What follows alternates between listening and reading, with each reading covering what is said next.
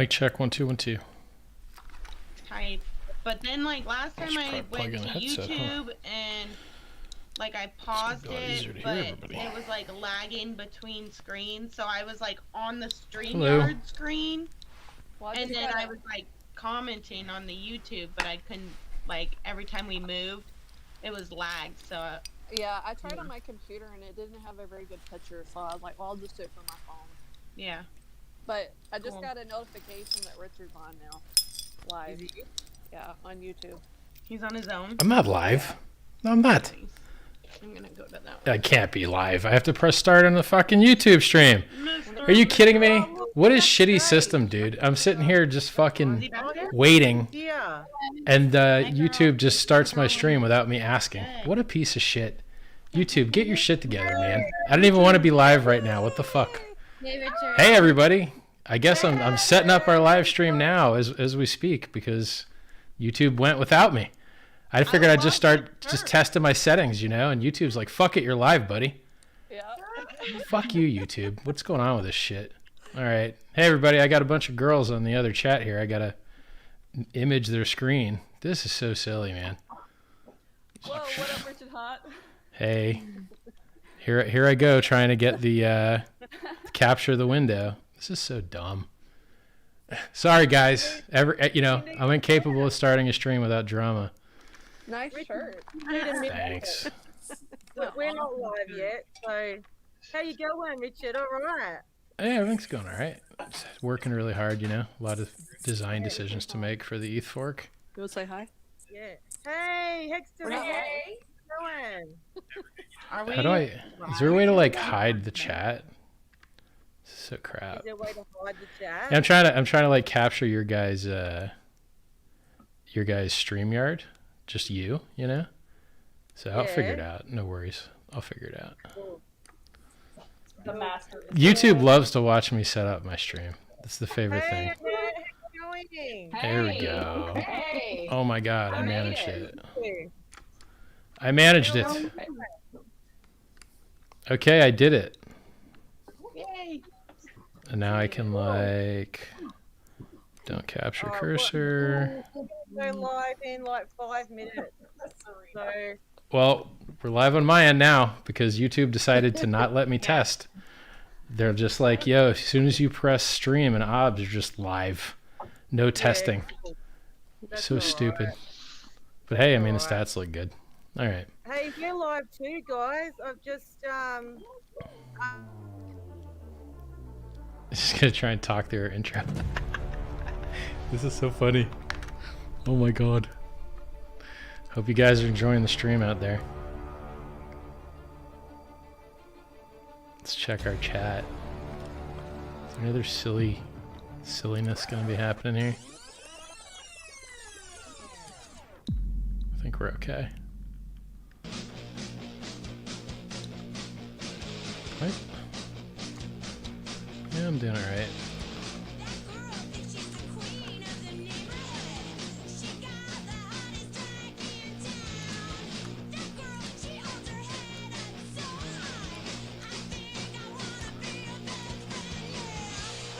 There we go.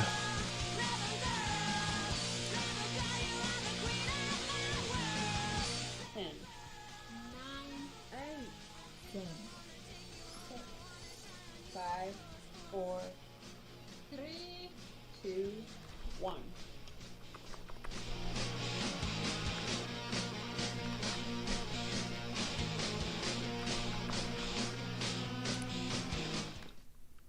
All right. Nice intro there, girls. How's it going? everyone's going. There's never been so many women on a crypto stream before. This is like the maximum number of live girls on crypto ever.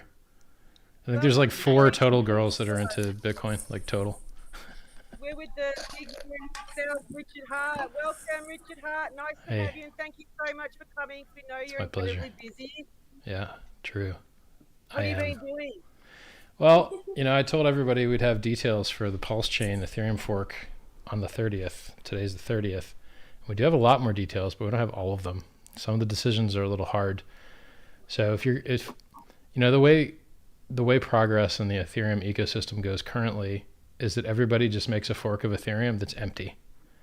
So Matic, XDAI, BSC, TRX, they just make empty forks.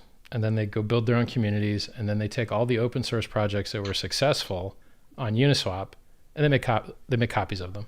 And then the people that make the copies get rich. And it's not fair to the original founders. The original founders, like the Uniswap guys, don't make any money on PancakeSwap, on BSC, on QuickSwap, on Matic. It's just crap, basically. So I figured, all right, well, why don't we do a lot of things to save the Ethereum guys, and Hexagons are Ethereum guys because, they paid Ethereum fees. Why don't we make a copy of all the system state, bring over everything that makes Ethereum good, bring over the original Uniswap, bring over the original Hex, bring over everything, increase the throughput by 4x by reducing the block times to 3 seconds from the 13 seconds they already are on Ethereum. And you're going to get basically free transactions. And we know that because other forks that started empty, they have basically free transactions as well. The difference is they didn't bring over state, and it's a really, really big deal. So now if you've got a use case that's priced out on Ethereum where, you can't pay $30 to send a message to your friend, well, that sucks, right? Ethereum used to be free. It used to be free to transact on, basically. You want to start a hex stake, costs a penny. You want to end it, costs a penny. Well, now it's costing $150 to end one, due to some changes Vitalik made personally to the code to triple the cost of loading data from disk, which is kind of an important part of computing. So, I can save all the Ethereum guys. I can increase the value of Ethereum by reducing its load and making it more useful. And I can give all of those use cases that are priced out a new home, and everyone will have a new copy of all their ERC20s, or almost all, right? Like if you're a bad actor, maybe your ERC20 won't make it over. So wouldn't you like a new copy of every ERC20 you've ever liked, like Hex? Or, if you're an Ethereum holder, you're going to get a freemium amount of Pulse, which is the new native token of this chain, to be able to transact freely. And then at the end of 30 days, we're going to pull out and take back all of those freemium Pulse so that there's nobody just dumping on you forever. You want to get that over with. And the inflation rate is one of these things that's harder to decide. So you want to give people freemium Pulse. Okay. So does that mean you're setting all the contracts to 0 and all the holders to 0 and then injecting something? Well, that screws up the ratios on Uniswap. Okay. Well, then how do you handle maintaining the market data that's useful inside the Uniswap pairs, the ratios of native token, which would be Pulse, versus the ERC20s? Because the ERC20 pairs, they're not, probably not going to be affected at all. They're going to come over wholesale, right? So, if you're a guy that likes Link or a guy that likes, let's say you trade like Link versus DAI. Well, those pairs are probably going to be unaffected. They're going to come over 1-to-1 probably. And then you're going to have new value discovery for the thousands of tokens on Ethereum on the Pulse chain. It's going to be crazy because like you could have always wanted to be a whale on some ERC20, and then because you're able to get Pulse at such a higher rate through the sacrifice phase, you could become a whale in an ERC20 on Pulse that you might not have been able to on the mainnet Ethereum. It's going to be interesting. It's also going to show which projects were fake decentralized. Because if your project was truly decentralized and everything's open source, like Uniswap, at least Uni V1 and V2, V3 is a little bit less open source. It's like closed source for 2 years. You can't copy it, but then after 2 years you can. It's a commercial license. So, those real open source projects, you're going to see front ends pop up for really quickly because people want to trade this new thing they just got for free and is free to transact on. But the stuff that's like fake decentralized and is actually admin keys and oracles and crap like that, those things will only work if those permissioned special people let them work. So if the permissioned special people let, like most dApps don't even have multiple front ends. Like Hex has, 3 or 4 or 5 different ways you can use it. So if anyone goes down, it doesn't really matter. But in most dApps, if the front end goes down, you're just dead. You can't do anything unless you're a developer, and then you can hack together your own implementation. So that's just one of a bunch of design decisions. Another one is like who gets the freemium Pulse? Do Bitcoin holders get freemium Pulse? Is it just Ethereum holders? Is it Ethereum and BSC holders? Is it Ethereum BSC and TRX? Do we favor the smart contract enabled chains? How many bridges are there from Pulse to other chains that transmit value? There's a lot of interesting questions, you know. The good news is a lot of this code is just already done because other people have done it. So the amount of stuff we have to custom code, it's really not that much. I mean, we're mostly done with the work that we need to do. It may still take another month or two, but it's going really fast. Is that the sacrifice stage? Yeah. Is the sacrifice stage what? Is that how long till the sacrifice stage is complete and ready? It could be a week or two from now. It really could be. It's a question of everything that I do is with no expectation of the work of others. So if good things happen to you, congratulations, you got lucky, great. But in Hex, it launched fully complete. You were to have no expectations of the profit from work of others. And even today, I maintain that same thing. If someone goes in a chat and types, hey, someone should do an advertisement for something, I'm like, yeah, you do it. You can have expectations of your own work. You can do your own work and make everything as awesome as you want to do it. But don't go and look for other people to do work for you. And I think in Pulse, you know, it's a little bit different because Hex is a finished and complete product that people build on top of and build really cool things around. So for instance, Firebund developed a way that you can trade shares so that you could start a stake and then make shares in that stake sellable and charge a fee. And I hope to see him deploy that across other blockchains so that we can have Hex on every other smart contract enabled blockchain, or even dumber blockchains that just have tokenization but not smart contracts. You might still be able to have, well, it's going to be less trustless, but on the smart contract enabled blockchains, you can have pretty trustless Hex shares trading on those things. And to the mainnet Hex, all you're going to see is like a really long stake, and then people are selling shares somewhere else. And so just probably will increase like the average stake length is my guess. May introduce this to more users, things like that. I mean, this is like a whole new world. We got in, Hex popularized Uniswap. No one knew what it was. We were the first people to make it popular. We may be the first people to make cross-chain popular as well, because it's a cross-chain world. You know, you can go into MetaMask and change one setting and you'll be able to start working on Pulse. No new wallet, no new private keys, it just works. So, you know, Etherscan supports multiple chains, or the team that built Etherscan supports multiple chains. MetaMask supports multiple chains. 1inch.io is on multiple chains. AAVE is on multiple chains. It's now a multi-chain world, but people just don't realize it yet. So, you know, we're going to be probably the largest airdrop in history. Well, definitely the largest airdrop in history. There will be no airdrop that has ever existed before where as many people got as many free coins. Every single 99.99% of every token on Ethereum is going to have a Pulse version. So it's like, it's never been done before. It's going to be really exciting. And Richard, on those Pulse ERC20s of all the copies on the Pulse chain, are they going to start from zero? Well, it's not yet decided. So we know the targeted difference in distribution between the ETH guys are just going to get freemium. They did, you know, here's enough just to transact. Even in the beginning, unless there's a spam problem, you could have the nodes just allow people to transact for free. Like when I started in Bitcoin, when I started mining Bitcoin myself, you could send Bitcoin transactions for free. No one cared about a fee. I mean, Bitcoin didn't even have a price. So, I mean, even when it did have a price, you could still send transactions for free.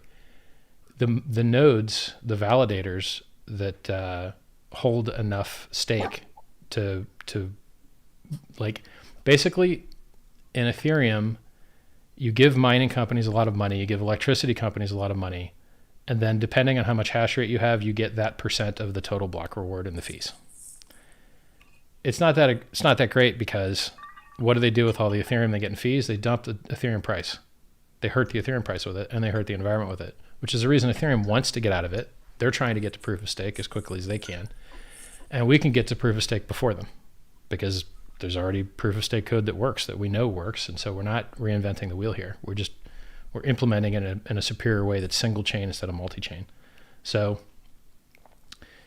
if you can remove the pollution, if you can give everyone the most free tokens they've ever received, if you've got bridges to other networks so that you can trade ePulse on Ethereum network, which then turns into Real Pulse on the Real Pulse network, be a bridge contract. The way bridge contracts works is it's like Okay, you have two networks. Okay, you put some Ethereum in the Ethereum network and you want to move it to Pulse. Fine. This contract locks the Ethereum on the Ethereum network and then issues the exact same amount of tokens on the Pulse network. And then you can trade them, send them, do what you want.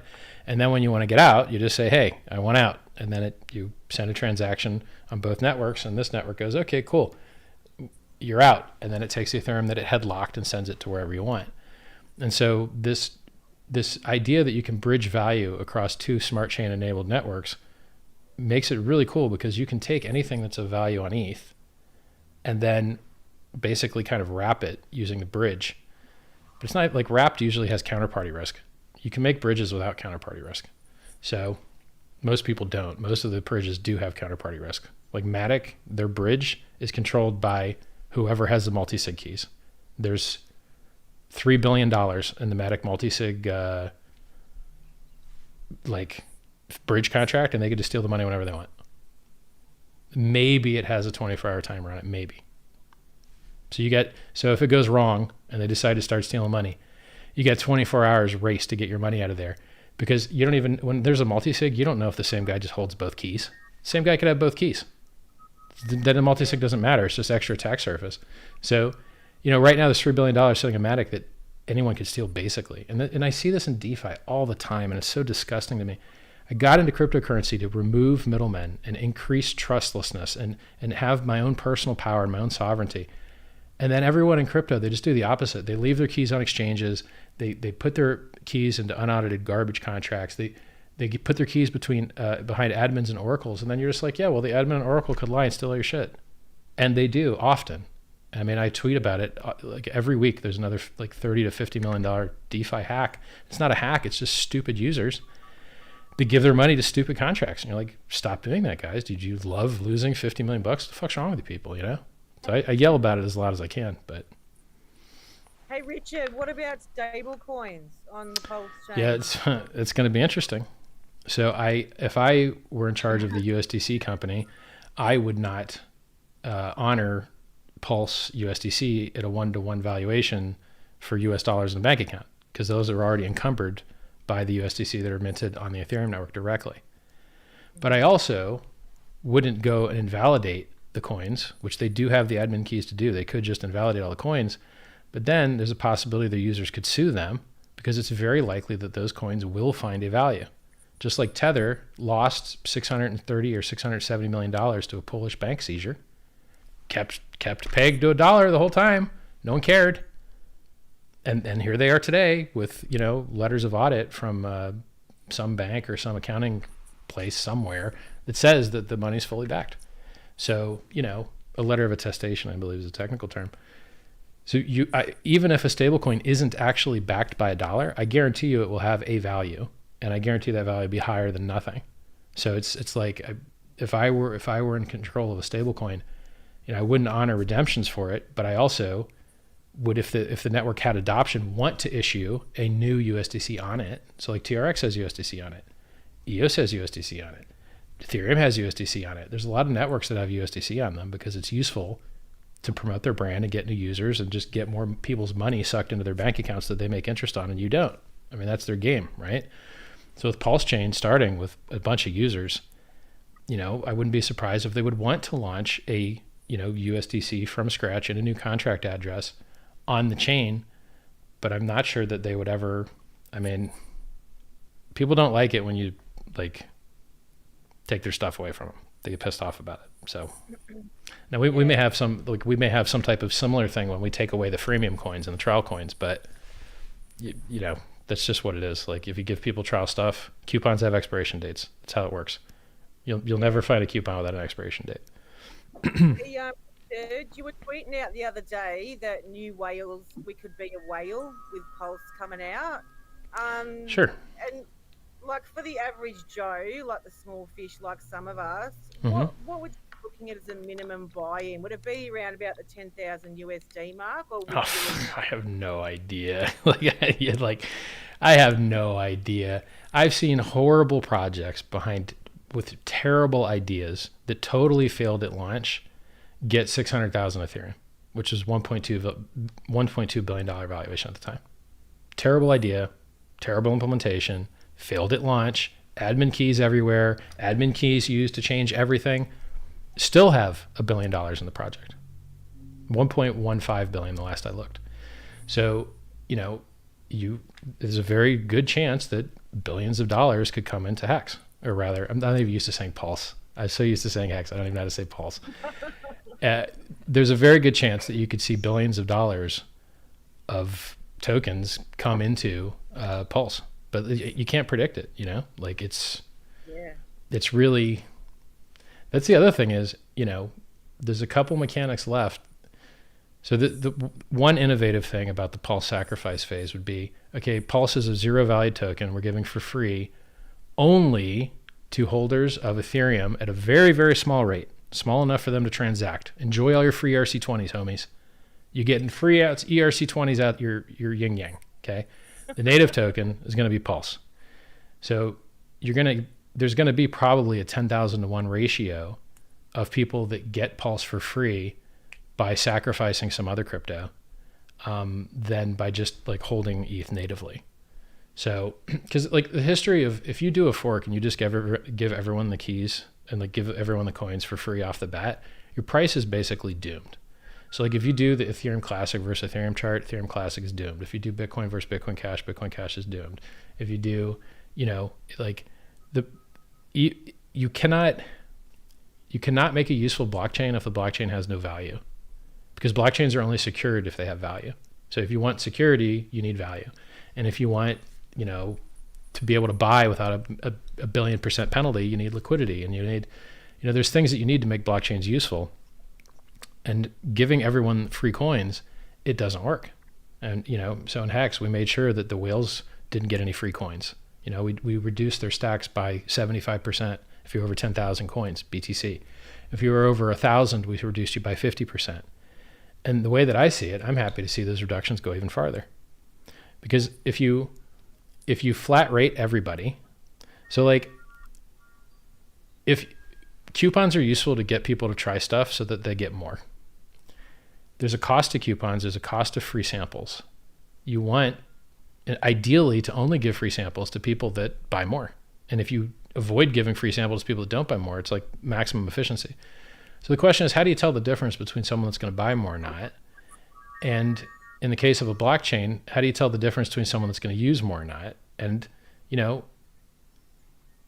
if you don't give, so I went on etherscan.io/accounts, which is the Ethereum rich list. Vitalik's number 26, he's got like 330,000 Ethereum. And then as you get to page 2, there's like 25 or 30 rows of just 150,000 wallets, 150,000 ETH, 150,000 ETH, 150,000 ETH, 100, and they've all had exactly 4 transactions, and I think they all had the transactions at the same time. This is just one entity. So when you look at the centralization inside Ethereum, you're just like, do you really, like, you're supposed to hold your own private keys. That's what cryptocurrency is all about, to get rid of middlemen. So people give their private keys to exchanges instead. So then the exchanges lose the money or get hacked. Do you want to screw users over by giving free Pulse to exchanges, and then the exchanges lose them or get hacked or don't give you access to them? It's just terrible, right? So you don't want to give free coins to whales. You don't want to give free coins to people that won't buy more, but it's really hard to tell. So you end up just giving them to a lot of people, probably. But then if they don't use them quickly, you take them back, right? Because you imagine, do you want to reward people that just don't interact and just sit around? So imagine if you've given someone like 1,000 Bitcoin as like a bounty back in 2011, you know, didn't cost you much, it cost you $50. But now 1,000 Bitcoin is $5 million more. Like it's a lot more, actually. It's $50 million. So yeah, it's $55 million.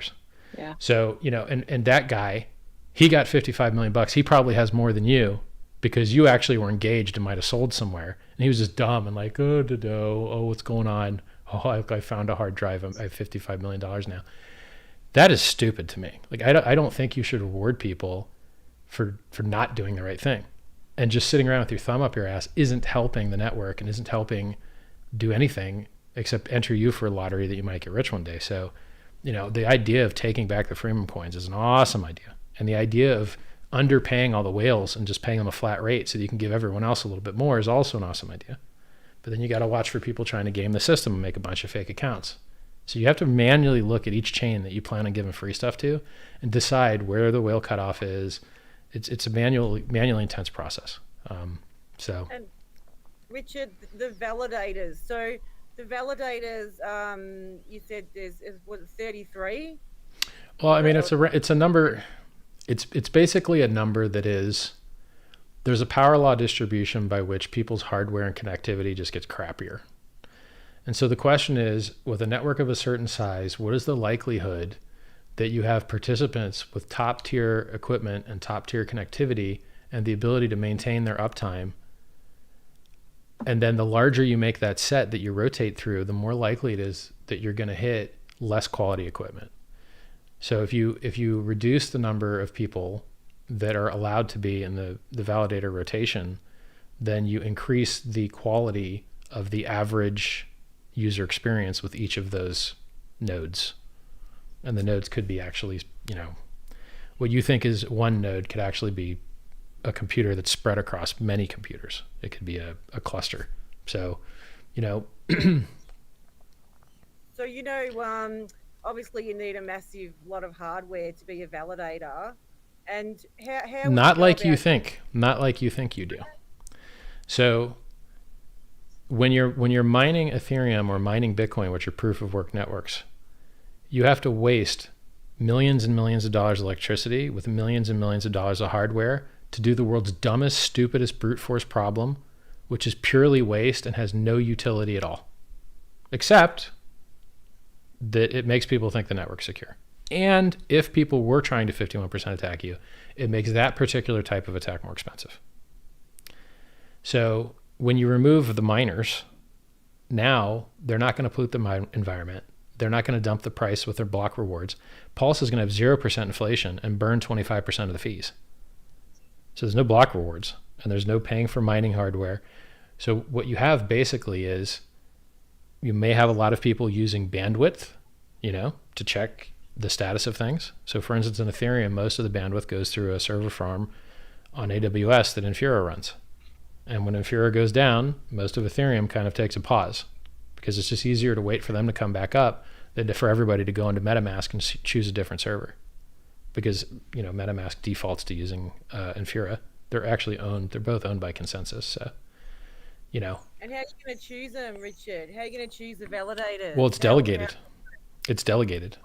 By who? So it's really neat. Like, we didn't even have to figure this stuff out. This stuff was already pre-done by other projects. I'm like, yes, we know it works. Great. So in this particular instance, it's called, they use different words for it. I'll just call it delegated proof of stake, but other projects use terms like proof of authority, and everyone has their own different word for basically the same stuff. You, if you have Pulse, can lock your Pulse, stake it, no time involved, there's no time component here, and then you can delegate your stake to the validator of your choice. And the validator can set a parameter that rewards you a % of fees.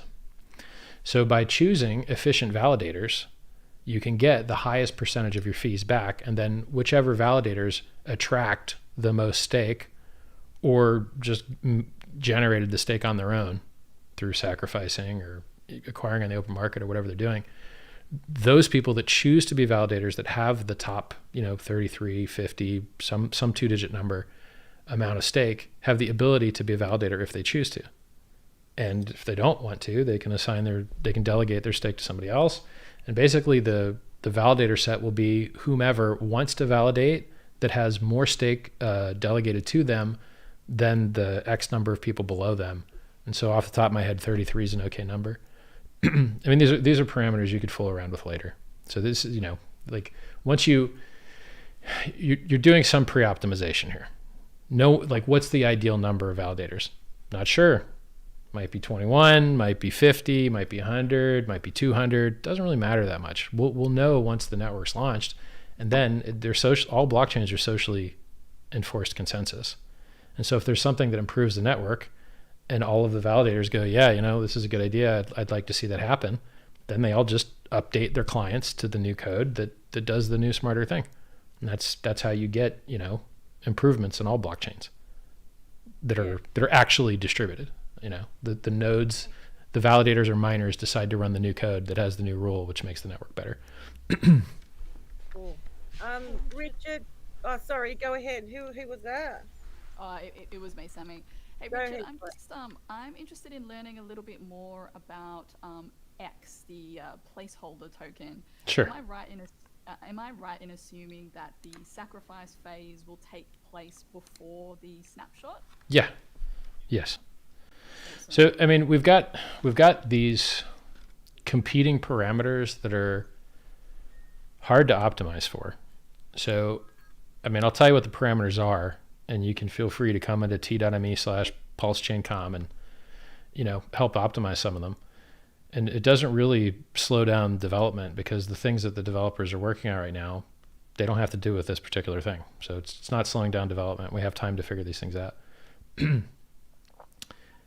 It's ideal if free coins are given to people before they have value. If you're in a jurisdiction where you are taxed when you receive income, and if you're in a jurisdiction where cryptocurrency, when it arrives in your possession, is considered income, then you would prefer to take possession of your newfound crypto at zero valuation so that you owe zero tax, because it's not worth anything. And then it can appreciate and be worth a shitload. And then lucky you don't have to pay any tax. Now look, I'm not an accountant, not a tax advisor, do your own research, et cetera, but I can tell you that Ethereum, or rather Bitcoin, was invented by Satoshi, and Satoshi didn't pay any tax. And he's got 1 million Bitcoin, so that's what, $5 billion, maybe $50 billion. Yeah. Okay. Yeah, that's awesome. So does he owe any tax on that? No, he doesn't. Those are unrealized capital gains. Now look, you know, so if you can get Pulse into people's hands at a zero valuation and then have it accrue value afterwards, that's ideal. That's ideal. And so, you know, Absolutely, yeah. the timing and mechanisms by which you would cause that to occur, you know, just throwing some ideas off the top of my head. If you have a sacrifice set of people that have sacrificed their crypto to addresses, and the understanding is that you will have no expectation of the work of others, you will never ever benefit from this money. It is truly a sacrifice. It is gone. It is no longer in your hands. And by the way, cryptocurrencies have done this before. Like the Counterparty XCP project burnt 2,000 Bitcoin. Gone, burnt, sent to a burn address. They probably feel real stupid about that now that their project's worth about nothing. Oops, maybe they shouldn't have burnt the coins, right? Yeah. So dumb. So like the sacrifice address, when you sacrifice, you will lose, but it's likely something else will gain. And it's likely that you should like that, because that something else, maybe they've got similar values to you, and maybe they like the same stuff you like, and maybe they should, you know, enjoy having what you used to have. So it's important if people put money into a common pool with the expectation of profit solely from the work of others, and or there is managerial or entrepreneurial effort that is critical without which a project would fail, you know, the securities regulators look and they're like, you might be a security. And so why not just avoid all that and design around all that and not have a security? And that's, you know, a lot of the language I use and a lot of the design parameters we use are so that we are not creating, you know, unregistered securities. I care about the law and I want to follow the law to the best of my ability. You know, where I'm at in my life, more money is not actually going to change anything. Like I spend this much of what I have, like barely anything. So, you know, having more just makes me spend, you know, microscope amount. It's kind of stupid. Like at some point I should probably figure out better ways to use what I have. All wrong here. You're doing this all wrong. Yeah, like at some point I should, you know, we'll see. It's just I'm focused on building right now, you know. So go ahead. Is Pulse costing you a lot of money to do the whole operation? No, Just it's go hire really some fun. developers to do anything and let me know how it works out. I don't give a shit what you're doing. No matter how stupid it is, no matter how easy it is, go hire developers to do something and let me know how it works out. You know how late Hex was? You know how many developers I went through? Yeah. So fucking. You know, X coin. Would you encourage the hexicans to buy hex for the sacrifice? Is that a good idea? I mean, there is some interesting game theory that I will present to you. I'm doing my absolute best not to talk about price and pulse. Everyone should figure out with their galaxy brains how things are going to go because they're smarter than everybody else. So with Hex, I made it very clear. Here's what the design intentions are. Here's what we want to happen. I'm not going to do that with Pulse.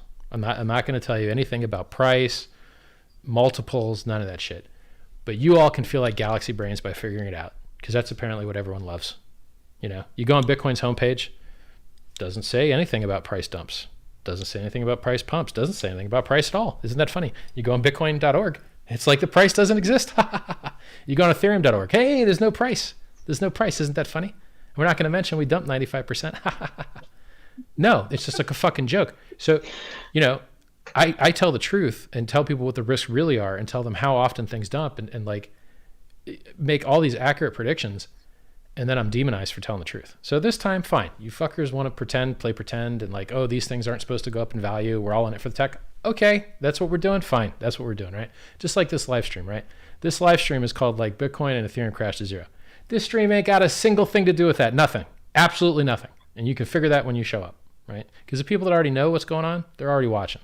But the new people that are going to get screwed by all the fake videos you see out there teaching how to lose all your money margin trading, you think you're going to get rich, but you really get poor. The less the people watch that, the more they watch this, the less wrecked they're going to be. So we're trying to save people with the retarded, dumb headlines that they're just clicking for everybody else. You're like, fine, I hate to do it. I absolutely hate to do this misleading headline shit, but if it's what it takes to save people, okay, fine. That's what we're going to do, try and save people. Well, we can always count on you to do that, Richard. You really tell the truth. You don't talk shit, and you said it straight. Tell it how it is. You know, it rings a bell with the community. They love that about you. We all love that about you. Thank you. It was just somewhere in StreamYard that I could have it just like auto select who's talking, but I don't know any way to do that. So it's just, you guys are all just little. You're all like little munchkins in my screen. So I think we're all on tenterhooks about this game theory that you alluded to. Well, I mean, yeah, sure. I can fill you in. I mean, if you're unintelligent, I can just tell you free coins. Every ERC20 you love, almost every single one, free version on the PulseChain. Free transactions, higher throughput, more environmentally friendly, better game theory, less inflation, just all these cool features, right? Okay, how do I get it? Well, this part is a little bit more interesting. So in Hex, you were able to transform Ethereum into Hex. You mint your own coins.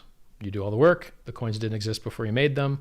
Looks similar to Bitcoin mining with different network rules, right? Bitcoin mining is you gave money to a mining hardware manufacturer and you gave money to a electricity company, and now you can mint your own coins. That's their network rules.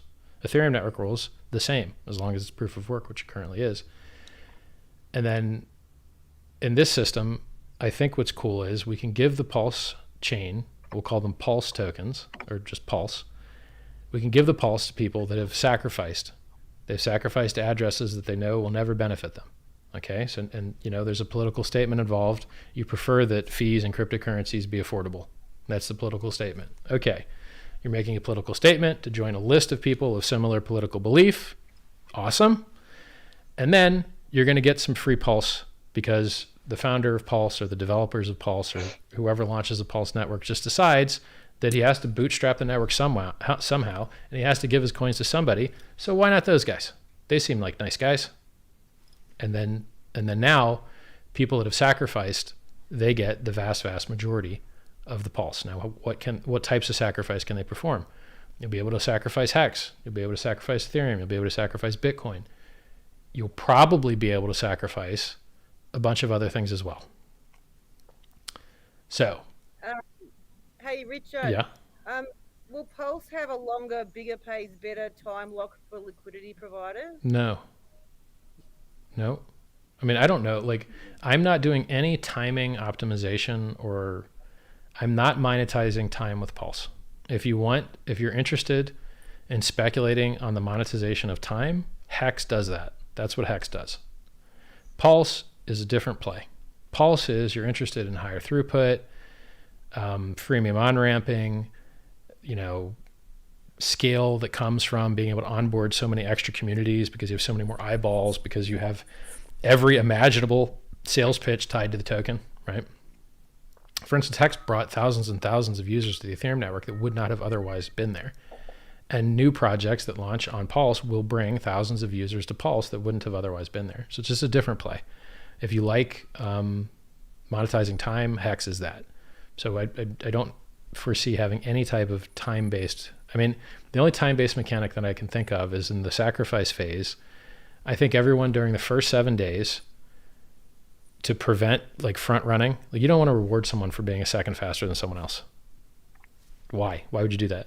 Did it benefit anyone else that one guy was faster by a second than another guy? No, it didn't benefit anyone, right? It's garbage. So you want the first 7 days of people to get in at probably the same time value, maybe the same volume value. And so there's this thing called a bonding curve. What is a bonding curve? You just picture a curve, and I'll draw it for you guys at home backwards, so it looks good on your monitor. So up and to the right. So if in a normal bonding curve, whoever gets in earliest takes up this amount of the area in the curve. And then whoever gets in after him pays the next spot, and whoever gets in after him takes the next spot. And this is the price that keeps going up. So if you got in here, you could pay little. If you had to get in after that guy, you had to pay more. If you had to get in after that guy, you had to pay more. And the more of a chunk somebody eats with their volume, the higher up the next guy has to get in. And this is a successful launch mechanic. It's launched numerous tokens, some of which are worth billions of dollars. And then so this is a volume-based bonding curve ramp. I said, let's have time as well. But we don't want to reward time so much that you reward somebody for front running. So let's just group together the first seven days of guys. Maybe it's 3 days, maybe it's 7 days. Haven't decided that. And then these guys are going to get in at basically the same value, but maybe we'll order them by size. So if you do if you're like the biggest deposit, then you get this position. If you're slightly, less big, you get this one. So they're basically, you don't want to reward front runners. You do want to reward early adopters, and you do care about time as you approach the end. Care less in the beginning, but as you approach the end, you care about time. So I figured, all right, we could just scale the daily ramp by 4.1%. We could scale the volume ramp by 4.1% per $1 million. In a $100 million valuation, it ramps up to a 60x, but the smart money got in so early that they're not going to be on that ramp because they're going to be on the same kind of 7-day level in the beginning. And, and then I came up with a mechanic that mirrors the Olympic events where you get silver, bronze, gold. And then I analyzed how other countries rewarded their Olympic athletes based on that ratio. And, the highest paying people are Singapore, that pays, I believe, 250, 500 million. And then the United States is like far less at like 18, 36, 60. And so, most countries, they just ramp up 50% each guy. So like if a guy's a 10, this guy's 15, this guy's 22.5. And then, the countries that like overpay because they have smaller populations, they usually like double and then double. So those are two mechanics that I know work in the most competitive events in the world and the most highly viewed events in the world. And so I believe that same type of game theory could be applicable to, getting some interesting, another thing you could do is you could have leagues where if someone kicks you out of your league, now you're, in a different plateau. And that type of mechanic, though short-lived, could be interesting to see, what people do. Because having an interesting launch phase is valuable on its own. People do like to see what's going on. They do like to see how they rank versus other people, and they do like to see who just got knocked out. So I'm looking. Those things are not yet set in stone, but I would love to come to an acceptable solution on the things regarding the sacrifice phase, because the sacrifice phase is going to occur ideally within a week or two. I mean, if we can get the sacrifice phase to occur ideally within a week or two, that's great. And then some of the design parameters of the chain itself can happen later, So yeah. So we'll be able to stake Pulse, is that right, Richard? Yes. Yep. It's not like a hex stake where there's time involved. It's just you can unstake whenever you want. Cool. And what sort of ROI would we be looking at with that? It's impossible to calculate because we don't know that there will be any fee income. So if everything on this network is extremely cheap, as it should be, then the fees are going to be extremely low. Then the people running validators are probably going to lose money, which is okay if they're sitting on a large enough bag that they're happy to lose some money to make sure their bag does well. So, you know, the revenue for a staker is based on the revenue of the validator. The revenue of validator is based only on fees. There ain't going to be no fees in the beginning. So, you know, as you get users and as you find adoption, which I think the largest airdrop in history might just do the trick. Just even if, you know, by the way, like even if there was none of that and we just had hexagons on it, it's a lot of adoption, you know, but it wouldn't be enough adoption to require fees. I mean, you could serve every hexagon with the P hex, pulse hex. You know, you could serve all that with no fees. I mean, so the thing with fees is like there's infinite demand for free storage and there's infinite demand for free bandwidth. And so in the end, there isn't actually any such thing as free. In the end, things seem free until they're abused and then they develop a cost to prevent the abuse. That's the reason you have to pay for your SMS phone number. That's the reason you have to pay for your email address by watching ads. You know, like there ain't no really such thing as free. Well, I mean, sometimes there is. Hexagon's made a lot of money on free Uniswap, a lot of money on free 1inch, a lot of money on free Torn, a lot of money on free a lot of stuff. And now there are probably a bunch of them going to make a lot of free money on all these Pulse tokens as well. So there is actually some free money in the world, you know, like millions and millions of dollars of it, oddly enough. So just explaining it to you that you cannot set forever free on something because people will just use it until something breaks. So everyone's hard drives will fill up, or everyone's bandwidth will get filled up, or, you know. So you do want a healthy fee market. And there's another reason. Even though we have 4 times higher throughput than Ethereum at launch, you know, that means that there's only so many transactions a day that could be done, maybe 4 million, 6 million, something like that. Well, if you don't have a fee market, then maybe the high value use cases won't be able to get in and the dumb cheap use cases do get in. And that's not efficient for the world. You want the high value use cases to be able to outprice the low value use cases so that you get maximum utility out of a limited resource, you know? So like bidding for limited resources is a well researched sociological phenomena that economists, you know. Yeah. Hey, Richard, this is a question from the community, and I already know the Pulse is going to be awesome because you made it. But they said, I don't mind. I like Sammy. I take all the... Listen, I'm treated mean everywhere enough that to be treated nice once in a while, it's a treasure and a treat. I love you, Richard. Thank you. And yeah, it's not nice. We won't go into that yet. All right, so one of the guys in the community said that you said the F is the dumb pipe that accrues no real value. How will... Well, sure, the chart doesn't agree with that statement. The ETH chart thinks that statement is stupid. So if we can live in a world, so I'll present you both cases here. Now that you see 1inch on multi-chain, AAV on multi-chain, Hex is going to be multi-chain, absolutely all of the ERC20 tokens are going to be multi-chain because I'm making them so, except for a couple bad actors. That means that more value can accrue to the endpoints that operate across multiple chains.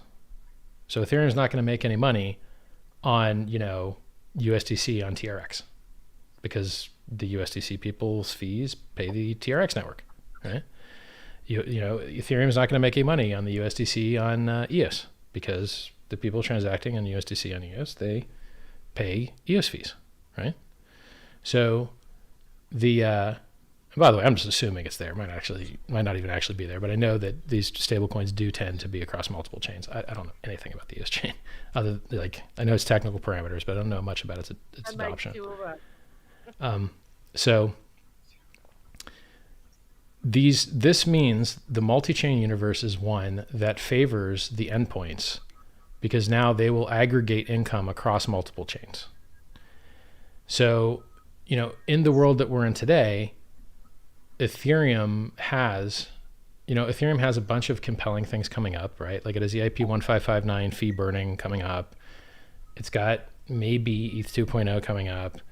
And those two things are basically only valuable for the reason that I'm doing them earlier than they are. So they want to get rid of miners dumping the price. Okay, Pulse does that. They want to get fee burning. Okay, Pulse does that. But even with the IP 1559, they're still having inflation. We're not even going to have inflation.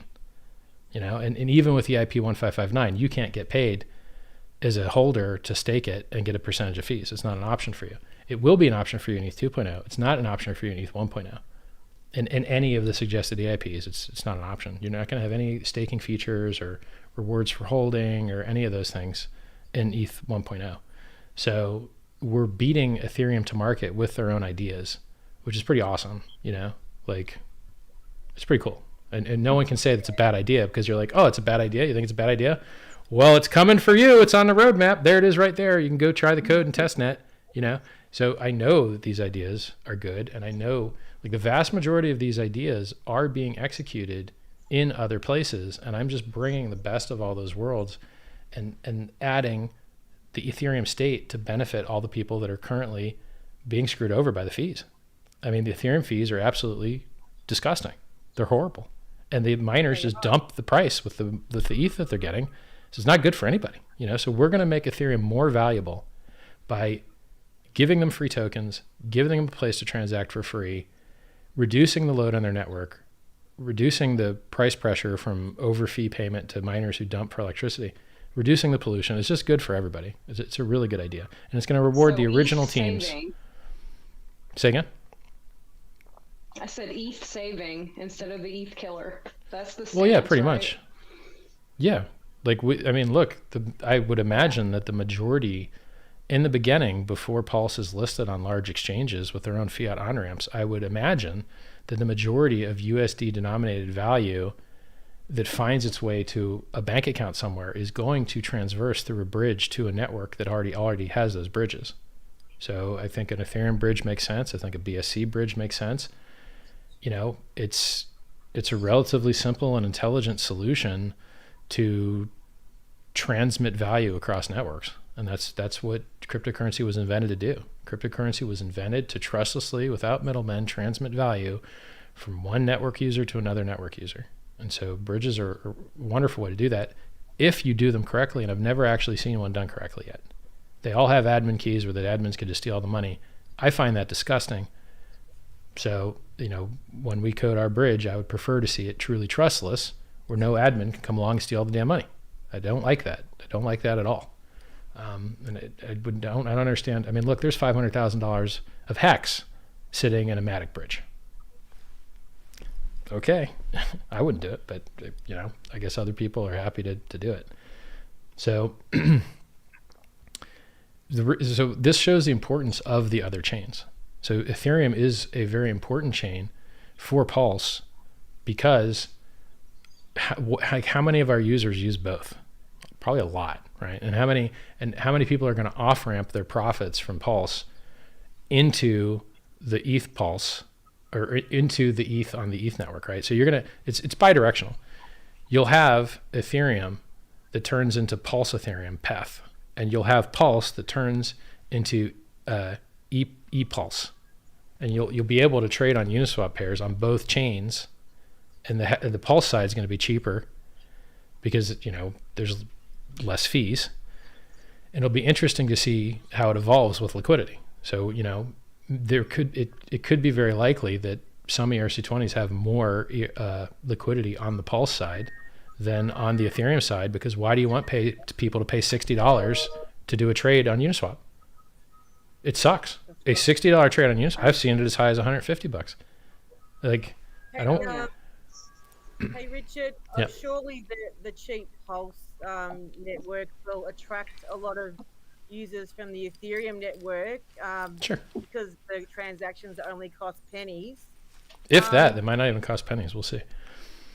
And just a question from the community: why a 10,000x F supply for Pulse is chosen instead of, say, a 100x or a 1,000x supply? It's basically just guessing. So I guessed the hex units, and it worked out perfectly. So now one hex costs like 1.7, 1.8 cents. Would you want your hex to cost more? Not really. A penny is a great unit of account. It works great for the United States, the world's global reserve currency. And then, okay, so we 100x, now we're $2. Is that too expensive for a hex? No, that's also a good number. I like that number too. But if I didn't have the supply set where I did, then you might, if there wasn't 600 billion units of hex and there was only 6 million units, each hex would cost thousands and thousands of dollars now. And do you want to trade? Do you want to buy a coffee for a decimal of hex? No, it sucks. Nobody likes decimals. So it's a guessing game as to what the USD evaluation of the coin will be. And so right now, I'll give you some math. Let me give you some math real quick. So right now, Bitcoin's worth $1 trillion. Feels funny to say that, gotta tell you. Ethereum is worth a third of that at 320 billion. BNB is worth 100 billion, which is a third of Ethereum. So if you look at the way that the rankings go currently, it's 1, 1/3, 1/3, which is interesting because remember I told you the rankings for gold, silver, bronze earlier, you just add 50% to each. Well, in this model, you're multiplying by 3 for each. So number 3 is at 100 billion. Next one up is at 300 billion. Next one's up is at $1 trillion. It's basically 900 billion, right? Times 3, times 3, times 3. So let's say that we got, I'm just pulling a random number here, just random, right? So what if we only got 5% of Ethereum's valuation with higher throughput, higher utility, better game theory, less waste, more free coins? You can't possibly have more free coins, I think you could realistically, you wouldn't be surprised if you got 5%. You really wouldn't be. I mean, even with Hex, we got 3% of people that could have claimed their free Hex as a Bitcoin holder to claim it. And that's a much larger community. And so we got 3% of Bitcoin people to play along with Hex. And I don't think I think 5%, it wouldn't surprise me at all. So look, I don't have a crystal ball. We'll see how it goes. But I wouldn't be surprised at 5%. All right, so what's 5% of Ethereum's valuation right now?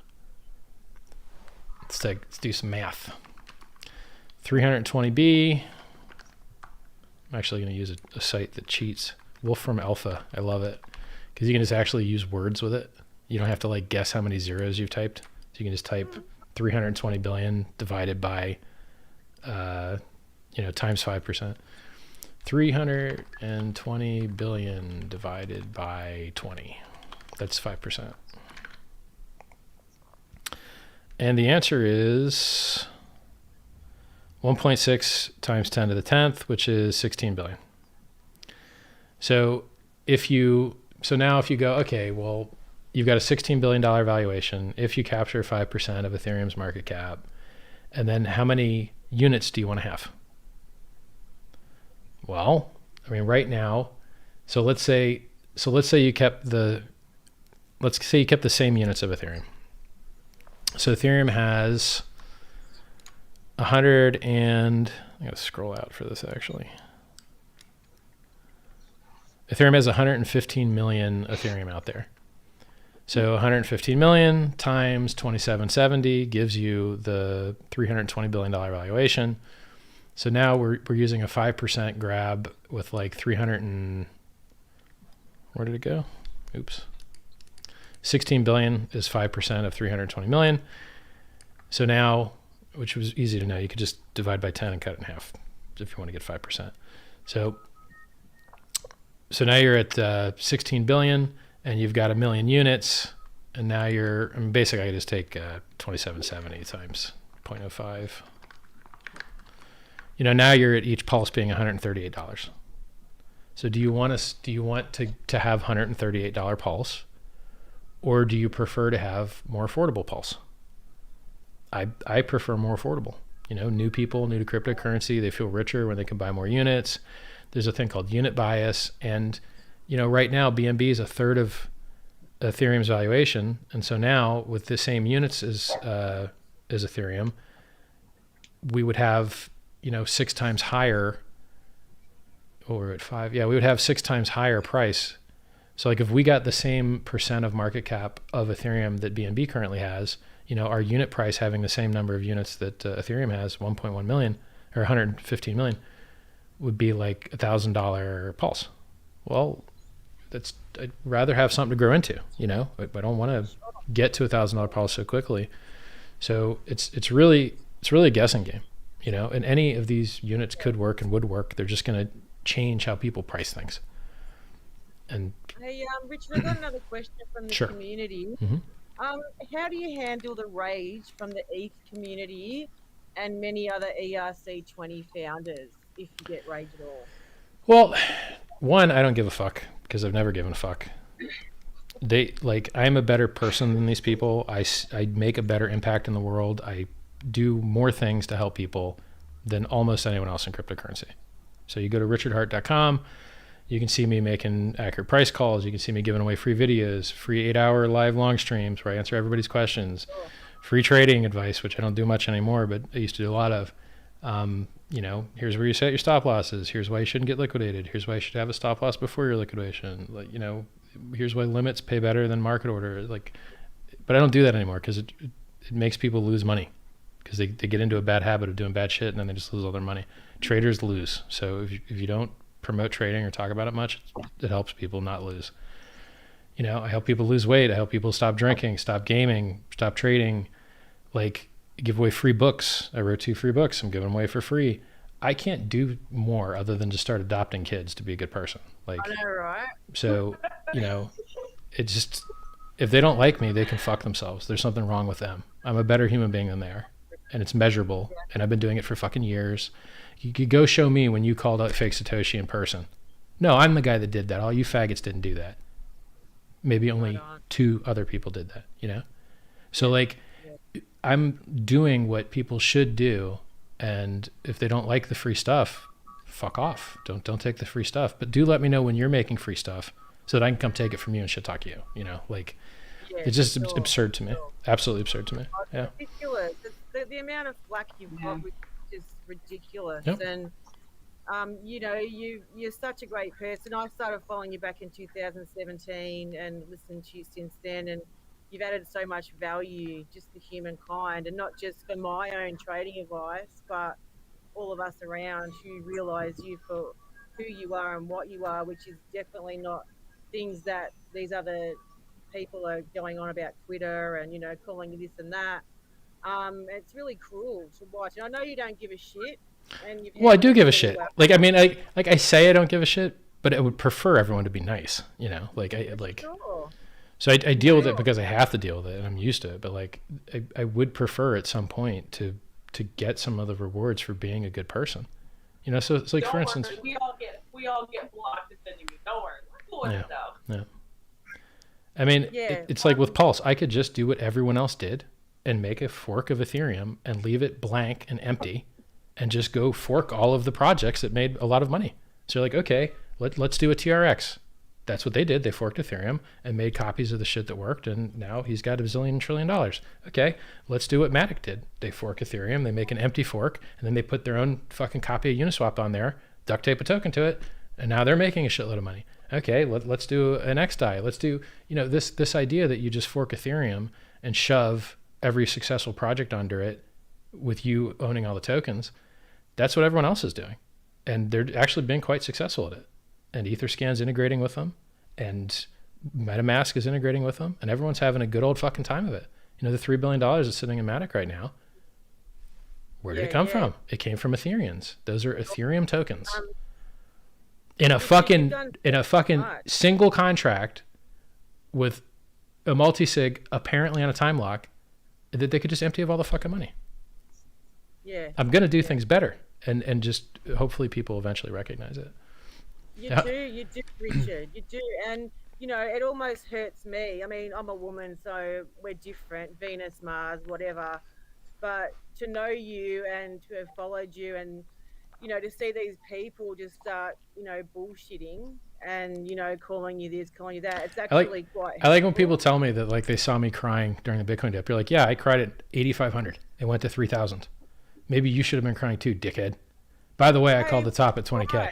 So, like, you're like, it's just, so I get flack for being right. You're like, yeah, the thing dumped like shit. And then other people tell me this. They're like, no, you were shilling in 2017 at the end. I was like, yes, I was. The price went up 40% after that video. And then before it fucking dumped, I told you. And here's the evidence. Here's the timestamps. And I have to put this shit on richardhart.com because people just say the opposite to me constantly. Hex has had 100% uptime on the front end. It's had 100% uptime on the back end. It's been absolutely fantastically amazing. Well, everything else has gone down and got fucked. Coinbase is down all the time. Kraken's down all the time. Hotbit's down all the time. DeFi projects are hacked left and fucking right. Binance has been hacked. KuCoin's been hacked. Who the fuck's doing a good job? Hex is doing a good job. Period. Provably. For you, Richard. Say again? I do have a question. Since you've been talking about PulseChain, has there been any big names in crypto that have reached out to you to kind of figure out what's going on, or no? Kind of get a heads up on that? I'm happy for them to all buy the curious. top. Buy the top, fuckers. VCs, you want in? You can buy with everybody else. You ain't getting nothing special. Influencers, you want in? Fuck you guys. You can miss this boat too. You can buy later. I'm happy if all this fucks miss the boat. If every influencer misses a boat and every VC misses a boat, fuck you guys. We don't need you. We do not need you. Hex didn't need you, and Pulse doesn't need you, because we can do all this stuff on our own. Let me put it this way. Think about how much money I have and think about what I could do with that if I choose to. I have a lot of options available to me. So, like, I don't need any of these motherfuckers. I do not. No. But it just goes to show how many arseholes are on crypto Twitter. I mean, they are really attention-seeking, spiteful arseholes who speak shit, they don't do any research, and just want clout. And if you've seen the Hexagons get in there, and they get them, they just basically tell them where to go and basically explain themselves. And these guys got no idea. It's really sad to see people that way. It's comical. Like, it's Satoshi said it best. I don't have time to convince you. You'll just see it when it works out. I'm gonna keep building shit, and other people can quit hating. Like, look, I changed my username to like Richard Hart is forking Ethereum, and so I'll just see influencers post, and I'll just post on there something relevant, just to get my headline out there. Because now's the time to get input on the game theory. And there are occasionally some people, maybe 1 out of 1,000, that has something useful to say. And they could really affect the performance and success of the project if you have good input now. So for instance, I'm thinking, everyone has done very well with some type of liquidity farming thing. And so you kind of would like to see some kind of mechanic in there like that. I haven't addressed that yet. So, a liquidity farming kind of mechanic, I would like to see in there somewhere. So that's the next, like, choosing the units, which we could do some testing. Like, a lot of these, if we choose some units and then we run it on testnet and we hit edge cases we can avoid by changing the units, we'll change the units. Like, they're not that important. It's nice if we can have a 10,000-to-1 ratio, but you can achieve a 10,000-to-1 ratio by just reducing what's already there instead of making the new more. And so you can do either or both or a combination. So changing the shape of the distribution is something that we have time to experiment with on testnet. Because if you can cause like more contracts to be happier with some unit number, then you might want to choose that. Other things like the possible liquidity farming, we don't have to figure that out right now. We could have, you kind of want to have that before the sacrifice phase starts. I prefer it, It doesn't have to be, but I kind of would prefer it. This is another thing where I got to remind people, when you sacrifice, you have to have no expectation of work of others. You have to. You're sacrificing to make a political statement and join a set of like-minded people who also sacrifice to create a list of people that if other coins want to come along and give you guys free stuff, of which I only know one coin and one chain that's interested in doing that currently, it's Pulse. There may be other coins that other people just go, oh, look, this is a nice set that I can seed my user base with. You might, we've seen this time and time again in crypto where the Uniswap people gave free Unicoins to anyone that used Uniswap and anyone that provided liquidity. The 1inch people gave free coins to most of the people that used it. The Tornado Cash people gave free coins to most of the people that used it. And you go down this list of different tokens choose to give their free coins to a set of people for whatever reason they choose. And they can choose that reason however they like. And so we have a well-established precedent of people giving free coins to a group of users that have something in common. And, this will be the first time that I've seen it maybe across chains. So, you could sacrifice on Bitcoin. You could sacrifice on Ethereum. You could sacrifice probably on XRP. You could sacrifice probably on XLM, probably on ADA, a lot of different things, right? Probably DAI, probably USDC. So, you're going to be able to sacrifice multi-chain and then the building of the network is an unrelated thing. The network gets built and you hope that, the people that wanted to give you a free thing do give you the free thing. This is very important to set these expectations properly, because if you set them improperly, you have a security. So once again, to remind you what a security is, if you give money to a common pool with the expectation of profit solely from the work of others, and perhaps there's a critical entrepreneurial effort or managerial effort without which the project would fail, you might have a security, and that's a regulated activity. And I have no interest in launching securities. So the things that we do must not have those parameters. So, Fair enough. Yeah. Hey, Richard, sorry, did you want to go ahead? Yeah, I was just going to jump back in because we did have a super chat come through, and I know the community is very, very interested in clarifying your thoughts on whether you think it'll be optimal for us as a community to transfer the majority of our cryptocurrencies into Hex for the sacrifice. Sure, I can cover that. No. So chat, this will be the second stream in a row where chat has complained that I'm not wearing a Hex shirt. Listen, guys. You have to understand what gets new users. Do you think I'm able to more easily on-ramp new users if I wear a biased t-shirt? We're trying to bring new people into the community. We're trying to bring Bitcoiners in, Ethereum people in, XRP people in, Dogecoin people in. We're trying to expand the community. When you're wearing a t-shirt that says a specific thing on it, those people tend to not want to hear what the hell you're talking about. But if you wear a general "look how rich I am" t-shirt, everybody likes to look at rich people. So if I have and by the way, as far as my thumbnails go, I don't do custom thumbnails, and seeing me in the same exact shirt every single fucking time tends to make your brain think it's the same fucking video, because the same background, same shirt, same guy. What, you sure this ain't the same video? So it helps to change up the outfit a little bit. So that it's not a mistake that I'm doing this. I'm doing this on purpose. And the things that I do end up to pump your fucking hex bags. So don't tell me about marketing, homies. I know how to market, okay? You're here because I broke my ass to get you here. You're here because I reached out to you. That's how everybody got here. Well, actually, the community's been doing so much now. Maybe the community reached a lot of these people here now. So, and you look good. You look thank good, you. Richard, in the shirt. And you're with the ladies today, so it's nice to wear something different and look nice. Yeah, there you go. Yeah, might as well look good for the girls. Yeah, it looks good. Hey, Richard, Nerd Girl couldn't make it today. She's feeling a okay. little bit sick. She has all a right. question. Sure. She says, But I'm still going to answer her question about whether you should use Hex to on-ramp to Pulse or not. sorry, go ahead and I'll ask Yeah, next. that's really fine. important. Sorry, Sam. So All right. I'm going to give you guys one of these galaxy brain exercises, okay? That only the world's smartest people could figure out. Only the world's smartest could figure this out. The geniuses on YouTube. You have $1 million in this game idea, okay? $1 million USD bank account. You have two options. You have a lot of options, but in this example, you're gonna have two.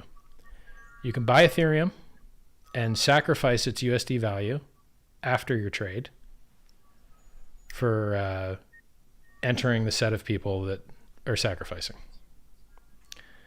Or you could take that Ethereum, convert it into Hex, and then sacrifice its USD value after the trade for Pulse. Which one of those two things do you think is going to end up with more USD equivalent value? Hex all the way. Why? Smaller market cap. There you but go. Also just way better product. Okay. Yeah. So if you put $1 million buy order into Ethereum, price ain't gonna move. But if you put $1 million buy order into Hex, price is gonna move.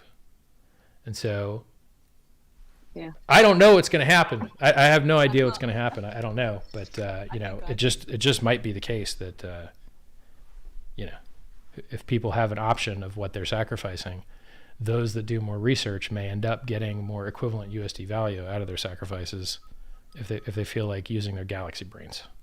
So thank you very much. Yeah. Cool. All right. So Nerd Girl's question was, what will happen to assets that are on L2, layer 2? Well, I mean, all their infrastructure forks over that's on the contract side. And then you arrive at the question of, is this some fake bullshit centralized thing that requires some dudes to do some server thing, you know? So like, if you have, like, we'll take a margin trading platform like DYDX. It's closed source as fuck. It's totally closed source. You want to run your own front end for DYDX? You can't. That ain't open source.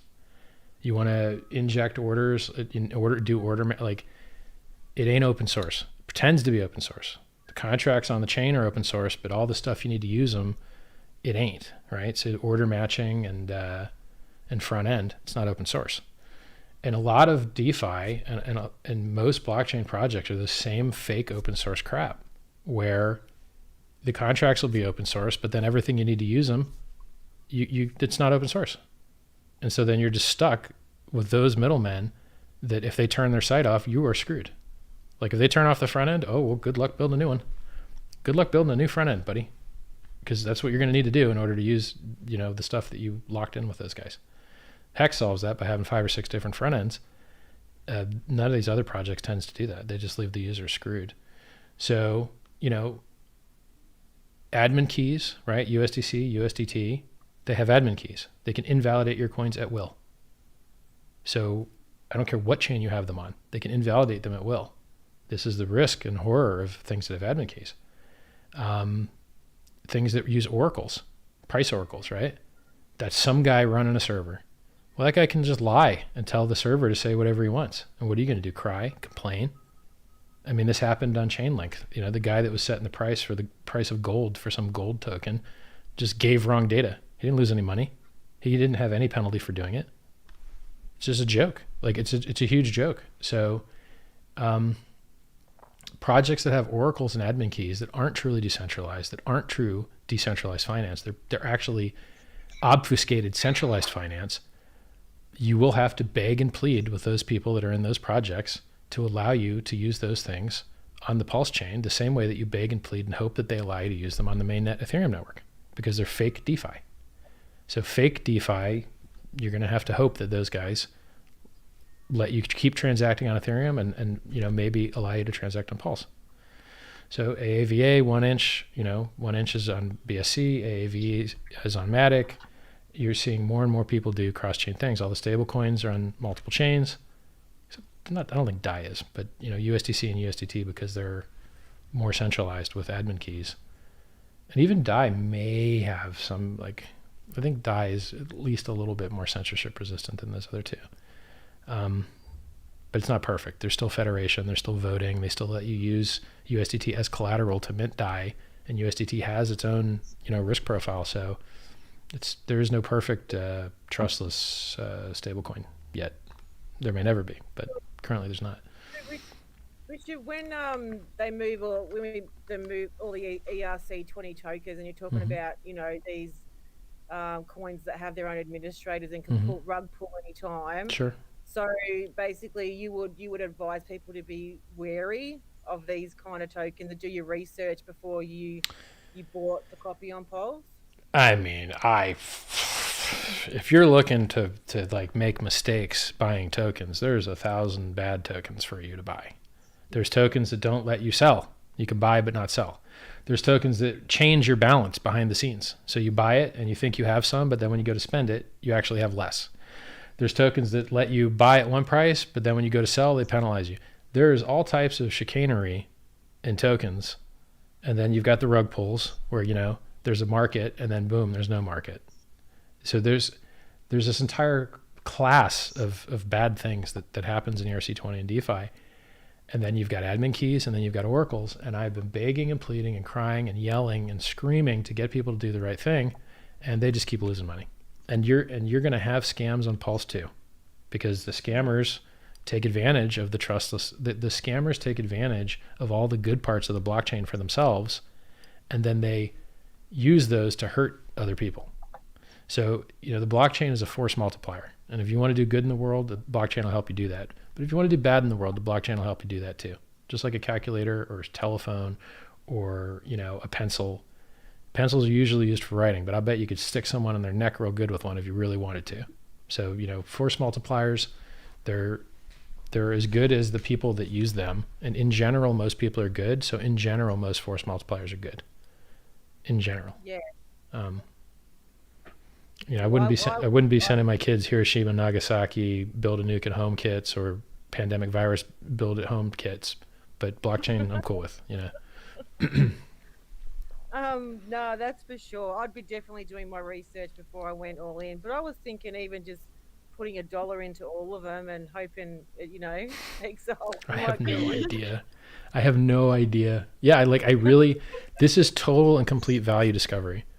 So like I'll just throw guesses out there. You know, my guess is that the price of a network-based commodity or instrument, such as a communications or value exchange network, tends to follow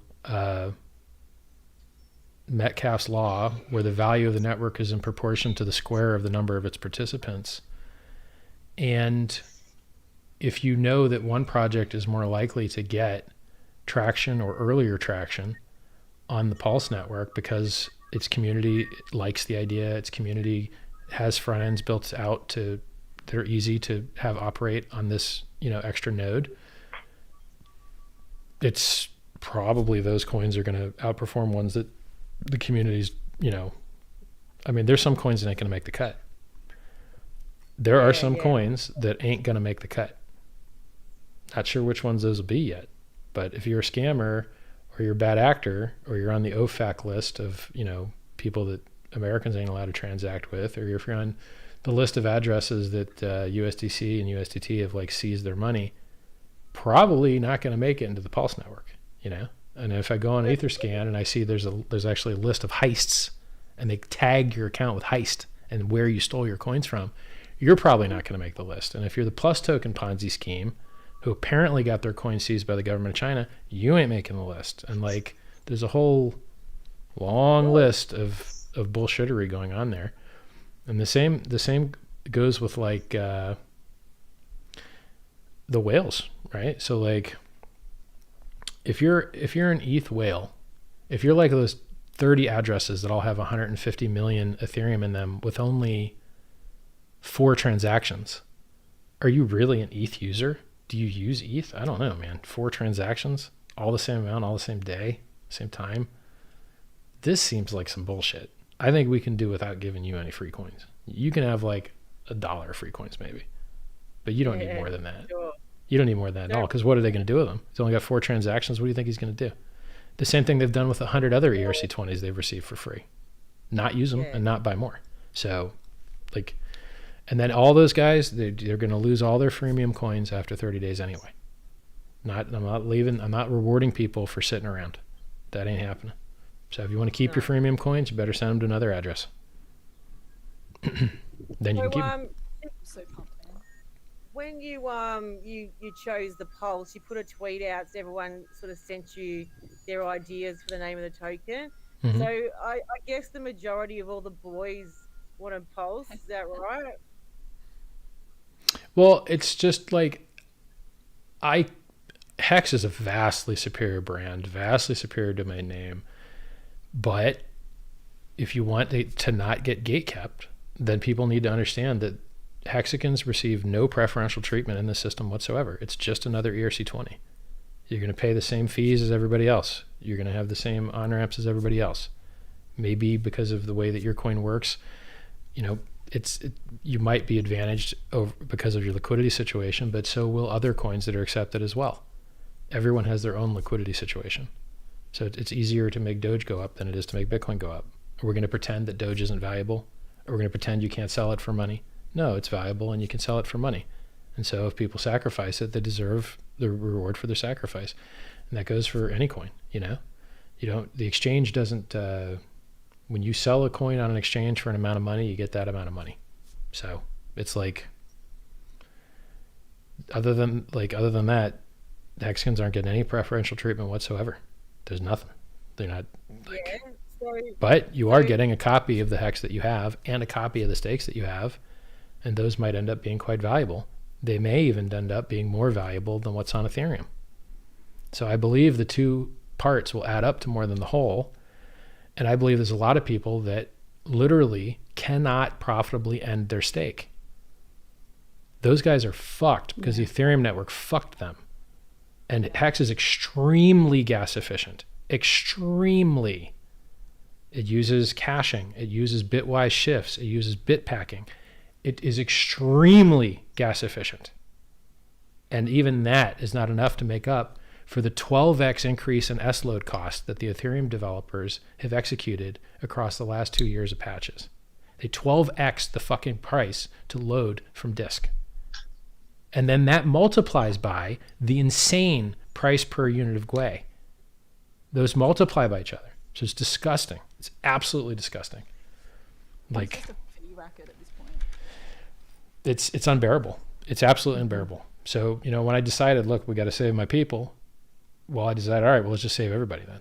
So we're going to save the hexagons from this doom and this horror of what Ethereum fees are doing to them. I mean, hexagons are paying 25 grand a day in fees every fucking day. It's too much, man. 25 grand a day is too much. And what do the miners do with it? They dump the ETH price. So let's save all the Ethereum people. You know, let's get everybody on board. And if we can freemium on-ramp all the other smart chain contract people, at least like the BSC guys, the TRX guys, the EOS guys, you know, a lot of chains out there to do smart contracts now.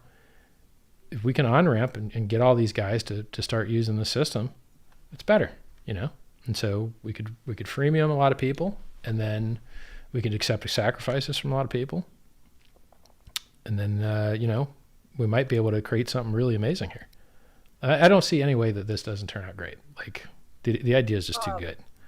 I have full faith in you, Richard. It's too good an idea. It's going to be awesome. Yeah. What about when ETH 2.0 comes out? Like, we'll probably all be grandmas by the time it comes out. Nobody knows what's going to happen. No, absolutely nobody knows. On top of what we've already got? You don't know. So they plan to do something called the merge. But the miners don't have to care, you know? And the miners could splinter off before then, and then you'll have another ETH fork, and then you're going to have Hex on both those chains. So you don't know, right? Like, they plan to merge everyone on ETH 2.0, but it don't mean it's going to work. It only works if the miners let it work, basically. So if some large portion of miners decides that they would prefer to keep making a lot of money, then you could see another fork before any type of ETH 2.0 merge. And this to me is just like, I don't care, because Pulse will exist before ETH 2.0. So I don't really care.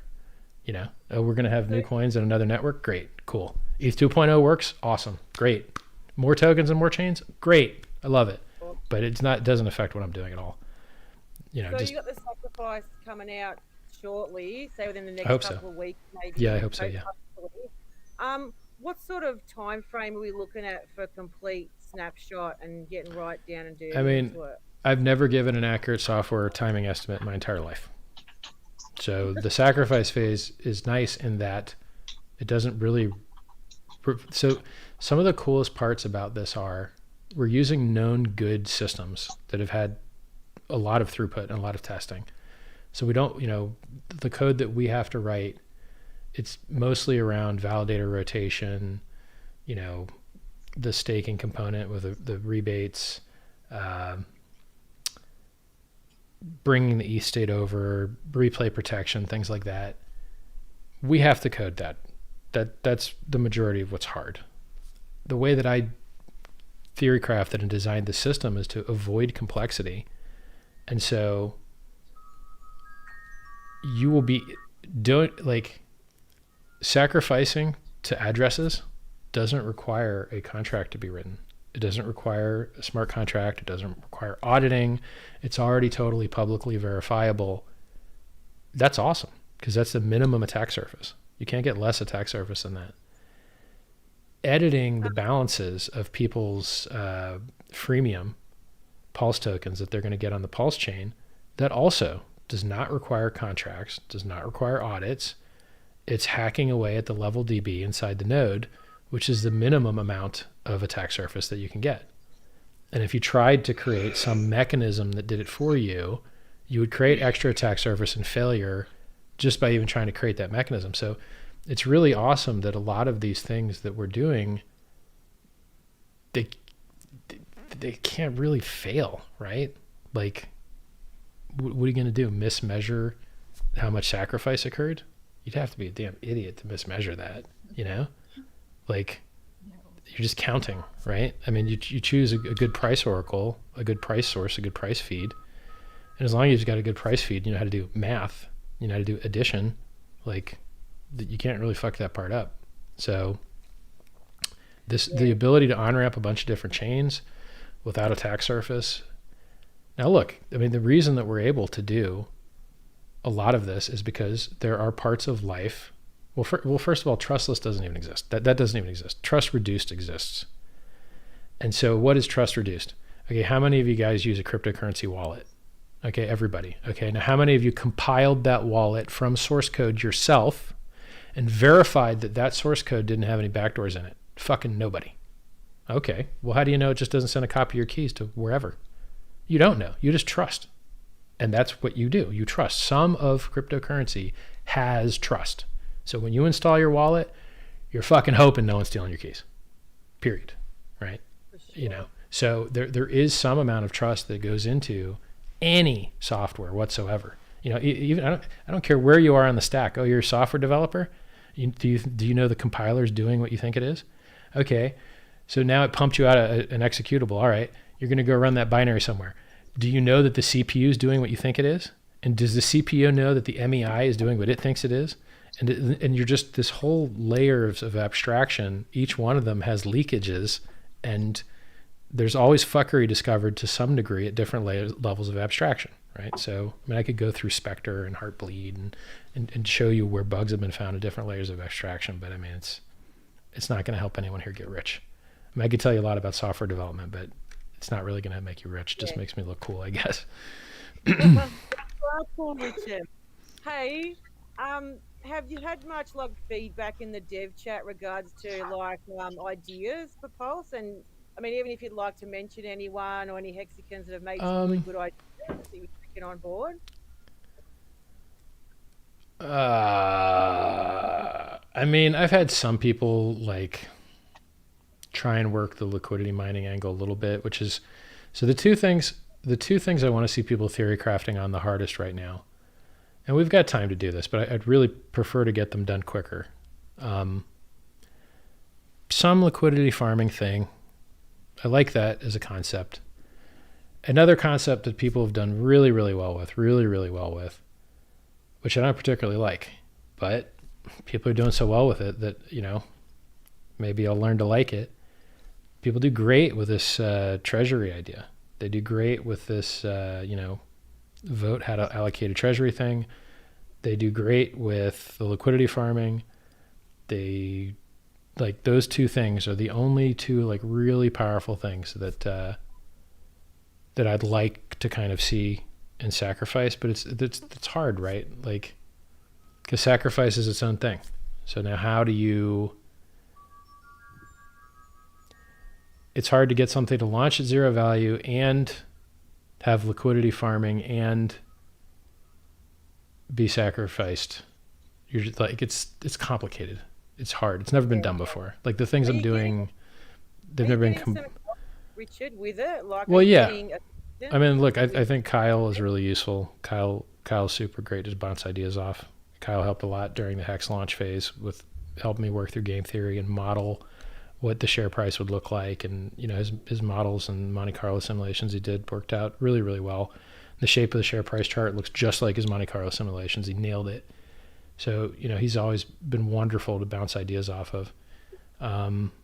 The devs that are working on the project, they're so like deep in the code that they're not really useful for these particular game theory things. And I don't really want to pull them. I'd rather they keep working on the code that I can't do. And, you know, I just work on the game theory, which I can do, and just leave them to keep doing what they're doing. So liquidity mining, go ahead. I was going to ask, how would you predict the OA to behave during this fall period? Now, I know you might not be LOL. But even just some general ideas, I mean, things that whoever owns the OA account might be thinking about at this moment. I mean, if you're a large hex holder and you're getting a bunch of free hex coins on a new chain, you do have to wonder which chain are the coins going to be more valuable on. I don't know. I really don't know. I can tell you that I don't think people, to the people that can't affordably end stake, the coins they have on the PulseChain are worth infinitely more than the coins they have on the Ethereum chain, because they cannot even afford to pay the hundreds of dollars it costs to end their stake. So disgusting. And some people have stakes like that laddered day after day after day. And Ethereum just killed them all. Just killed them all. And they're doing that to everybody. If you don't like the hex fees, you should see the other people's fees. It's just horrible. So, yeah. I'll grab a drink here. You're right. Can I drink this? So, if any of you other ladies got any questions for Richard, I know that we took some from the community and the boys were all hanging. The boys were a bit jealous that we all got to spend time with you, Richard. Hey, you know what? They get to, hang out every quarter, once every few months. It's our turn today. So, have any of you ladies got any more questions to ask Richard? I know that a few of you did, and. Well, hold on. I mean, look, I can give better answers to some of these important ones. So like, if you're a large hex holder and you decide that one network's worth more than another network, you can enforce that will on the market. So, if someone decides to just buy up the living shit out of the Pulse price, the Pulse hex price, PHEX, what is someone going to do? Like, I guess some other guy could try and sell it back down. I mean, value discovery and price discovery, it is volatile, and it always has been, and it's been that way for every market. So nobody knows what the price of anything is going to be with great certainty into the future in any distributed market with a lot of participants. It's just an emergent behavior that I have to think that Pulse is got to be a better home for thousands of ERC20s than paying $15 a transfer on the Ethereum network. It is. I mean, I've got a video of Vitalik making fun of Bitcoin, saying it shouldn't cost 5 cents to send a transaction. He believes the Internet of Money should cost less than 5 cents a transaction. Bitch, it costs $20 on Ethereum to send $20, and it cost the fees just recently came down. I mean, I'll tell you the fees right now to be specific. I know, right? I saw someone post $1,000 fee for a transaction. That's ridiculous. So right now, an ERC20 transfer is $8 average. A Uniswap swap is $24 average. And Ascend Ethereum, which is the minority of usage on the network, is $2.50 average. Now, I don't know about you, by the way, but it seems a little fucky to me that the average ETH transfer is $2.50, but the ERC20 guys get fucked for $7.60. So should it cost 3x? Because back before the Berlin fork, this used to be around 2x. Now I'm seeing a 3x here. That seems shitty to me. Someone's making money, not me. Do you like paying $8 average to transfer your hex? No, it sucks.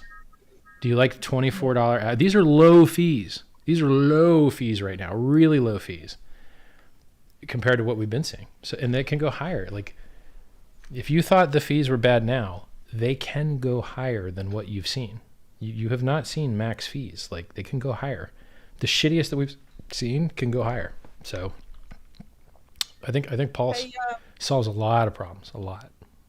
And by the way, you guys can ask me about anything. Like, you can ask me about Hex, you can ask me about Pulse, you can ask me anything you like. Yeah, good. So, in one of your tweets, you talked about Pulse and what it actually is, and I'm not, trying to embarrass you or anything, but can you define pulsing? Is it the tingles of the orgasm of the man? So, first of all, woman, or both? For everyone watching, my name is Richard Hart, and hearts have pulses. And so anytime you Google an icon for pulse, you're going to fucking see a little picture of a heart and then like a little line through it, okay? But for some of those other people that are listening, I happen to have this one sexy thing I like, which is orgasmic contractions. And there's even a subreddit for it. So you can go to orgasmiccontractions.reddit.com, and you're going to see girls having orgasms, and you're going to visually see their body pulsating. And I've tweeted about this before because I thought that there might be some type of specific physics reason for the frequency of the pulsations, right? And so I thought, well, if you had like a tube and like a balloon, and you're trying to get the water to go as high as you could in the balloon, there's probably some frequency at which oscillating your grip could make the water go higher. And so I thought, this is an interesting fluid dynamics problem, and girls coming is cool. So I tweeted some research done by Kinsey that actually put a water balloon in a girl and had her orgasm, and different girls had different patterns, and then you could physically see it, right? It doesn't just work with girls. They have it for guys too. So if you're into watching guys blow loads, if you do search for like cum blasts, you'll find different videos with different numerals in front of cum blasts, and then you'll see the similar kind of fetish on the guy side that you see on the girl side. I'm not an expert on the guys one. I am an expert on the girls one. It's both, Richard. Both men and women. Oh yeah, for sure. Yeah, and the same frequencies and the same timing, and like, it's fucking cool. It's got nothing to do with the heart rate. It's the actual tingles. Well, if you think about it, we're trying to make copies of ourselves, right? But we need someone else to help do it. And then we both get a say in most of what goes on in the copy. Interestingly enough, we call these copies kids, and only the women get to decide what the mitochondrial DNA is. It's matriarchal. The guy doesn't get to contribute usually. But in your nuclear DNA, you have two DNAs in your body. One's mitochondrial, one's nuclear. In your nuclear DNA, it's usually half and half, guy and girl. Actually, there might not even be half and half. Like, guys are we don't have two X chromosomes. We just have an X and a Y, and the reason we have a Y is because we're missing part of our X, and so we don't even have the same amount of genetic material that girls have. It's really interesting. So when you think about it, you want people to make copies with each other that they select for good traits, and then how do you not accidentally make copies? Well, you hide your copy makers inside some apparatus, which makes them so they don't actually run into each other. So you guys don't run around with constant hard-ons, and girls, are only ovulating at certain periods. Sometimes they're not ovulating. And so there's these phases by which you can't accidentally bump into someone and make a new copy. So we have like this barrier to entry to copy making, and it involves a hard-on, maybe some lubrication, right? It's by design, and we're not the only animals to have this stuff. And so like knowing that like your body uses blood pressure and timing to know the difference between riding your bicycle and having sex. It matters. There's all types of crazy shit I know about that most people don't know about. You can come soft. I've done it. Soft dick, you can come. It's crazy. You wouldn't think you could do that. You could come more than once. You catch a nut, catch another nut. I think same with women too. Yeah, women are very similar to guys. Like, just in general, you come more often usually, And your nipples are more useful. Like, my nipples are useless. It's like, oh, elbow, yeah, awesome, great, thanks, don't do that. Like, So, I mean, yeah, like I think currently my absolute awesome favorite fetish is the orgasm contraction thing. It's just fucking great. Because you can't fake that shit, right? Like for me, it's like a mental thing. I want to have like a mental, emotional connection. And if you're creating ecstasy and joy in another person and you have physical proof that they're experiencing what you want them to experience, it's just awesome, you know?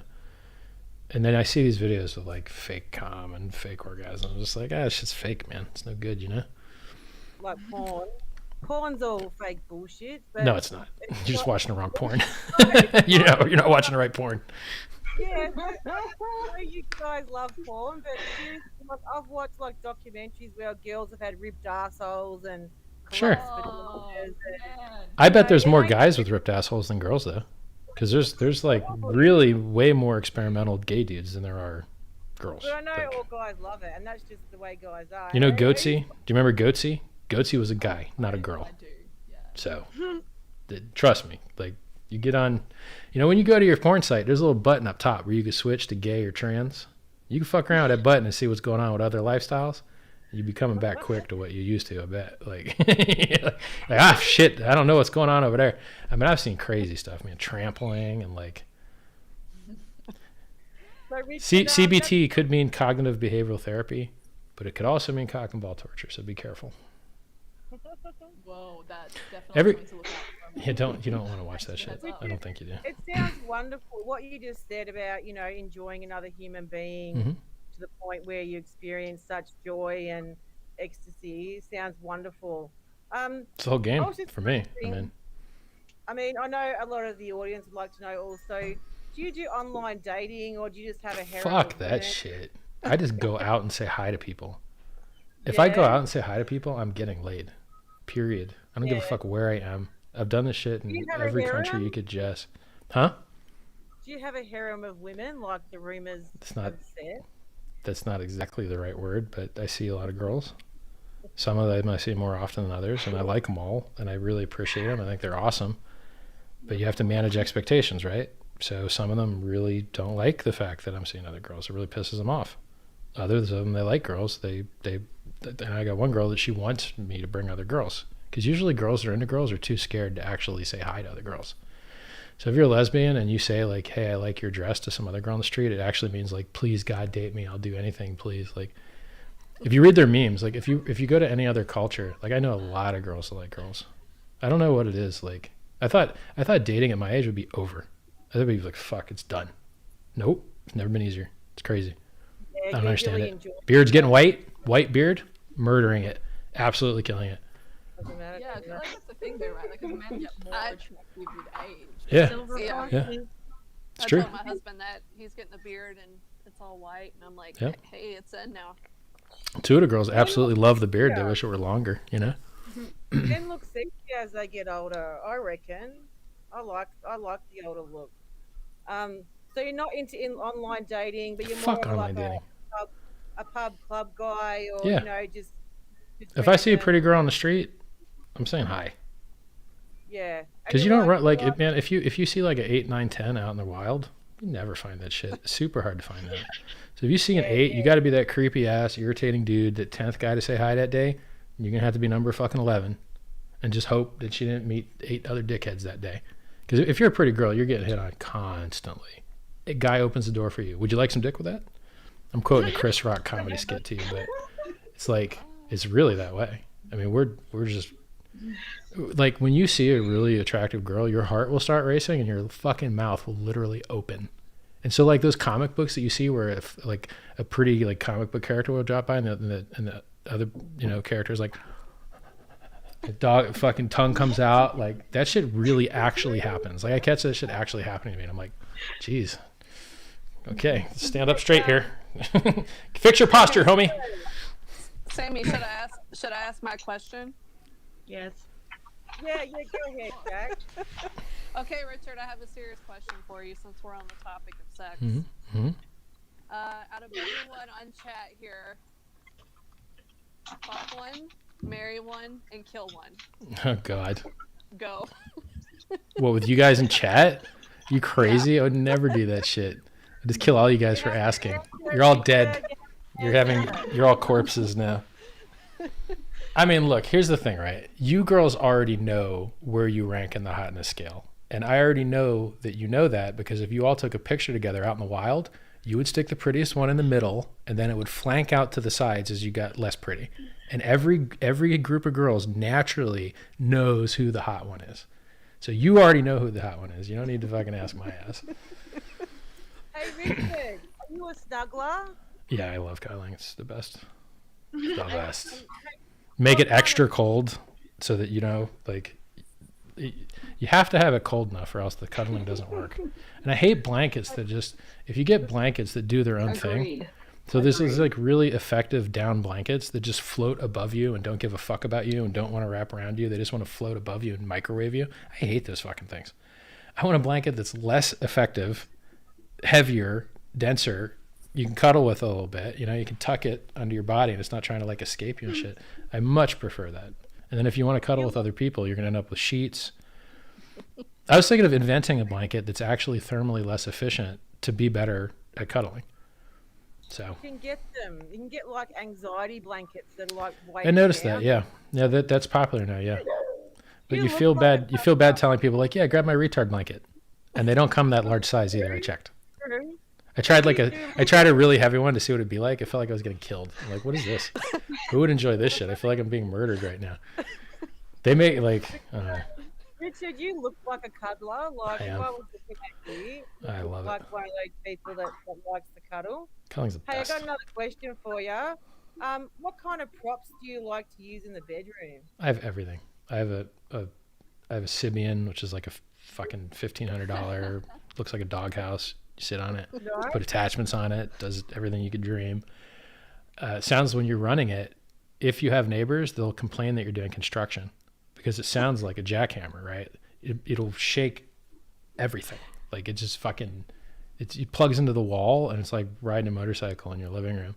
And that's the best place to put it, is in the living room. But the trick is that you have to label it something else. So mine is labeled sports massager, to massage your sports, obviously, you know? And you chuck a towel over it and you're like, here, try and read this with this going on. Yeah, haha, hard to read, isn't it? You know, it's fucking around, right? Party shit. Is the noise not obnoxious though on that? Well, it depends. Like it really, I mean, most girls don't actually like it. It's just too powerful, you know? It's the same with like this vibrator called the oscillator. It was so strong that people just didn't like it that they had to invent a new head that like reduced the strength down. So it's just like an air-filled head. So it's decoupled from the strength of the thing because it was just too strong. That thing's claim to fame is that it only goes like left to right. It doesn't do circular vibrating, but pretty hard to tell the difference. I mean, my favorite's going to be like the Satisfier Pro or like the W500 from Womanizer W500. Those two are fabulous. Those ones use air pressure to like, they use air, which is really neat. The Satisfier Pro uses air and vibration. Those are like go-tos. Like the girls that use those just don't end up using other toys usually. I got some ultrasonic ones that do like 15,000 RPM, 30,000 RPM. There's a little weird, you know, because everybody's got different sensitivity. So like if you were really dead down there, this might kick it for you. But if you're sensitive at all, this is just going to be totally murder, like no good. Yeah, you know your name comes They have up like alarms. when you search. I was just gonna say they have alarms that you can set your timer for. That, you know, like you just kind of wear it to bed. Really? You guys. Oh, that sounds fucking cool. Oh yeah. That sounds cool. You wear it to bed and you set the timer, and then that's how you wake up in the morning. Yo, that sounds fucking awesome. And no, See, I don't have it. guys don't have that shit. Like for you would have to be like MacGyver to manufacture that shit for a guy. But girls, you have it a lot easier in that area, you know. Girls do have it a little bit easier with sex toys. For guys, the sex toys are pretty fucking boring. Like which slab of like fake flesh would you like? It's all fucking weird. Yeah. You can get cock rings and. Like I need to get back into that. That shit, I used to use those all the time, and then I just got out of the habit. I need to get back into that. You're just like, do you want just free extra wood? Well, yeah. Well, then, you know, use the fucking tool, right? Like, I bought some. They're just sitting around. I haven't tried them yet. Hey, Jack Googled Womanator. And Womanizer. Do I really pop up for that? Yeah. Yes. Yeah, I'm the only one spreading the good word, trying to help people have better orgasms, right? Like, this makes everybody happier and healthier. fantastic. What are some so, other good stuff? So I believe you had a question in your DM today or sometime this week about, would you rather have more robot butlers or sex maids? Man, I don't give a fuck about robots. Robots suck. Robots are always going to suck. The reason that robots are always going to suck is you have to plug them into the wall. And if you don't plug them into the wall, then they just have to run out of battery quickly. It takes a lot of energy to move around, like, you know? So like all those robots you see doing cool tricks at Boston Dynamics in Boston, they're tethered, right? And if they're not tethered and they're using some type of electrical generator, they sound like shit. They're like, "Argh!" It's like having a chainsaw next to you trying to like deliver your sandwich. I don't want my sandwich delivered by a chainsaw. Like, so you want the sex maid? I'm not even into that. I'm not even into that one. Skirt, Okay, short skirt, I like, cool, but the maid thing, I don't give a fuck about that. It's Okay, weird. so my next question is, how have you not blocked my husband yet? Oh yeah. I don't mind. Like people, so your husband fits into this class of people that just messages me random shit all the time. I've got like maybe 7 or 8 of those guys. And then I've got people that are actually crazy. I've also got like maybe 5 or 6 actually literally insane people that message me. I'm more careful with those ones because I prefer that they just find someone else to message, you know, because I don't want to get fucking John Lennon or whatever. No. Hey, sorry, go ahead. Oh, I was just gonna say that he likes to ask random questions just to get the shock value. He ain't getting shocked from me. You can't scare a hooker with a dick. So you're not getting shock out of me. I don't give a fuck what you do. Hey Richard, have you ever been in love with 2 people at the same time? No.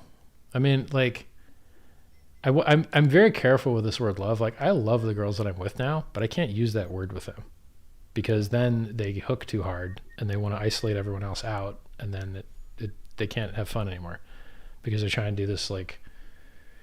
So guys select for reproductive value. So we care about how you look, which is why you spend all day, every day working on how you look, right? You get your nails done, you get your hair done, you paint your lips, you fucking paint your eyebrows, you paint your eyelashes, you paint your eyelids, everything's fucking painted. Why? Because you're optimizing how you look, because that is what we select for.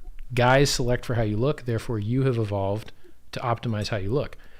Girls select for our protective value, and so they select for our social circle, our emotional programming, our strength, and our resources. So a rich old guy does pretty well because he's got a lot of resources. And they've always done well throughout history.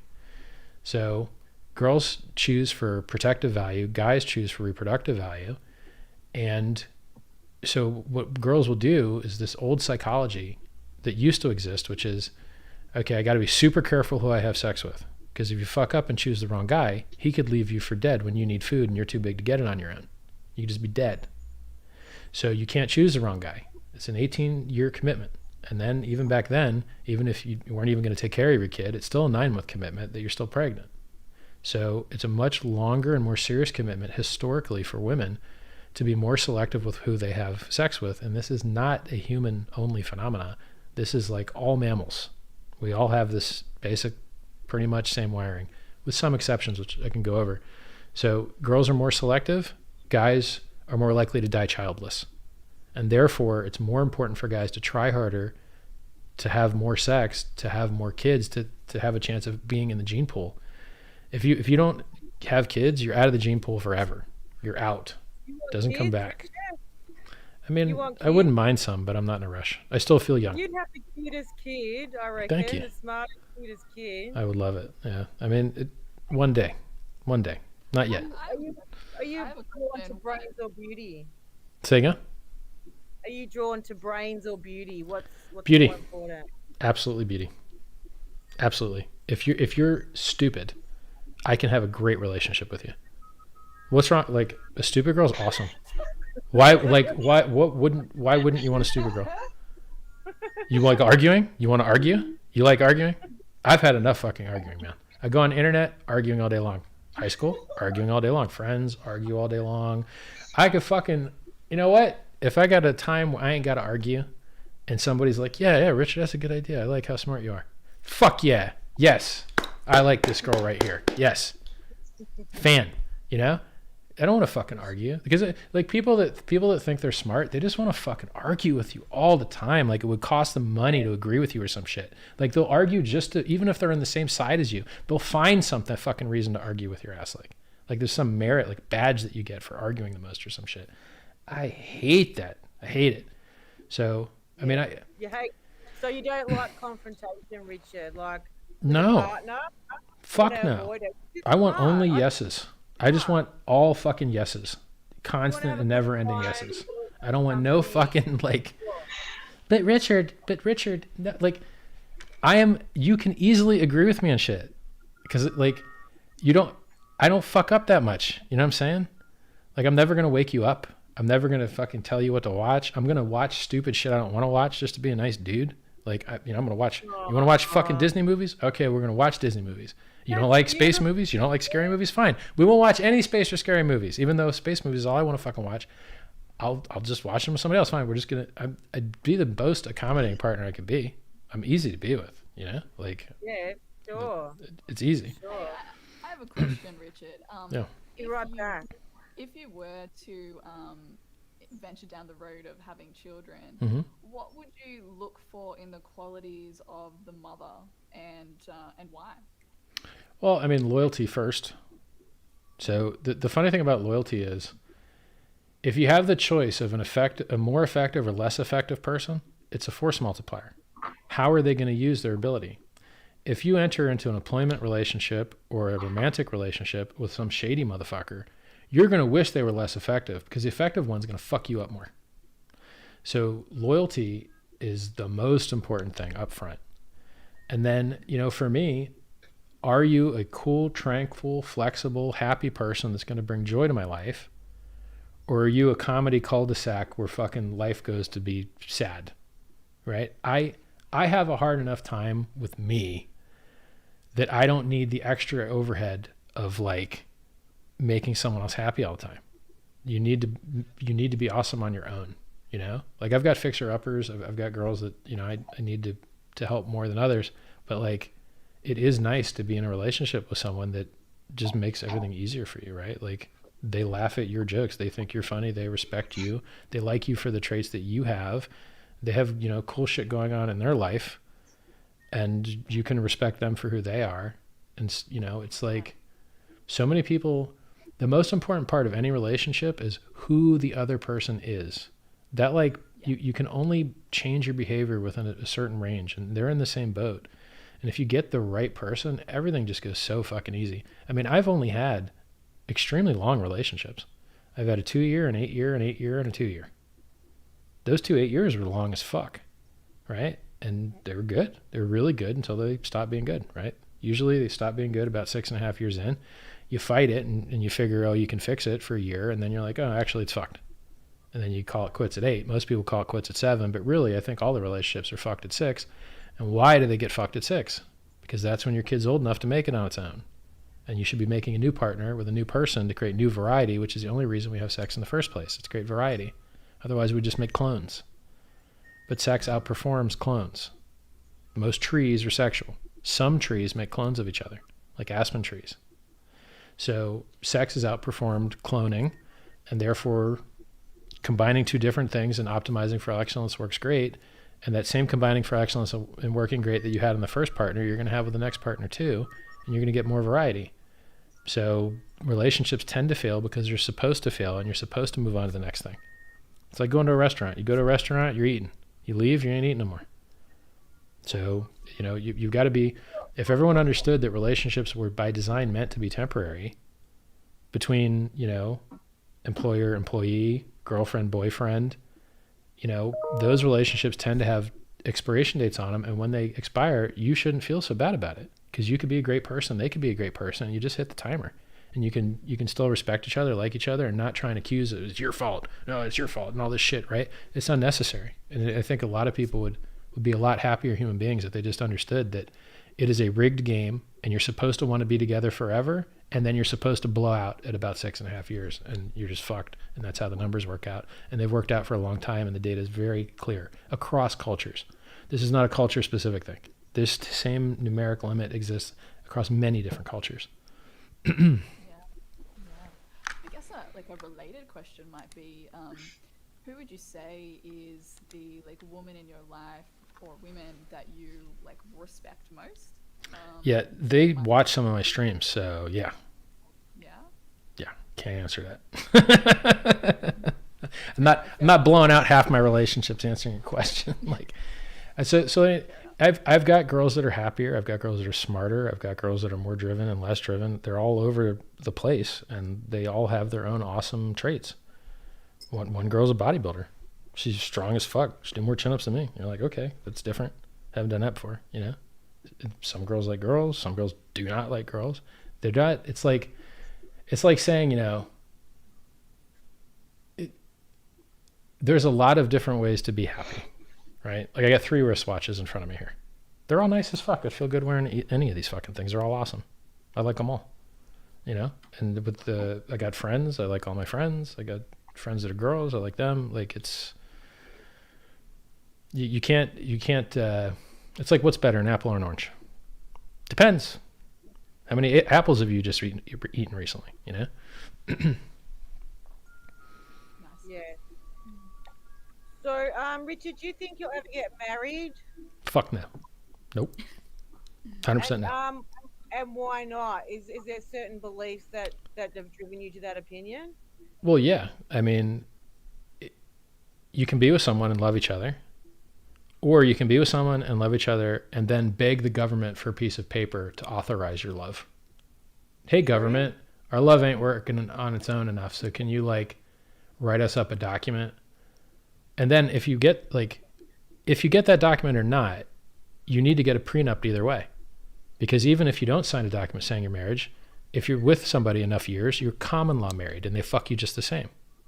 So this is some hilarious shit that doesn't make any sense to me, okay? Nah. You're with a girl. She sits on her ass and does fucking nothing for 5 years. You break up, you owe her money. Why? Because you enabled her to sit on her ass and do nothing. But if she worked and was productive and useful and brought some money into the relationship, you wouldn't owe her as much. So hold on, let me get this right.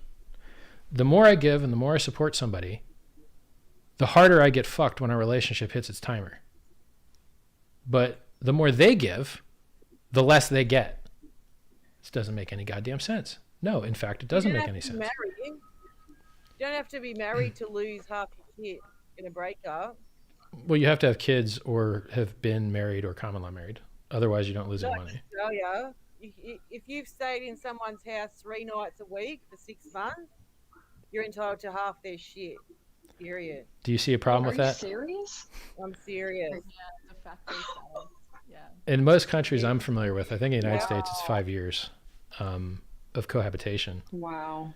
But this like 3 days a month, 6 months shit, see, that's fucked up. That ain't right. It just doesn't make sense. I couldn't live in Australia. Well, I mean, let me tell you why else it's fucked up. What does that leave for the next girl? They don't leave any meat on the bone for the next girl to steal. So that sounds like they're fucking over the next girl. That seems unfair to the next girl. How stupid is that logic? Like, it's just disgusting. But you see so many people get wrecked in marriages, like lose absolutely everything. You know, well, there's other shit like, I mean, I could tell you more bad stories, right? So like you break up with somebody, now you have to pay alimony, but then your quality of life changes and you can't get the same job you used to have. Fuck you, pay me is the government's position on that, depending on, like in Canada. They're like, yeah, just fuck you, pay me. Oh, you got a downgrade in your quality of life? Debtor's prison, fuck you, pay me. Like, so there is a ton of unfair things in men's rights, as though they even have any. Custody, you ain't getting any. Alimony, you're getting fucked. Child support, you're getting fucked. Here's another thing. How is what the child needs variable based on what the guy has? It's not. It's absolutely not. But in some countries, they're like, yeah, nuke that motherfucker. The girl should have a Rolls Royce to drive around in because she has to take care of the kids. How does that make any sense? That's actually worse for the kids. The kids will not do better having that fucking Rolls. They're going to have shittier, more fucked up lives because they have a Rolls Royce. Like, the shit is all fucked up. It is 100% all fucked up. So if you can avoid some of that fuckery with a prenuptial agreement, or by breaking up often enough to break these hidden common law marriage shit that you've talked about, you're like, yeah, we got to break up in the next 2 2 hours because I'm not giving you half my shit. So I'll see you next week. And that's what you really should do if you live in an unfair, fucked up country like that. It's not fair to enslave people. Not fair. Sucks. It sucks. Like, And that's slavery. Yeah. It is. It is. Mm-hmm. You're better off just like living in separate houses and seeing each other like a couple of nights a week, or just going out for dinner, because you could lose everything. Hey, Richard. Yeah. I want to know, is your best friend a girl or a boy, and how did you meet them? Boy bar. Boy bar? Cool. Yeah. And how long have you been friends? Fuck. 5-6 years probably. And is he in crypto? Yeah. Yeah, for sure. Yeah. That's cool. Is he Mexican? Yeah. I mean, shit, man. Everybody, like, I know a lot of Hexicans. And then everybody that's a Hexican, they get their family in, and, like, they got cool license plates. So people are showing me their dad's, like, Hex license plates and stuff. I'm like, yeah, that's cool, man. You know? So, like, and my phone is getting beat up by people that are like, Pulse, when's it launching? When's it launching? Give me details now. I need Pulse details now. When's it launching? When's it launching? I'm like, bro, chill. Yeah. Bro, chill. Subscribe to fucking Hex News and please chill. Like, I don't have anything new to give you yet. If you want to see me generate in real time, join chat. Like, leave the man alone. I mean, people have made such a return on Hex that they're dying to do it again. They're dying to do it again, you know? So, like, people, and I understand, like, yeah, it could be really cool. Pulse could be really amazing. Poor chat's crying like, oh, we don't want to hear about anything else but Pulse. No. Go, Chloe. Keep quiet, except for you giggling. Come on, girl. Get it out there. So when we voted on the name of Pulse, you said that you had a better name. I never saw what it was. Did you release that? Well, I'm weary of releasing names because people race me to register them, and it pisses me off. It pisses me off when I have to think about using DMCA takedowns with a lawyer and a trademark to then go free up my name from someone that's just domain squatting it. That pisses me off because I'd rather save the lawyer money. So I can't tell you the specific name, but you know, Hex and Hex related names are just awesome. And if we didn't have this gatekeeping fuckery, you know, I would have loved to use the best brand I've ever seen. Hex is the best brand I've ever seen, the best brand name I've ever seen, the best logo I've ever seen. It's absolutely all amazing and fantastic. And it's a tragedy that, you know, we couldn't use it for this. But we have upside because now it's obviously a different project. Look, different website, different names, different repos, different community, talking about different stuff. You know, you go into Hex, you try and talk about altcoins, you get your ass banned. You go on PulseChain, you talk about altcoins all you want because we're talking about game theory and successful things from other projects that we want to integrate, you know? So they're two different projects with two different design focuses, and, you know, it's just, everything's different. And people need to understand that, and it's important to understand that because it's going to allow us to on-ramp a lot of users. It is very likely that Pulse will have a larger community than Hex quickly. Because, I mean, Hex had the misfortune of only airdropping Bitcoiners. Bitcoiners apparently aren't the most open-minded bunch. And I should have known that because I was the #1 Bitcoin maxi for a while. You were. It took me a long time to figure it out. I was like, oh shit, game's changed. This other stuff's actually really useful. Okay, it's a different game now. It's not just bullshit ICO, money grab, garbage with no product market fit, no innovation, everything fails. No, this shit's good. Like, there's a lot of amazing things going on now. All right, well, you know, automated market makers, huge innovation. DEX, you know, there used to be DEXs all the time. No one used them. Now, DEX is the most use. 20% of all Ethereum transactions is Uniswap by itself. You get another few percent here and there from other things like Sushi and, you know, other automated market makers things, Bancor, 1inches, liquidity protocol. So like the game changed. We made Uniswap popular, by the way. There was pre-Uniswap popular. We made it popular. Now it's popular as fuck. Super important.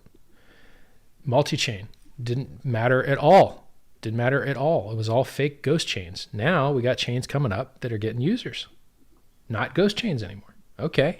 So now, the world is changing and we are front running that change. So like we're ahead of the curve. Heck, me and the Hexicans were ahead of the curve now. Took me a while to figure out that the Bitcoin Maxi wasn't the way to go. I was still saying this before the 2017 bubble pop. A lot of, here's the stuff that matters. I think I can make improvements in these places. So pre 2018, I was singing the song of we need these other things. And that's 3 or 4 years ago now. That's a long time ago now, Yeah. So yeah, you gotta keep moving. Progress keeps happening. Sorry. Good. Us ladies are all Hexicans here. Nice. We're all in the community. Mm-hmm. And I just wanted to say that I suppose I feel guilty because like I'm getting rich off your project and you copping so much shit. I almost feel guilty because I feel bad because you shouldn't have to cop that shit. Yeah. But you know what? Some articles, they're really fucking mean. And those bastard YouTubers, those lawyers and Peter Dickhead McCormack and Yavin bullshit, whatever his name is. Yep. Like, really, it really sucks that you've had to take all the flack while we're all getting rich, Richard. And I wanted to mention how sorry I was. Well, I appreciate the kind words. I do appreciate the kind words. It's nasty and it's not true. Yep. You're a loving person. You're a giving person. And we can see that. And we are blessed to see that. I try. I really do try to help people. You do, and we can see that, and you're involved in your charity work and your books, and we know that. And I guess we're smart. How many other self-help authors have founded coins? I think it's just me. So like, that came before crypto. My first videos were how can make your life better videos. Didn't have anything to do with crypto at all. I was just rich and retired and wanted to help make people's lives better. So like, it's just like here's the if you want to feel a little bit better about what happens to me. I want you to understand that this happens to everybody that's making a difference in the world. There are millions of people that hate Elon Musk. There are millions of people that hate Steve Jobs, even though he's dead. There's millions of people that hate Mother Teresa. There's millions of people that hate Bill Gates. I don't give a shit who you are. If you're making a difference in the world, there are millions of people that truly hate you. It's just how it is. So. Well, I want to say that I love you, Richard, and, I've got your back 100%. Appreciate it.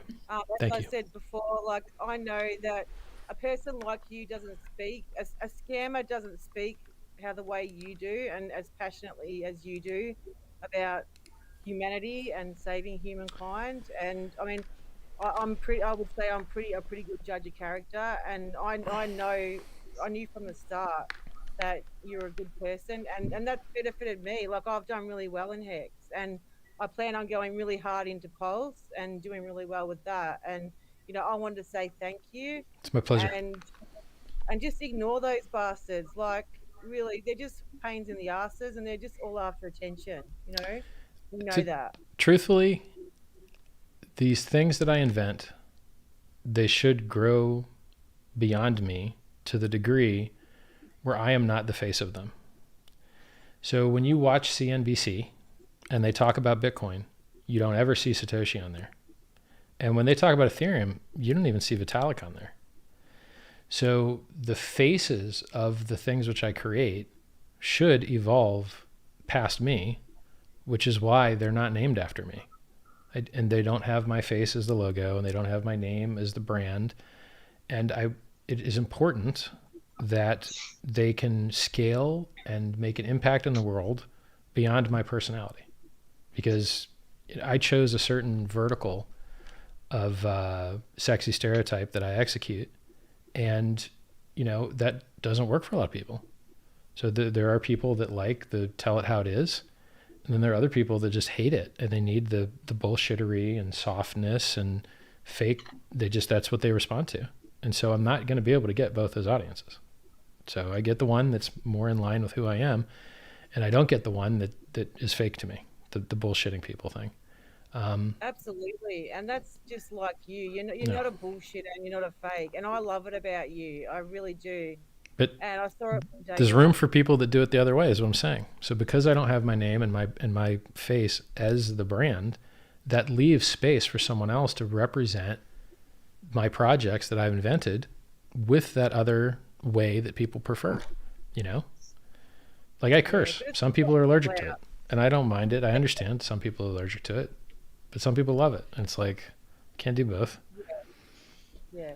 I have a little bit of a deep question. Mm-hmm. I heard you on your stream a couple of weeks ago, the mega like 8-hour Telegram stream that I know everybody enjoyed so much, and you said something to the effect of that, you know, the highest and best purpose of human beings is to heal other human beings. In my opinion, yeah. Yeah, and I guess I'd love to just learn a little bit about like your specific journey to that conclusion, because like sometimes when I look around in the world that we live in at the moment, it's not necessarily, although it seems like it's self-evident, it's not necessarily obvious that one should come to that conclusion. And so I would love to learn a little bit about kind of what Sure. So everyone starts in life as a power god. So when you're an infant, the only thing you care about is what you need, and you are the only thing there is. There isn't other things. There's you and there's what you need. And that's the power god stage. And then as you get older, so there's a system of belief, or a sociological system called spiritual spiral dynamics. And so this would be the red color. Then as you get older, you get into tribes, which is a purple color. This just is a way to help you memorize them. The colors don't really matter. So red is the power god. Purple is you got a friend. You got a little tribe now. And then blue is more systematic. So now you're a member of the clergy, you're a member of the police, or you're a member of a union, or you're a member of a system. And then orange is when you're getting more entrepreneurial and you're trying to create, you know, new systems of your own to reorganize resources and goods. And then you get into green, which is more of a socially conscious, environment aware. And then you get into the enlightened, I believe it's like an aqua or teal, something like that, which can see things from everyone else's perspective and is, you know, considered enlightened, something like that. You could use that system to understand the different ways people kind of manage what they care about and what they're influenced by. And manage isn't the right word, but just emergently the things that end up influencing them. And then, you know, if you look at that system and you think, well, what is the likelihood that an infant is going to like start a charity for people unlike themselves? Well, it's very low. Okay, what about a tribe person? Very low. You know, and then like even what about the blue guys? Like, you know, it's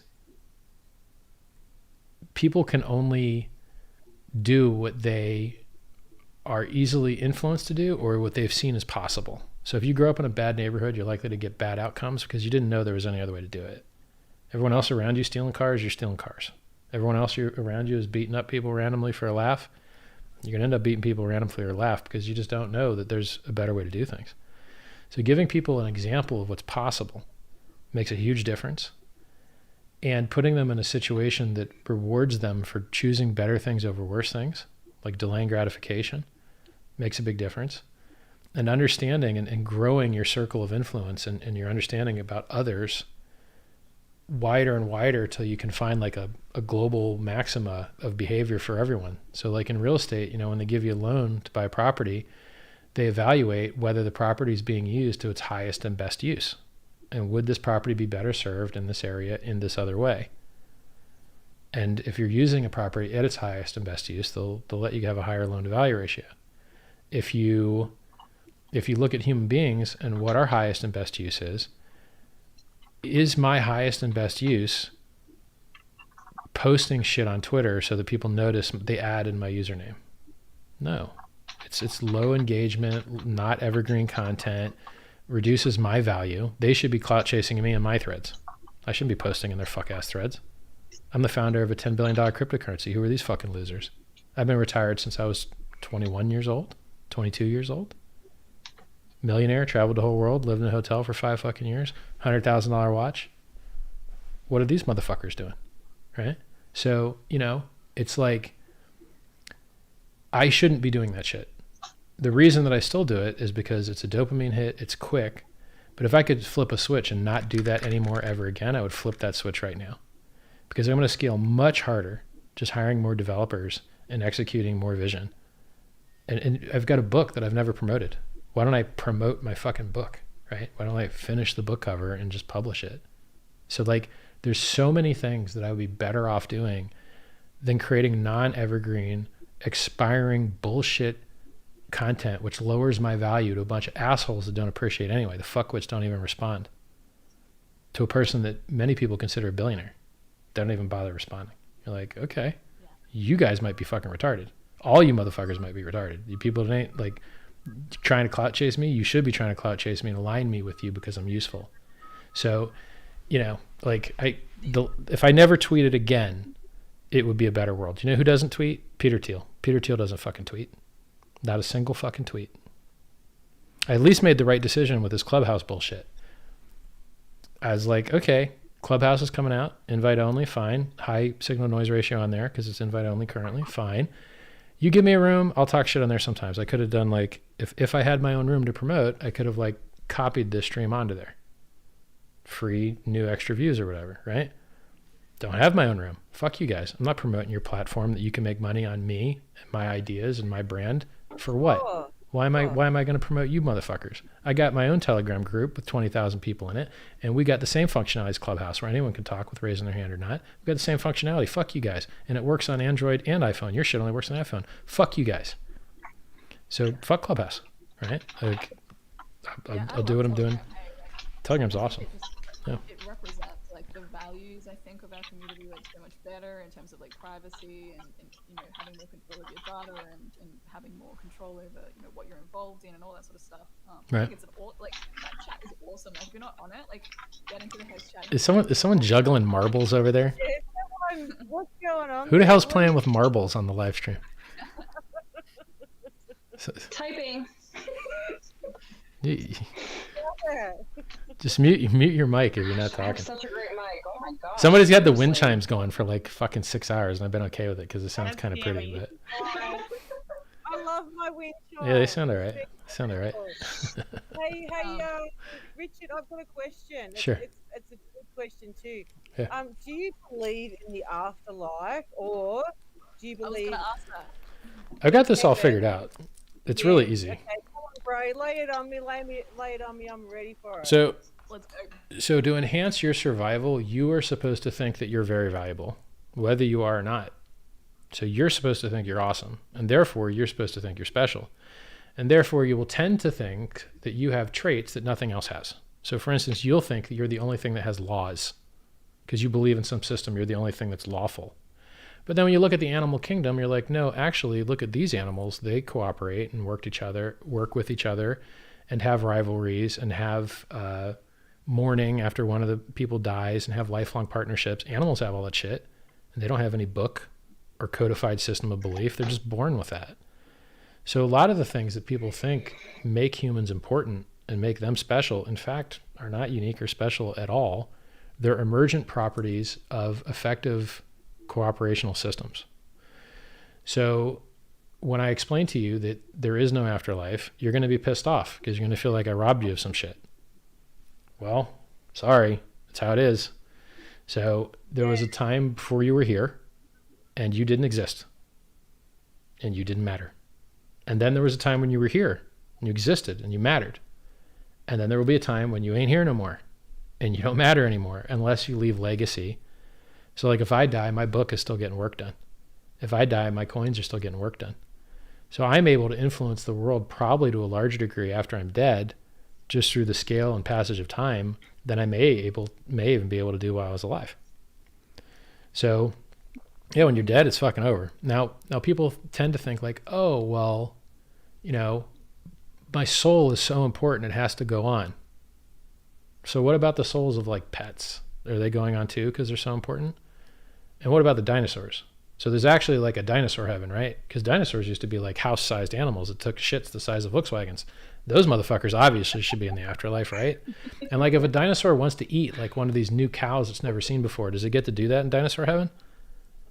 I don't know. And what temperature is it? And what if two dinosaurs disagree about the temperature? Does everyone get their own unique temperature? And what if you want to change someone else's temperature? There's a lot of stupid bullshit going on. It doesn't make any fucking sense. It just doesn't make any fucking sense.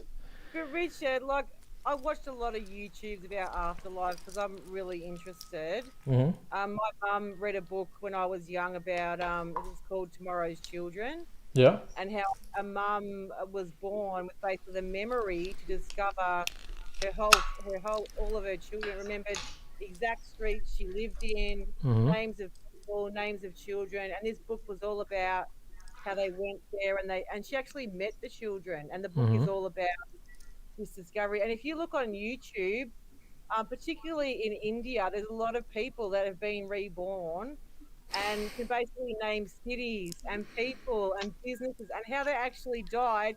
And even when they've died, just say there's this one that got hit by a bus, right? Mm-hmm. And like on the left side of his body, he's actually got a birth scar of that point where he was born. And there's just so much research leading to the fact that this person is saying that they've been reborn. Like, how can you deny that when these children who are 3 or 4 are saying all these names of people and communities and villages where they've lived in a previous life? Like, kids don't lie. Kids don't lie. Interesting. I mean, birds lie, right? Like if a bird watches if a bird's hiding some food and it sees another bird watched it, it'll wait till that bird fucks off and then moves its food because it knows that other bird's going to fuck around and steal the food. So if you watch Dr. House, he's going to tell you everybody lies. So that's Dr. House's line. House is a very smart man. I love Dr. House. Great American accent for an Englishman. Absolutely fabulous. So you have to, whenever you're worried about like whether something is true or not, you don't need to use like binary choice. You can just use probability. So what is more probable? That a bunch of broke ass motherfuckers who ain't got no money actually have some magical talent, which would generate money, but they just don't like money enough to use it in that way. And therefore their talent is just restricted to a bunch of shit you can't make money on, like letting people watch you tell them stories. So anyone that does cold reading, I mean, I had someone message me today telling me about remote viewing, and I'm like, oh my God. You know what remote viewing is? A bunch of people in a room can tell what's going on somewhere else because they think about it. I know what it is, yeah. It doesn't work. It doesn't work. It does not work. Or these motherfuckers would all be rich, and they're not. They're broke. So this is why proof of work is effective, because you can tell the bullshitters from the non-bullshitters by how much value they have to burn. So, you know, when you're a deer and you got these big ass antlers, it takes a resource to have those. And when you're a bird and you got all these colorful feathers like a peacock, it's hard to fly with those fucking things. And so you've got enough extra resources to survive, so much in fact that you could waste money on shit like watches that don't even tell the time right. By the way, I changed my standard and I just set these to UTC now. So this is UTC time. This is UTC time. What are you using? I set all my computers and all my watches to UTC time, so I don't have to purposely keep fucking up the clocks. Because when I would do live streams, I'd have to purposely fuck up all my watches so that people couldn't try and like figure out my location. So I just set all my computers and watches to UTC. Yeah, have you Internet got a nice time. watch on today, Richard? Well, this one, this is a Patek Philippe Nautilus 5726 stainless with month, day. Well, this is $100,000. Yeah, you can pay more. Like this is if you get a good deal. You can pay 120. Jesus, that's expensive for a watch. Like you could feed a whole third world country for that for like a couple of months. Yes, I'm responsible for the deaths of lots of third world countries with all the silly shit I bought. I mean, think about all the crypto people are holding. They could just sell and fucking feed people. But you're allowed to enjoy your life, Richard. Don't think I'm trying to. I spend fucking 0% of what I have. This is nothing. That's beautiful. Like enjoy what you like. That's what I'm saying. But it's a lot of money for a watch. That doesn't even tell time well. I mean, this is rated for -2 plus 3 seconds per day. Your fucking digital watch is rated for +0, -0, perfect time constantly. Like, well, I just wear a guest watch. This is just shit so people like you. This is social signaling. This is proof of work. I like this. It's pretty, but it's infinitely shittier than an iWatch. But I want other people to like me, so I'm going to overpay for it. It's just Hey, like Richard. there's no reason to do this. What Huh? Do you would want to know a you fun say? fact? What's that? Do you want to know a fun fact? Yes. You know, people are going to screenshot your watch and try and zoom in to try and find out where you live. I know. I just said that. I set them all to UTC time to prevent that, except this one, which needs wound. So this is UTC time. Boy, My computer is I love UTC it. time. This is UTC time. This one is wound down. The thing about watch winders is, if you leave your watch on a winder all the time, it will reduce its reserve power because it's keeping the spring under tension the whole time, which eventually makes the spring weaker. If you let your watches wind down, they'll maintain their reserve power for longer because it lets the spring decompress. So you don't really want to leave your watches on winders all the time. The only ones that you can really have an excuse for doing that with are ones that are really complicated calendar watches that are super time consuming to set. These ones, it's worth it to leave on the winder and eat the extra, loss of reserve power and having to get them, maintained more often. Actually, these, by the way, you have to get these things maintained every so often. So every 2 years, you got to get all your stuff looked at, which is expensive. They're expensive to service like a Mercedes. Like I think a it's like normal $1,500 depending on what kind of watch you get. Like this one, I think is 12 to 1,500. This one might be like 800. shit. Man, that's a lot of money, really. For the So you average could- Joe. Go Go, ahead. Rich, go, please. Sorry, babe. That's all right. What would you see as a worthy investment of the money that you're not currently spending on other things? I know, for example, that life extension is something that If you can get rich saving people's lives, do that. Like medical research is awesome. So like there's this guy that's got longevitymarketcap.com. He's trying to like get people into the game of getting rich on longevity shit. There's a longevity.vc run by a lady that works with Peter Thiel. Can't remember her name off the top of my head. Her tweets kind of suck. She needs to learn to tweet better. Their last name's Wong. There's also there's people. I have a whole channel called SciVive, t.me/SciVive, which is where you can download my free books. You can message this dude in there. You can message a lot of people in there, and they'll tell you who's all in the current what's what of longevity. If you get rich in crypto, you're not really saving anybody's life. But if you get rich in medical research or synthetic biology, you could be saving actual lives, and the lives you save might be your own. So the only thing better than crypto, as far as I'm concerned, is medical research. Medical research could save your life, and you are going to need it. And if you're not going to need it, your kids are going to need it. You or someone you love is going to need medicine. So why not invest in something that you could still get rich? You might save your life. So, my game plan basically is Hex, Pulse, maybe a margin trading thing, but maybe with this new community of Pulse people, maybe that just solves itself and I don't have to do it. And then SciVive to get other people to do what's in their own best interest to invest in the medical research that might save them. So promote the SciVive book and the cool personal development movement.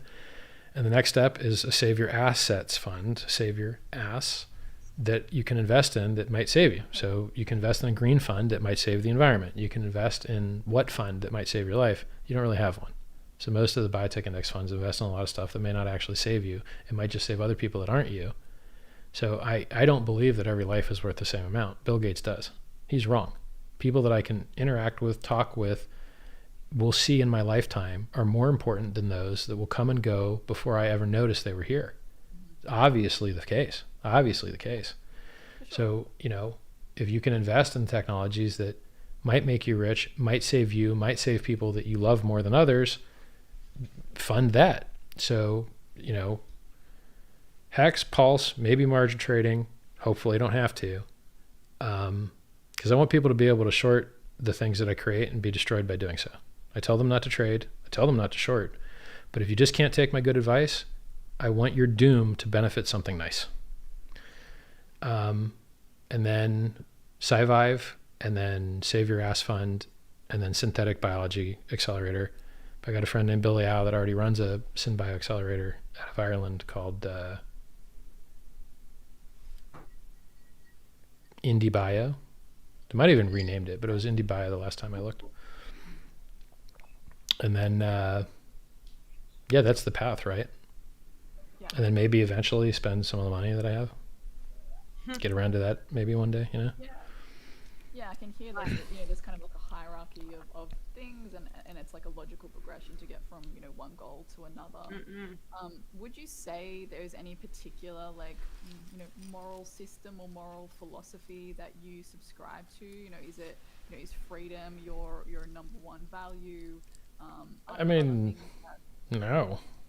I mean, the funny thing about freedom is the less you care about freedom, the more free you are. So if you're like, you know what? I'm never going to let anyone know my IP. Never.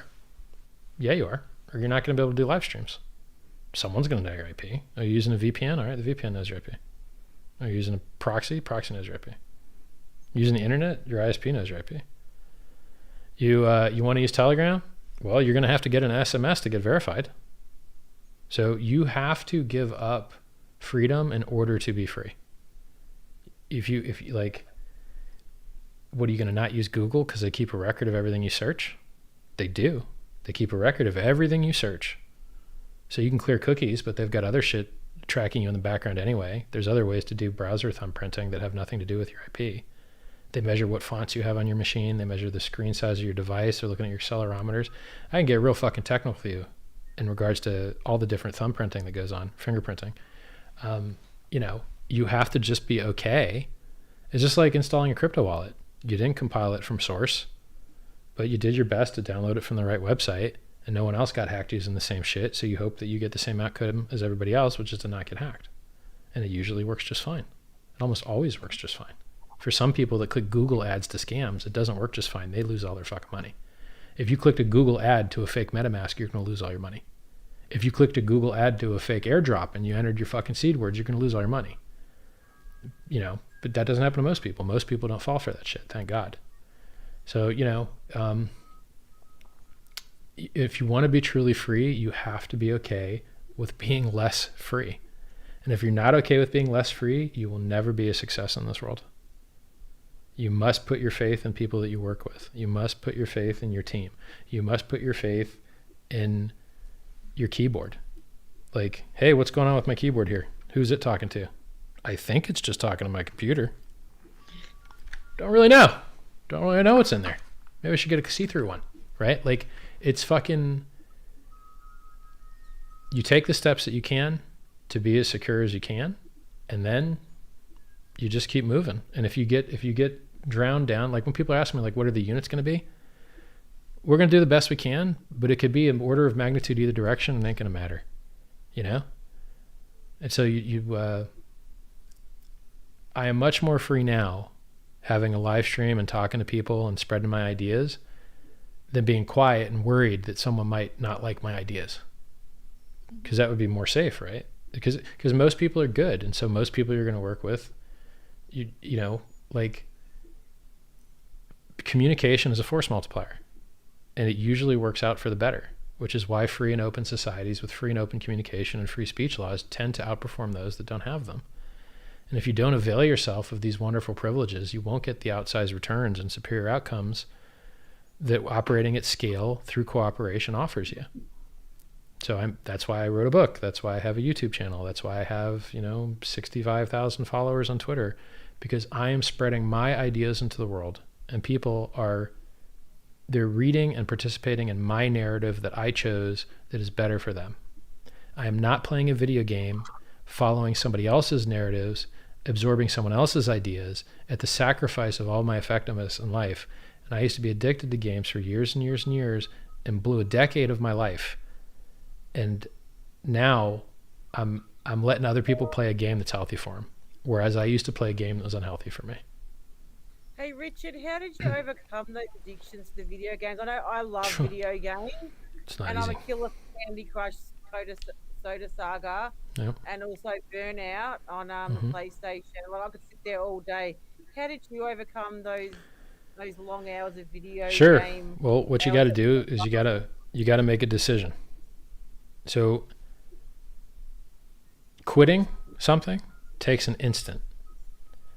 Waiting and fucking around for the years until you actually decide to really quit, that's what takes all the time. Actually quitting happens instantaneously. I don't play video games.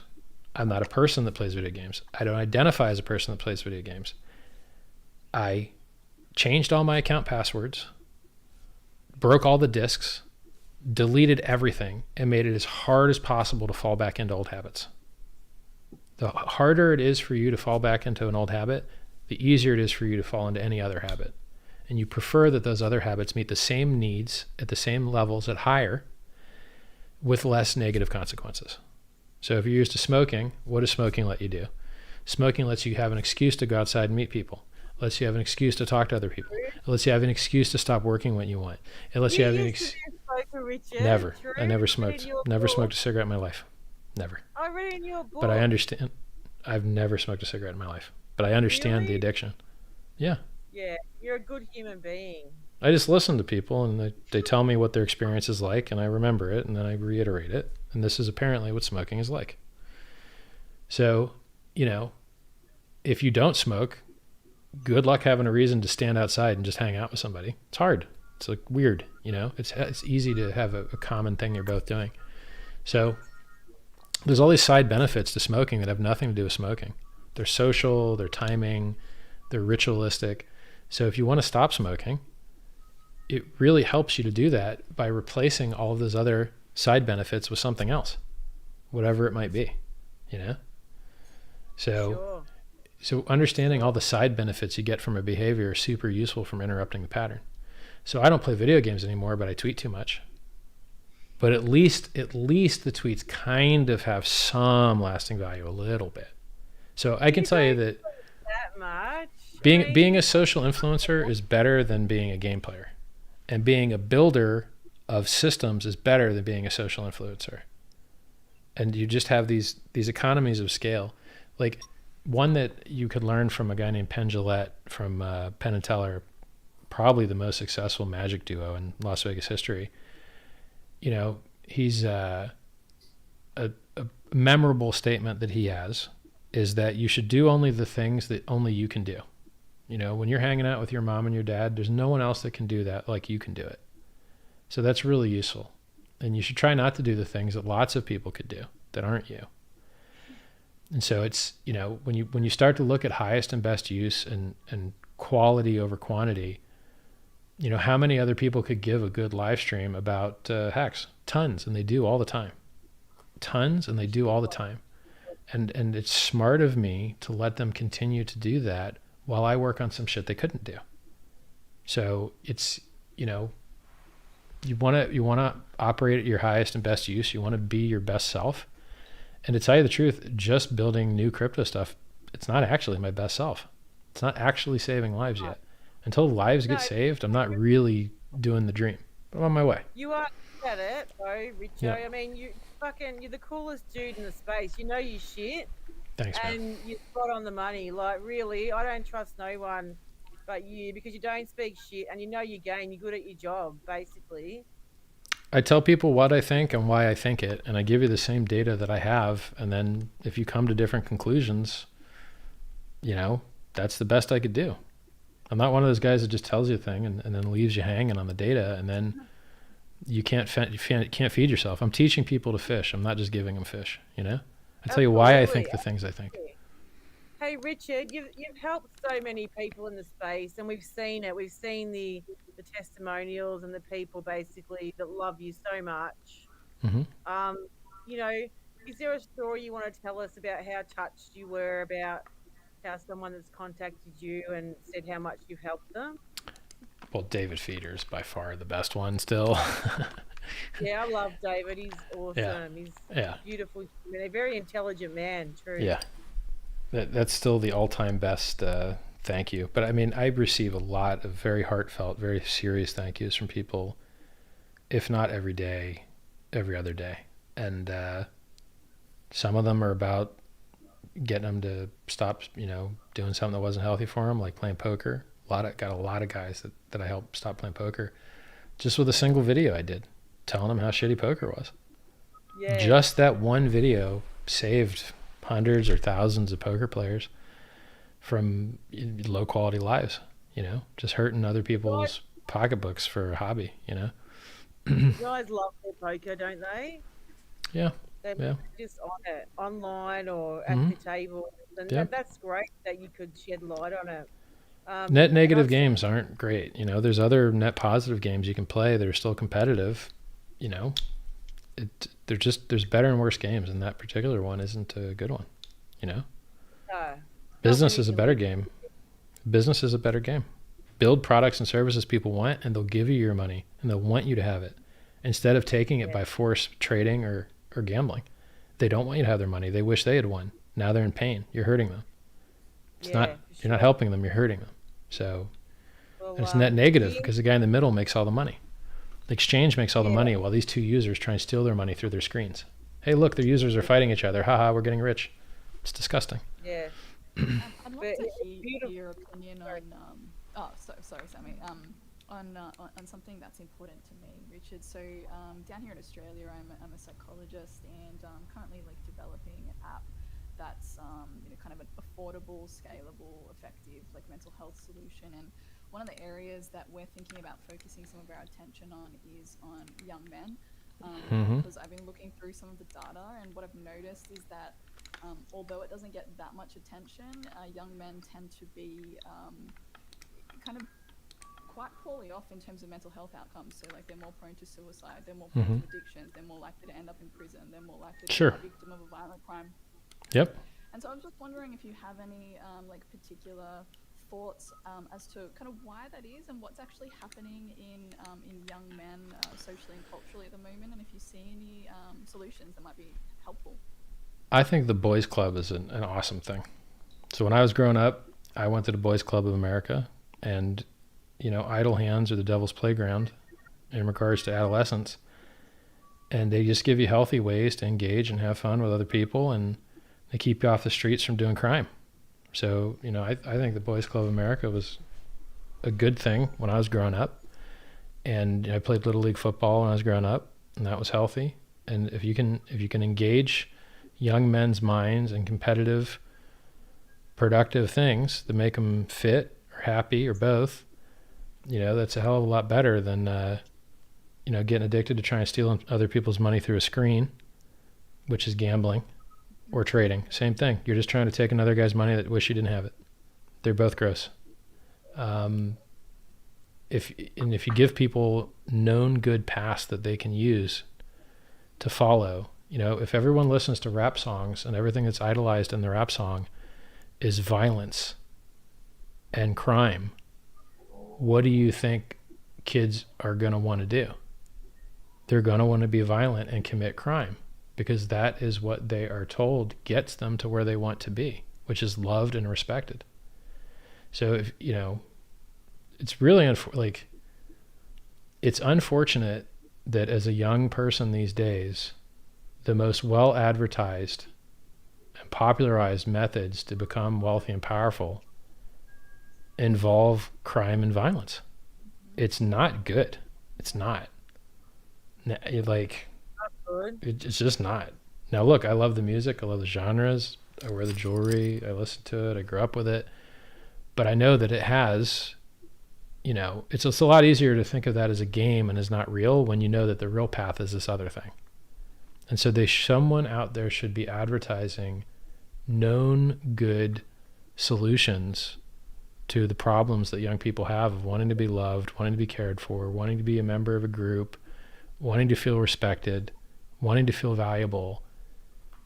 The more that you can give that to them, the healthier they'll be. Because once you put somebody on tilt, when these people treat me poorly, part of me wants to get vengeful with it.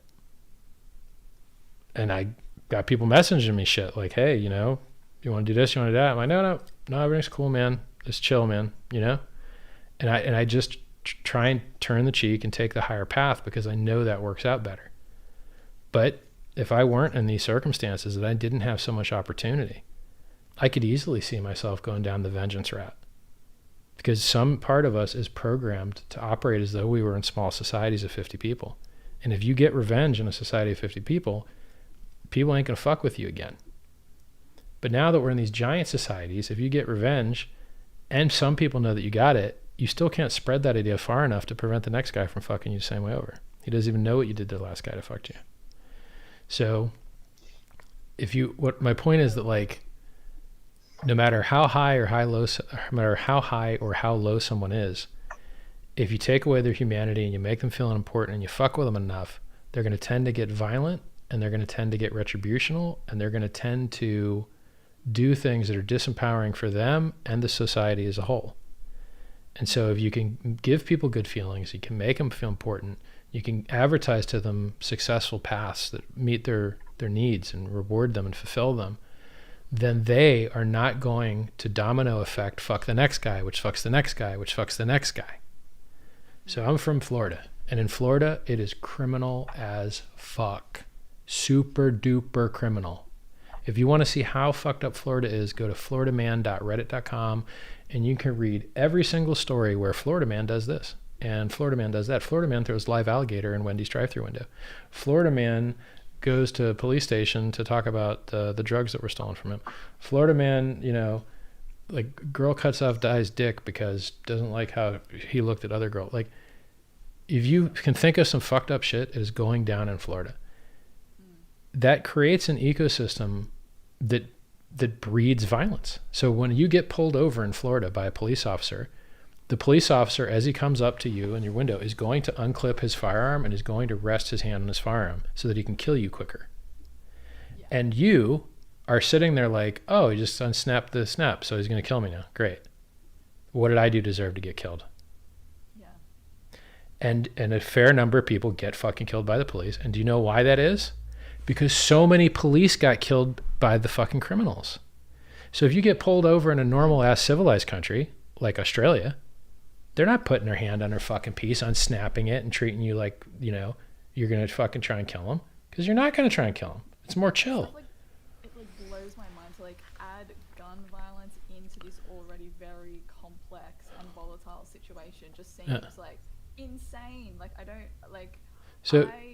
now would feel kind of afraid to visit America, and I used to love going, but it's kind of reached that point now where I'm like, man, I don't know that I want to go there because of. It depends on where you're going. Maybe it's nice in the middle, but when you get to the edges near the water, that shit gets lively.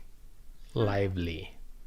Yeah. Because when I lived in Florida, you would see a car chase on TV, and you'd see the helicopter with the light, and then you'd see the light outside your window, and you'd be like, oh, that's here. The car chase is in my neighborhood. Interesting. Yeah. And then you would hear the helicopter shortly thereafter. In Miami, you get to hear and feel the car accidents happening around you. Most places in the world, you'll see a car accident after it happened, but you didn't get to hear the crunch, the smash. There's a certain noise that cars make when they ram into each other. You get to hear that shit all the time in Miami. And you even get to be participant in it, Bunch of traffic comes to a stop. You stop, next guy, he don't stop. Rear-ended. You're like, oh, fuck. Didn't know I even had muscles here. Boy, these are real sore next day, And you're playing demolition derby. You're playing Wild West with the firearms. The criminals want to fuck you up, and the police want to fuck you up. If you could choose not to live there, I fully support choosing not to live there, because the middle of America ain't got that. Most countries don't have most of that shit. Most countries do not have these problems that, as an American, you just think are normal. You're like, oh yeah, my friend got shot in the mouth. Probably was doing the wrong thing.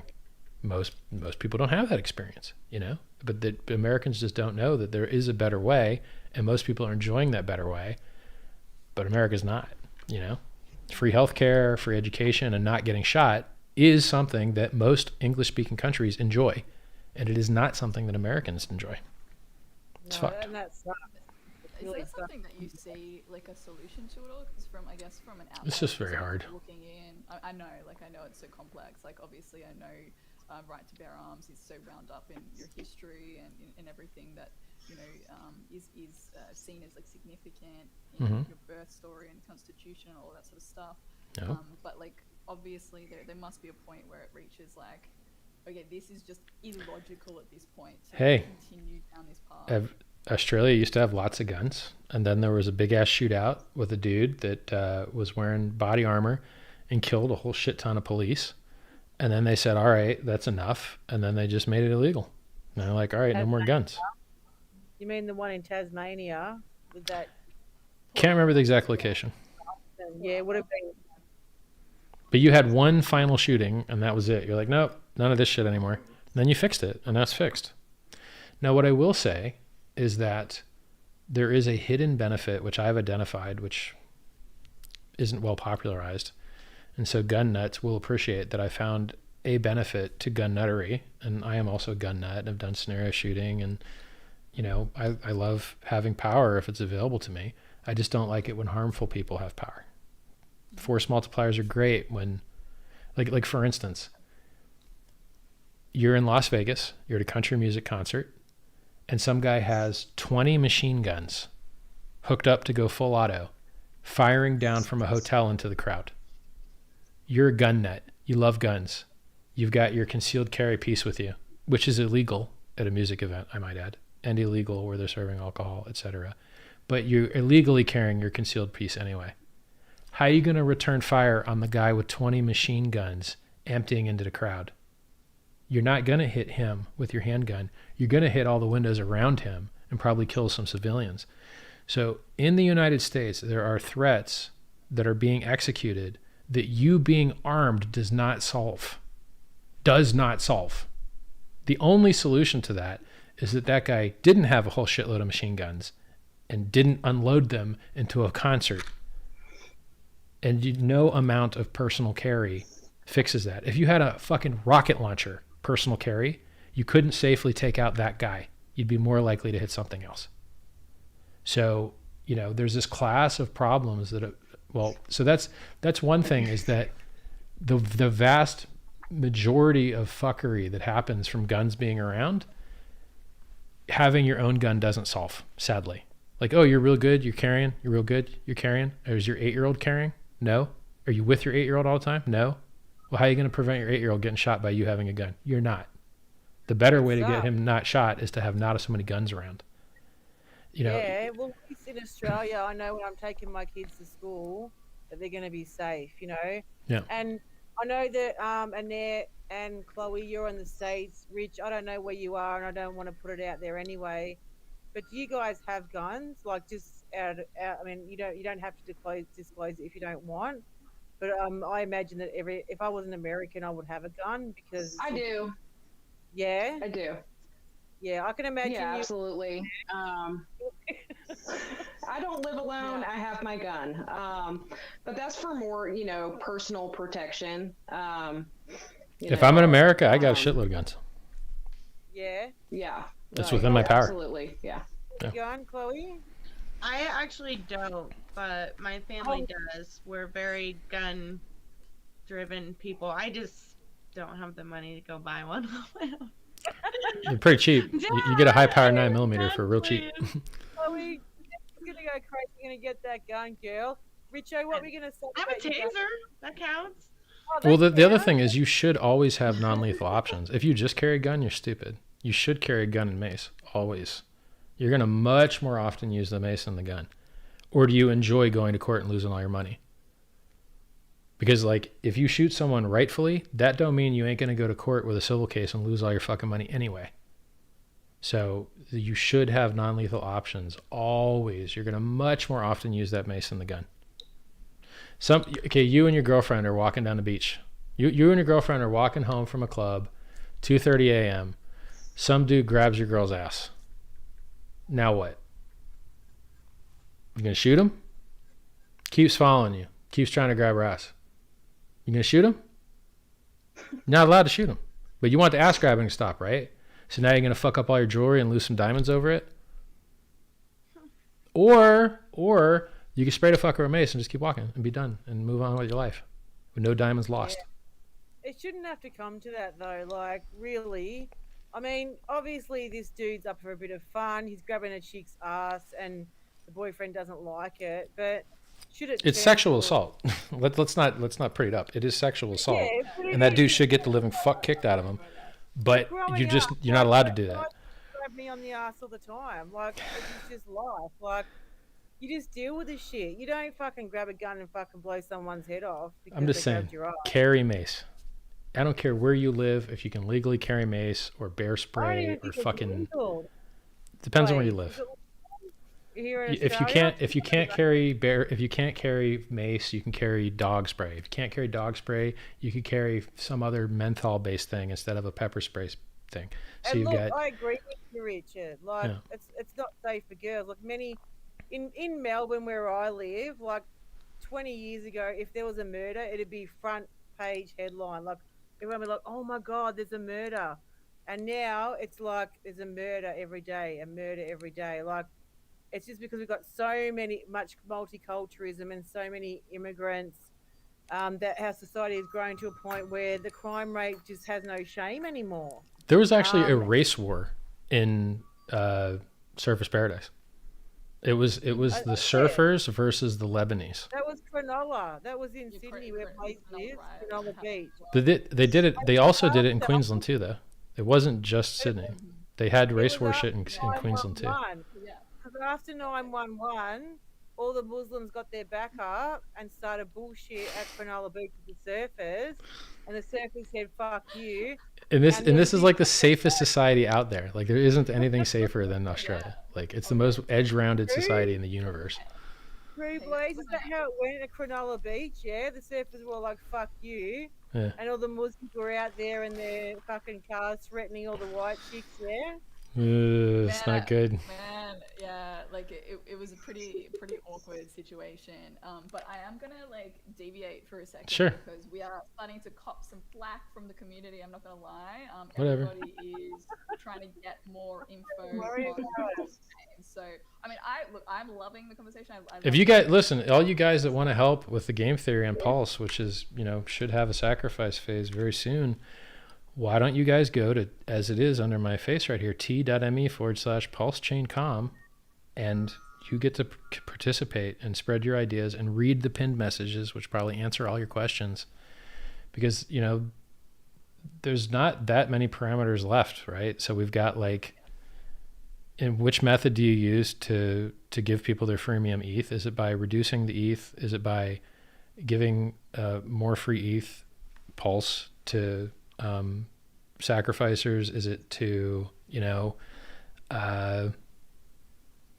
what does the liquidity farming thing look like, if there is one, which I kind of would like there to be? Is there a treasury? What does that look like? Because these are just a couple mechanics that I think have found great success in other projects, which I'm not the biggest fan of, but they're so successful in practice that if they can exist there, then perhaps they should. But other parameters are pretty well settled, right? Like the number of validators doesn't really matter. It's, probably going to be 20 to 50 just because I know those parameters work. The blockchain timing, we know. Questions, Richard. Go ahead. Sure. Yeah. So can you talk more about the sacrifice period and how similar it is to the Hex AA? No similarity at all. The differences and the similarities. None at all. The problem with the Hex AA was that you could predict that the people that bought day one wouldn't do that well because it was very similar in mechanic to the EOS launch, and the people that bought day one on the EOS launch also didn't do that well compared to people that bought a month later. So, right. You can, and I published those charts. I published the EOS charts. I published the data. I published the source from the data. I told everyone they probably shouldn't FOMO day one. They didn't listen. So, to some degree that helped price because those guys, since they bought at a higher ratio or transformed at a higher ratio, they didn't buy because you can't buy something that doesn't exist. They minted their coins themselves. Mm-hmm. Therefore, they mined into existence their own coins at a ratio which didn't allow them to dump the price later very hard because they had already valued it at a diluted value of like $1 billion at day one. And you're like, okay, maybe, so for this ratio to go up, someone's going to have to start valuing it like 2 billion fully diluted and stuff. And you're just like, it's really hard on day one. When you take 2 years of pent up demand and release it on one day, you're very likely to get a dip with that type of mechanism where there's a standard amount coming out every day that can be minted.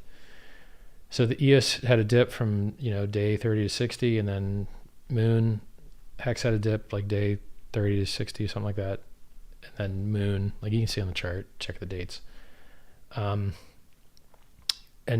if you use a bonding curve where the next guy has to get a worse ratio, and, then there ain't no dip. And if you can't sell because it doesn't exist and it's launching with no value, then you can't have a dip. And so this mechanic where the guys that get in the earliest can do better than the guys that get in after, it's kind of nice if you want to align with how most people tend to FOMO day one, so this I believe will be. Yeah. Now, I mean, I've got some other mechanics in there where, I think in the real world, if you are willing to buy a lot more of a thing, you should get a better deal on the thing. That makes total sense. I mean, that works everywhere. Yeah. And we can tend to simulate Go ahead. I was just going to say, is there going to be a fixed amount of X coins that can be claimed every day? No, there's not going to be any daily anything. There's not going to be a daily anything. Okay. That's not going to happen. Because if you do the daily anything and you don't want to dip, you have to with perfect knowledge, know the shape of future demand, invert that future demand, and apply it to the supply. And you can't know that. You cannot know that. So I tried to account for extra demand on day one by doubling the supply day one. Wasn't enough. So I even tried to account for some of that shit, but it wasn't enough. So, and this was in the Hex launch. So in the Pulse launch, I think a bonding curve. So we don't want people to be able to front run and make more than someone else that got in a second earlier. That's stupid. We do believe that people that put in more should be rewarded for doing so. I do like the mechanic of competition, and therefore like a silver, gold, bronze to get the guys that are at the heavy end of the power law distribution where they're just whales and they have like a ton. Like a ton of the Hex price performance is a whale that just bought the hell out of it. It happens to have hundreds of millions of dollars ETH. Cool. Wish we had more guys like that. It's awesome, And I would imagine, looking at this distribution of other coins, including Ethereum, the vast majority of coins in cryptocurrency have in excess of 60% of their supply in like 20 wallets. It's just like crazy, So this power law distribution means that if a project does well, numbers wise, it's usually because the whales liked it. Usually, because the whales have all the money. That's how it usually goes. There are exceptions to that, like Ponzi schemes are an exception to that because they're primarily retail driven. Unfortunately, they get scammed and lose all their money, but it is an example of, actually, I might even be wrong about that. Maybe Ponzi schemes actually do have a power law distribution in them as well. Like you'd have to see plus tokens deposits and Forsages deposits and Safe Moon. These are all legitimate Ponzi schemes. And you could look at their distribution of depositors and try and get a shape out of it. But you don't need to do any of that if you just use a bonding curve. So examples of tokens that have used bonding curves, Bancor raised 150 million with a bonding curve at the end of 2017. Ton Network raised, I think, $1 billion or something. Like Telegram was going to launch their own network called TON, the Telegram Open Network. They chose not to do it because they got slapped by the United States Securities and Exchange Commission, which we call the SEC. So they ceased their token launch and refunded their users some of the money. Interesting. Most of the money, but not all of it. And they used a bonding curve where, each token you had to buy at a billionth more price than the last one. And so, right now I just pulled out of my head and I'm like, so I know bonding curves work. Tons of NFTs use bonding curves. And if you think about the way normal order books on exchanges work, the farther you go up, the thinner the order book gets. And so you do pay higher and higher prices the further you push into an order book. And so bonding curves tend to simulate rather normal pricing behavior, except you remove the counterparty that has to keep moving their asks and you just have an algorithm do it. Some bonding curves you can sell back into. I'm not really a fan of that, right? The network doesn't exist yet. The token, like you when you sacrifice, you're just sacrificing. And then if one day someone gives you something for free that happens to be exclusive to you, cool, lucky you. You know, and if there's really cool game mechanics into how you sacrificed, and you got, you know, the society that you're in said that, oh, this person did more, so we value it more. Oh, this person did it earlier, so we value it more. Those are all completely reasonable and mirror the way that we value most things. You know, like first, the early bird gets the worm. We understand it. So to give you specific numbers, go ahead. I was just going to ask. Apologies if you've already answered. Sure. The X placeholder token after the sacrifice. It may not even be a token. See, that's the thing, right? So when the Uniswap airdrop occurred, did they airdrop it to people that held a specific token? No. They airdropped it to people that had provided liquidity or had used their system. Okay. That's it. When the Torn project, which is Tornado.cash, airdropped its users, did it airdrop someone that held a specific token? No. They just airdropped people that had this property. They airdropped addresses that had the property of doing something else in the network, which was use a specific contract, which happened to be their contract. When, you know, so this concept of giving free valueless tokens to a certain set of people has been done hundreds of times. You know, like it's standard that this is what happens. Free stuff gets given to people of a certain trait. If you go to the Academy Awards, you're getting free stuff. Is it because of the color of your skin? No. Is it because of your height? No. Is it because of your gender? No. It's because you went to the Academy Awards. So, you know, if you go to Costco and you get a toothpick with some food on it, it's because you're in Costco. That you're a member of the set of people that went to Costco and walked by this vendor who's handing out free food. So giving free stuff to a specific set of people is legitimate and awesome and common. And in this case, I want the set of people to consist of those of the political belief that fees on blockchain should be affordable. And then to prove that you're serious about what you're saying, you're going to sacrifice. And you're going to sacrifice in a way that you're never going to benefit from. So the money that you lose, someone else might benefit from it, but you're not going to benefit from it because it's a sacrifice. So Bitcoin miners sacrificed money to hardware manufacturers and electricity companies so that they could get Bitcoin, that they minted out of thin air, but they had to pay mining companies and electricity companies. Ethereum was brought into existence by people sacrificing their Bitcoin. Hex was brought into existence by people sacrificing their Ethereum. And now Pulse will be brought into existence by people sacrificing a lot of different stuff. So it's some of these mechanics aren't identical. So for instance, Ethereum had a common pool with an expectation of profit solely from the work of others. And the United States Securities and Exchange Commission deemed that it was a security. However, it transitioned into being not a security by having sufficient decentralization, to coin a term from James Clayton. So, you know, to the end user, how important these nuances are, I'm not sure. But to me, the nuances are super important because this is the difference between lawful and awesome and well-designed and less. Now, by the way, the less lawful stuff has worked out for a lot of people. So EOS was a security. ETH was a security, and they're doing just fine.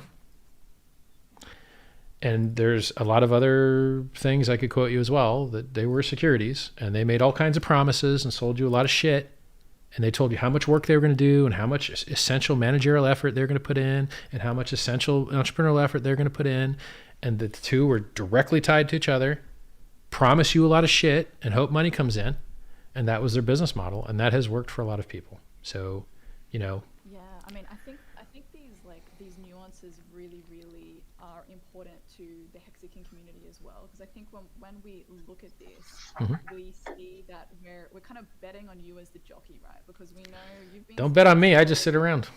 That's all I do. In your undies, I sit around and buy expensive clothing. But okay, let's take you out of the equation then and say that as a community, we're all very, very certain about these. I do come up with good ideas. And if people execute the good ideas, cool shit usually happens. Yeah. Absolutely. We're basically trying to understand these nuances so that we can support this project as best as we possibly can. And I mean, if you want to, so I have this dilemma. Like, I could explain this to you so easy, but then and tell you why I know this shit works, but I don't really like shilling other shit. So I know there are projects that have different components of this that are doing exceptionally well. And so like, it's like, okay, if you go to pitch somebody an elevator, you could tell them 50 things they don't understand, or you could tell them it's Uber, but for construction delivery. It's Airbnb, but for corporate space. It's eBay, but for only this vertical of stuff. And you can just really make super easy analogies like that. Like Hex is Bitcoin, but with a proof of work change. We do proof of weight instead of proof of work. Yeah. And you're like, oh yeah, that makes sense. Okay. So I could tell you that Pulse is BSC, but probably more decentralized. There's a rumor that all of the Pulse validators are really just CZ himself. I saw a funny JPEG on the Twitter where it was like a CAPTCHA, like a Google CAPTCHA thing, where you had to select the BSC validators, and it was just 9 pictures of CZ in different outfits. That shit was hilarious, right? Yeah, I saw that. So like I'll do this because we're so far into the stream. The people that are here are probably hardcore people, so I'll share these Easter eggs with you that I just wouldn't share with people normally. Oh, Yeah, we're pumped, man. Pumped. All right, here we BSC has go. more active addresses on it currently than Ethereum. A single fork of Uniswap that's enriching the forkers instead of the actual Uniswap founders, called PancakeSwap, is doing more transactions itself than the entire Ethereum network. The problem with so what's the problem with BNB or BSC, which is the Binance Smart Chain? It's not really decentralized. And they enriched a bunch of copycats instead of the original teams. So the people that copied Uniswap are getting rich on it instead of Uniswap. That sucks. That's not cool. They use a multi-chain format, which increases attack surface and reduces reliability. So in Binance Chain, you're staking Binance coin to be able to validate Binance Chain. And then they're not doing fee burning. But since Binance coin is like the native coin, they do their own centralized burning from their centralized company that will stop when they've burnt half the coins. So, you know, the mistakes that they made are multi-chain, not as good for security, no fee burning, not as good for price performance, but you'd have to measure how much they're burning on their other thing, which I don't have time to measure. Centralization's probably not legit. It's probably just CZ 9 times, you know. I'm speaking out of my ass in regards to this, but you know, this is the common belief, is that it's just not truly decentralized, which, listen, if there's no attacks, truly decentralized isn't worth much. Decentralization is worth something if there's attacks, and then it's very useful. But if you're not attacked, less security is just better. They're using, so like a lot of the parameters we're using the BSC parameters because I know they work for billions of dollars now. So the maximum number of validators in BSC is 41, you know, so I know anything from a range of 21 that EOS uses to 41, which BSC uses. And this isn't the only fork of Ethereum. TRX is a fork of Ethereum. Maddox is a fork of Ethereum. XDAI is a fork of Ethereum. Something called Boro is a fork of Ethereum. There's just shitloads of forks of Ethereum, and some of them are doing volume, and I can see that the parameters work. So for instance, I think Matic has like half-second blocks. At least their white paper said they did. I haven't actually checked the block explorer to verify it. BSC is using 3-second blocks.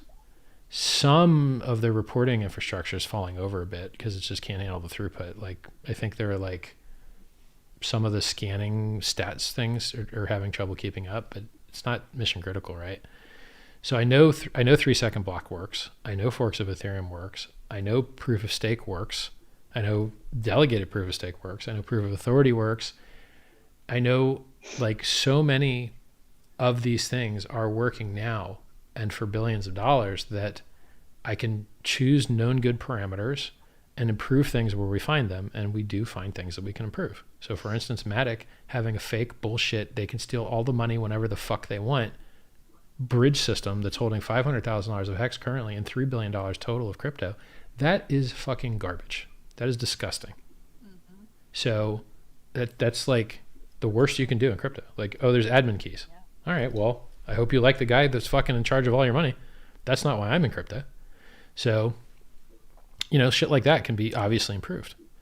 What else? Having a single chain. So when we get all of our validator rotation and staking rewards on a single chain, you're not having to maintain 2 code bases with 2 executables with 2 chains and cross communication and relays and incentivizing the relays. It's a whole bunch of fuckery. So to do what BNB did with their BSC fork actually involved like a shitload of middleware and just clunky, very kludgy, very clunky, but working. Yeah, it seems like a lot of like points of failure. Yeah, it's not ideal, but it is working for them. So, our system will be more secure. We'll have less points of failure. We'll have less attack surface. Does have fee burning directly in it. But, if you just said like BSC plus state, you'd be like, yeah, that makes sense. Yeah, let's reward the original founders instead of the fucking copycats. That's a great idea. Let's save and make Ethereum more valuable by reducing the load on it, by letting those people that are getting destroyed with $20 fees to transact, $50 Uniswap fees, and $20 to send an ERC20. Let's get rid of that shit and save all the Ethereans and make Ethereum more valuable by reducing the load on that network and, putting it on Pulse. So, so the shortcut, the Easter egg is you could just say like BSC plus state, but there's more to it. Like but all that extra stuff is like nuance, like if people don't understand software design and modularity and attack surface, then they're done. And you really have to know the inner workings of both chains. So there's not too many dual chain systems out there. Most are single chain and it is better. I think it's good having these like just simple things that we can talk to people about though. Like Right. with Ethereans, we can talk about the fact that the fees are going to be lower. With anyone who's on Binance Smart Chain, we can talk about the fact that I think we should freemium all the BSC guys. I think we should freemium the BSC guys, and I think I'd like to see a bridge to bridge value over to that ecosystem because there's users there. So why wouldn't they want to take advantage of Pulse shares, or why wouldn't they want to take advantage of all like if you're a guy and you're really hot looking, how do you say this? If you're not the hottest dude amongst your friends and you go out, the hot dude's going to outpull you and you're going to get pissed about it. That's how it usually goes. And if you're a girl and you go out with your friends and the hot chick is single, she's going to pull a dude and you're not unless you're as hot as her. And that's usually how it goes. I think Hex and Pulse are the hot dudes and hot chicks. And I think that if you let other people know about them and they enter people's mind space by either hatred or likeness or freemium or however they get to hear about Hex and Pulse, I believe that these projects are so well designed and have such good throughput and such good price performance, at least, Pulse doesn't have price performance yet, but I believe in these designs so much that if people just discover they exist, they're going to switch to them. And, so I see an advantage to letting other people interact with the ecosystem. Absolutely. And I know as well that there are a lot of Hexicans who are really passionate and really serious about becoming Pulse whales. And so I guess for you, would there be anything else? Here's the other thing, by the way. Mm-hmm. Since the way that basically like our validator logic is the same as BSC's, except BSC they didn't have a sacrifice period. You had to be a BNB whale. Okay, who do you think the BNB whales are? Dun dun dun, right? So it's like, that's the reason I think that we may have a more diverse group of validators, just because you don't already have like an entrenched whale class. You have like new people entering. We'll see. I mean, like a lot of stuff's hard to like how many ultra mega whales are going to participate in Pulse? I don't know. You know, like how many? I'm gonna participate. I'm Yeah. gonna be a whale. Yeah. I mean, I know this is something that's like seriously being spoken about, but I guess is there sort of just anything else that you would suggest that people be thinking through in their minds if they are serious about, you know, capturing a significant market share of Pulse, or, you know, becoming a Pulse whale? I Sort of any factor that I believe that the sacrifice phase is going to definitely be more advantageous and get you more goodwill for your sacrifice dollar, your dollar equivalent sacrifice, if you're in the first 3 or 7 day period, where I think we'll just round everybody into, you know, the system parameters that I'm looking at don't have like gaps in them, you know, like, Yeah. so the daily thing, it tends to have that gap problem, and I'm not excited to see that again. So, and to tell you the truth, when Hex launched, I thought that it would have trailed off quicker. I thought that every day someone claimed, it would greatly reduce the number of coins available that day. But then when you analyze the code, you're like, actually, that reduces the amount available across the whole rest of the phase. So it averages that out, and you're like, fuck. Well, that breaks the feedback loop. Like, you wanted people to feel like a good dopamine hit, that a big claim made less available that day. That would have been ideal, but that's not what happened. I was like, So, shit. Richo, are you saying right now, just to clarify, that everyone should FOMO in the first 7 days, unlike Hex when you said not to buy day one? I think the only way that you might be able, I don't know of any, with the systems that I'm looking at with bonding curves, if you just get a better ratio if you get in early.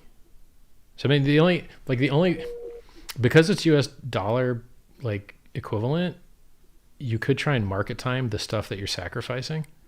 But assuming that you can't market time the stuff that you're sacrificing and that its value is just what it is, you're going to get more bang for your buck earlier, or at least in that first rounding period.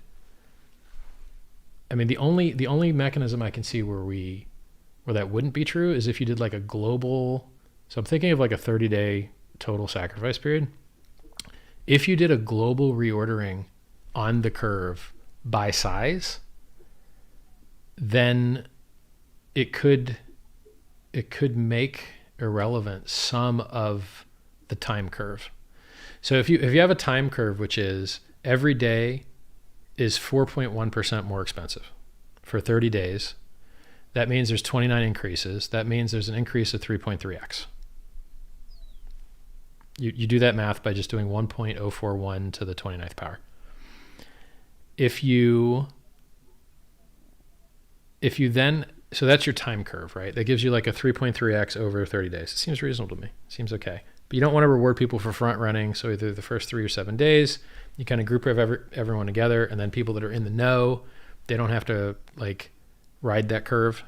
And you might have to change some of those numbers. Like if you group the first 3 or 7 days and you still want a 3.3x, you're going to need to like up the amount per day because you've got less days to ramp it since you're grouping the first group.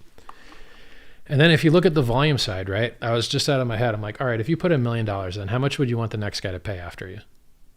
Well, you know, I don't know, 4%. Why not?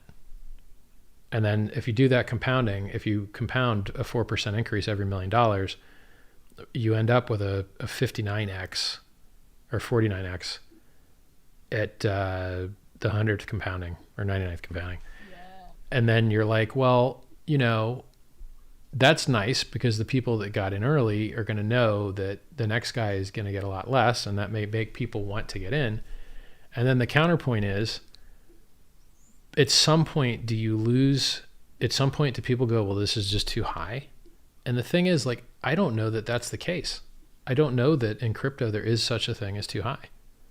It just doesn't seem to be the way that FOMO works. Yeah. Like the higher it is, the more people like it. I mean, Bitcoin's up 15% 50 million X or 5 million, no, 6 million X. Bitcoin's up 6 million X. Ethereum, you know, and when Ethereum launched, you could buy with one Bitcoin, 2,000 Ethereum when it launched. That's how they launched. Now, one Bitcoin buys 20 Ethereum. People talk shit all the time. Oh, Bitcoin's the best. Bitcoin's the best. Shitcoins suck. You're like, oh, really? Because the charts say you're stupid. The charts say that you don't know what the fuck you're talking about. So explain how one Bitcoin used to buy 2,000 Ethereum and now it only buys 20. Explain it to me. Genius, maxi retard. You know, like, it's just so fucking obvious. I show them the chart. I'm like, oh, look, Ethereum is up 3.2x versus Bitcoin over 600 days and making 3-year new all-time highs. Explain to me how Bitcoin is better than Ethereum. Let's count the transactions per day. Let's count the dollars in transactions per day. Let's count the fucking, you're like, there's no comparison. Bitcoin's getting the absolute shit kicked out of it, but people just won't look at the fucking chart. You're like, look, the chart says you're getting shit kicked in, man. All the metrics show you're getting your ass kicked, but they're too dumb to listen. I don't get it. If they'd taken my advice a year or two ago, when I told them Hex is probably going to outperform Ethereum, Ethereum's probably going to outperform Bitcoin, Bitcoin's probably going to outperform the dollar, guess who was right? I was right. Really, really right. People don't listen, you know? It's true, hey, it's absolutely true. So on the curve, I don't know what the perfect curve rate is. And that project I told you that was a failed, horrible, terrible project, they got 600,000 Ethereum at 1.2 billion valuation. And fuck valuation. They got $1.2 billion ETH in. That's what they got. They did that on a ramp of only 2x. Wow. So, you know, it's really hard to pick that ramp size. Man, I'm psyched. I'm so pumped. Hey, this is gonna be same. Like people don't even know. People don't know what's going to hit them. It's crazy. It's gonna be cool. We did have a super chat come through, and sure. Somebody was asking whether you believe that there's any way in which the gold, silver, bronze bonuses could outweigh like the day one FOMO where you end up. Well, that's the one thing that I was saying. Like that's the one thing that might be able to counteract time, is if you could kind of turn back time by being placed earlier in the curve or by getting some type of bonus multiplier by being a larger guy. Because like from my perspective, it's like how much it's obviously stupid to reward someone for being a second earlier than someone else. Because who did that benefit? Didn't benefit anybody. Yeah. And so you run into this issue where it's like, what are you trying to reward? Are you trying to reward speed? I don't think so. Are you trying to reward mass? I think so. I think rewarding mass is like super important. But you know, it's like, so let's do this as an experiment as a human. One guy gives you $1 and one guy gives you $1,000. Okay, now which guy do you like more? What? Probably like the 1,000. Like how much more? Like fucking a lot more. Like a whole lot more. Like a lot. And then, you know, when you look at the emotional like feels behind, you know, two parties, like if someone sacrifices like, you know, 200 million and someone sacrifices like 1 million, I think the 200 million guy should get like a fucking hookup of some sort, you know? And the only, sure. So in this instance, like a universal, so I'll give you another idea that I've had. You have a time curve, that's fine. And you have the early combine everyone to prevent like racing and front running garbage. It's like, you know, 3 or 7 day period before you start your time ramp. Fine. I think that's a cool idea. Never seen it done before. Yay me. Cool game theory. And then on the volume ramp, I mean, I think if you just reordered everybody on the volume ramp in order of their size, it could be really, really cool because now there's always a reason to add more, to put yourself back in a better spot. And there's always a reason to outdo another guy. And so you have like permanent competition with the thing that you're really trying to reward, which is size. Because like, to me, the time doesn't fucking matter at all, right? But like, so like, it may be the case that the sacrifice just reorders people on the volume. Like you could reduce the ramp to something that ain't no 60x. And then you could have people reorder themselves on that ramp based on their size. And then, you know, that could work too, because everyone's still going to be getting a fair shake.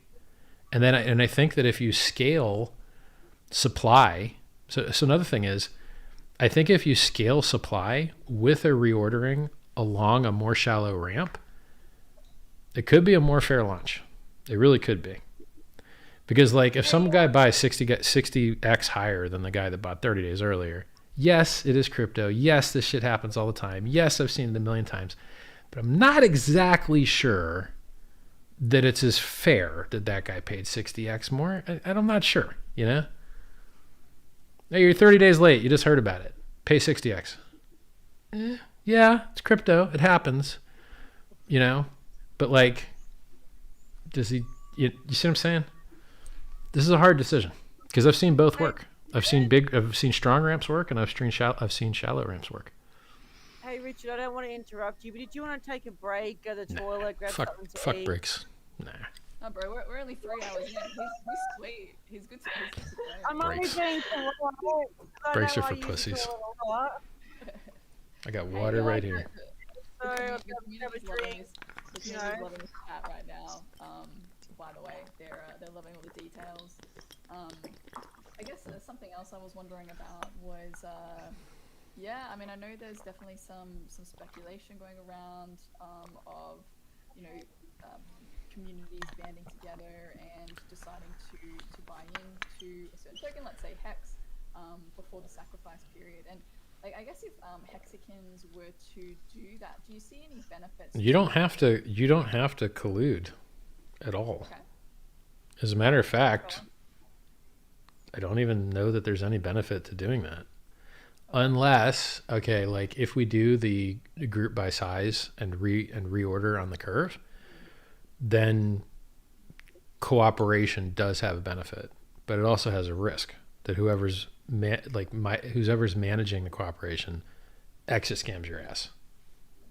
So, you know, it's...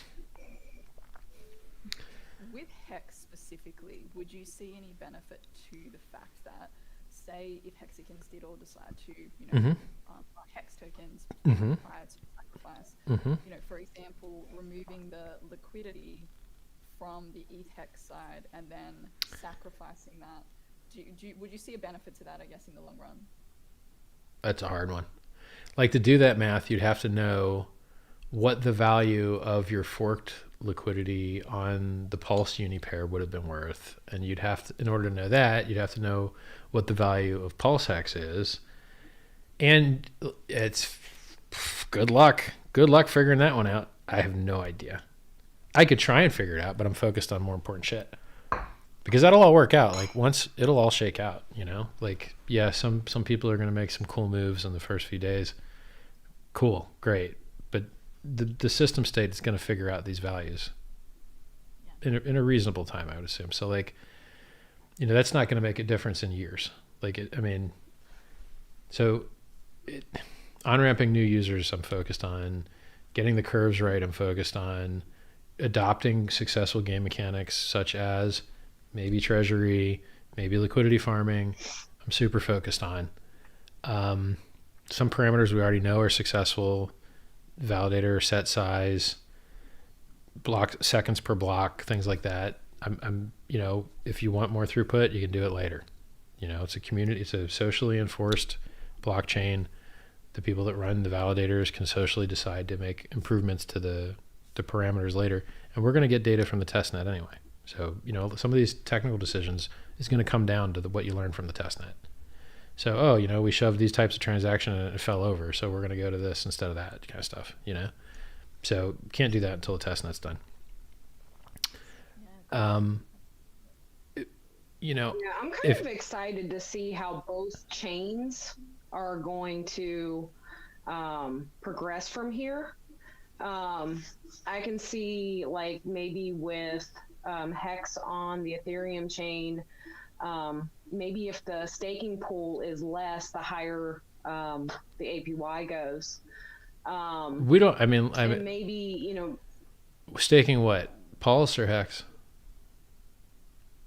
Because I mean, Hex. staking. Hex. I was talking about.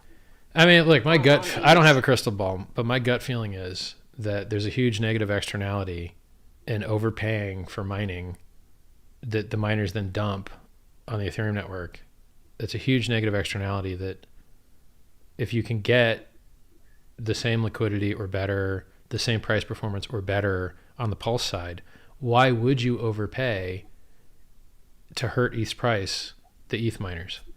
So, I mean, I could easily see a world where PulseChain captures a very substantial part of Ethereum's transaction, which should make Ethereum more valuable because the fees will be more like bearable. Ethereum has priced out a ton of use cases currently, and it's hurting its own price by overpaying the miners. The miners only sell. They don't buy. They sell. They buy electricity. They buy hardware. They sell the coin. So, you know, I think we can help Ethereum's value, help the user experience of the Ethereum network by reducing its load and reintroducing good use cases with the same exact code on a new network. And it's better and more wholesome than just everyone that forks Uniswap getting rich on yet another network. Oh, Matic forked Uniswap, so now QuickSwap's rich. Oh, BSC forked Uniswap, made PancakeSwap, so those fucks are rich.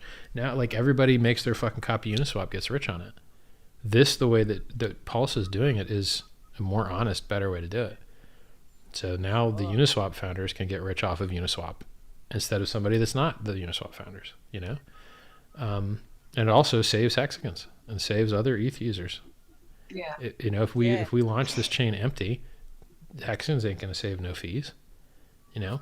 But now if it is the case that you have a better user experience with Pulse and it has the tokens that you want and it has the liquidity that you want and it has the user experience you want, you don't have to overpay somewhere else. And that could be a much more efficient system. And then if it could, I mean, look, I don't know how it's going to work out, but you could have like a runaway effect where, you know, why am I overpaying here? And then people move, and then the Pulse hex could become more valuable, and then the ETH hex become less valuable. And then people go, oh shit, the Pulse hex is getting more valuable. Well, I better sell this shit now and then move over. You could have, I mean, look, I don't have a crystal ball. Like, price discovery is a real motherfucker. It's hard to predict, but you know, if enough whales in Hex decided that they thought Pulse was worth more, if Pulse Hex was worth more than ETH Hex, then the price is going to go up on the one they see more value in. It's going to go down on the one that they don't. And then if the value goes low enough on the ETH side, then people might not feel bad about just letting their stakes burn instead of overpaying the miners to dump the ETH price, you know? And that's like, if you look at these systems from a closed ecosystem perspective, it is not useful for hexagons to be losing $25,000 a day for any reason, let alone overpaying miners to dump the ETH price. Which, I mean, 25 grand a day is no big fucking deal. But when you understand that there's thousands of other ERC20s in similar situations, and it's just bad for everyone that's involved. It's like there's a nightclub fire and everyone's trying to get out the same fucking door. It's bad for everyone involved. If you had slightly fewer people, everyone could get out safely. But as soon as you have too many people, it sucks for everybody involved. So we can make Ethereum better by launching PulseChain, and we can enrich the Ethereum users by launching PulseChain, and we can enrich the hexagons by launching PulseChain. There's so many good things. I made a really cool, if you go to t.me/PulseChain.com, you're going to find a JPEG that I made, which is, you know, the outline that I'm working from about the features and benefits.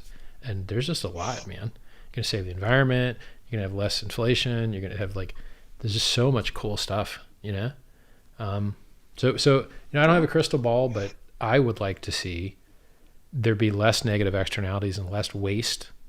And that means if the value of Hex on the Ethereum network was less and the value of Hex on the Pulse network was more, then it could save a lot of people a lot of user experience pain. Really sucks when you go to make a Uniswap transfer and it costs $50. Or I checked earlier in the stream and it was $25. It's actually cheap recently. That's too much goddamn money. It shouldn't cost $12 to send some ERC20. Yeah, I have a lot of no corner friends that I've talked to about Hex, and being a no coiner, they're kind of like, yeah, I kind of want to throw like a couple $100 in. And right now, I don't have an answer for them. It's like, well, let me get back to you in a couple months. So this news for the PulseChain was very exciting for me. I think I have to change something on my side to. I have to change a setting on my side. I'm afraid the stream will drop. Maybe it'll just fix.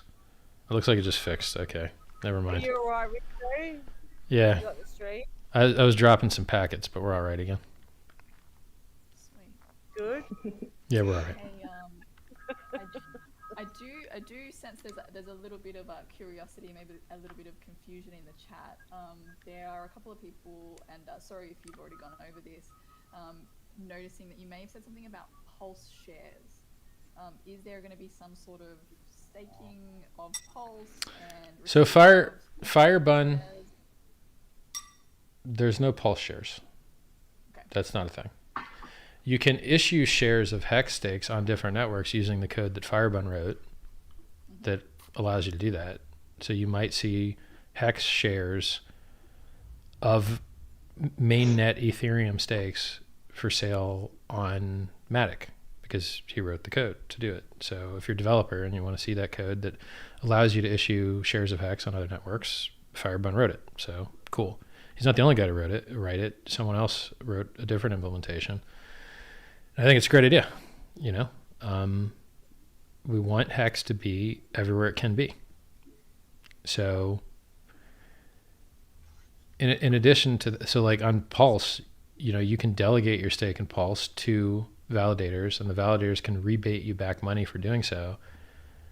And that helps maintain efficient validators, and it helps maintain rewarding the guys that it's hard to explain, so I'm not going to explain it. But basically, if you don't want a winner take all situation where the big gets bigger forever, there's a mechanic in the code, in the game theory, which rewards you for giving your stake to the guy that has less cost. So you reward like the not biggest guy because he can kick you back more money because he hasn't locked up more stake. And it gives you kind of a natural tendency to rotate through validators instead of just letting the bigger guy get bigger forever. It's kind of hard to explain to you the mechanic of how it works. Maybe I'll get around to like explaining it better in the white paper. But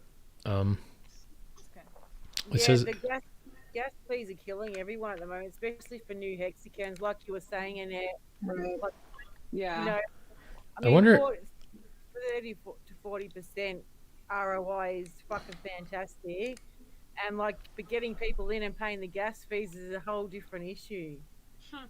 So yeah. Apparently, I had like got you guys to drop off the stream somehow or something, but you're back, I think. So people in the chat are complaining. They're like, "Where are the girls?" They're back. You'll be able to see them again soon. I can see you all. You just lagged. Stream. Yeah, they're back.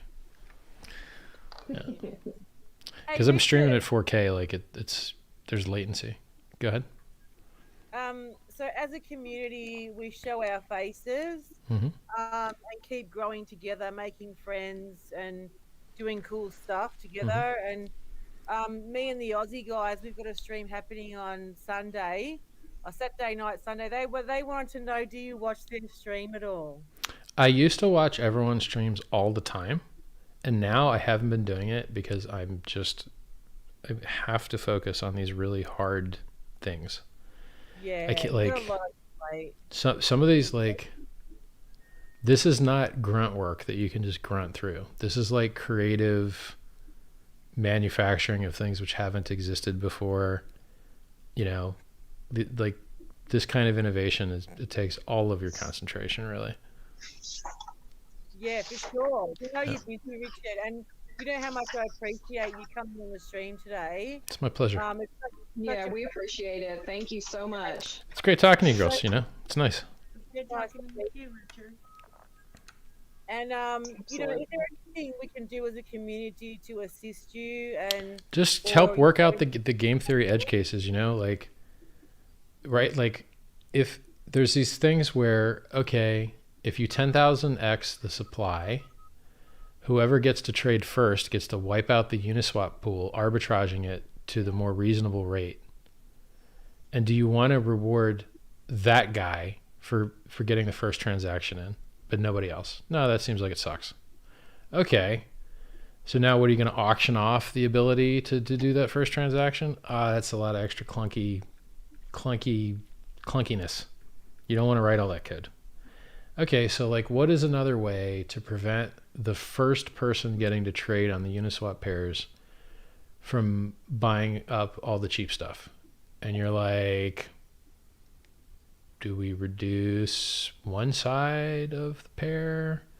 Do we, you game theory figuring, and then like, okay, what happens to people that have loans out? So there's contracts where people have borrowed ETH, and now ETH is Pulse, and so do they get liquidated? Who liquidates them? Who profits? And then you really want to have, and look, we've got time to figure these things out, because even while the sacrifice phase is running, this particular of which way to change the level DB values in order to create a new state tree, which is everybody's like balances, it's how it's stored in the Ethereum network.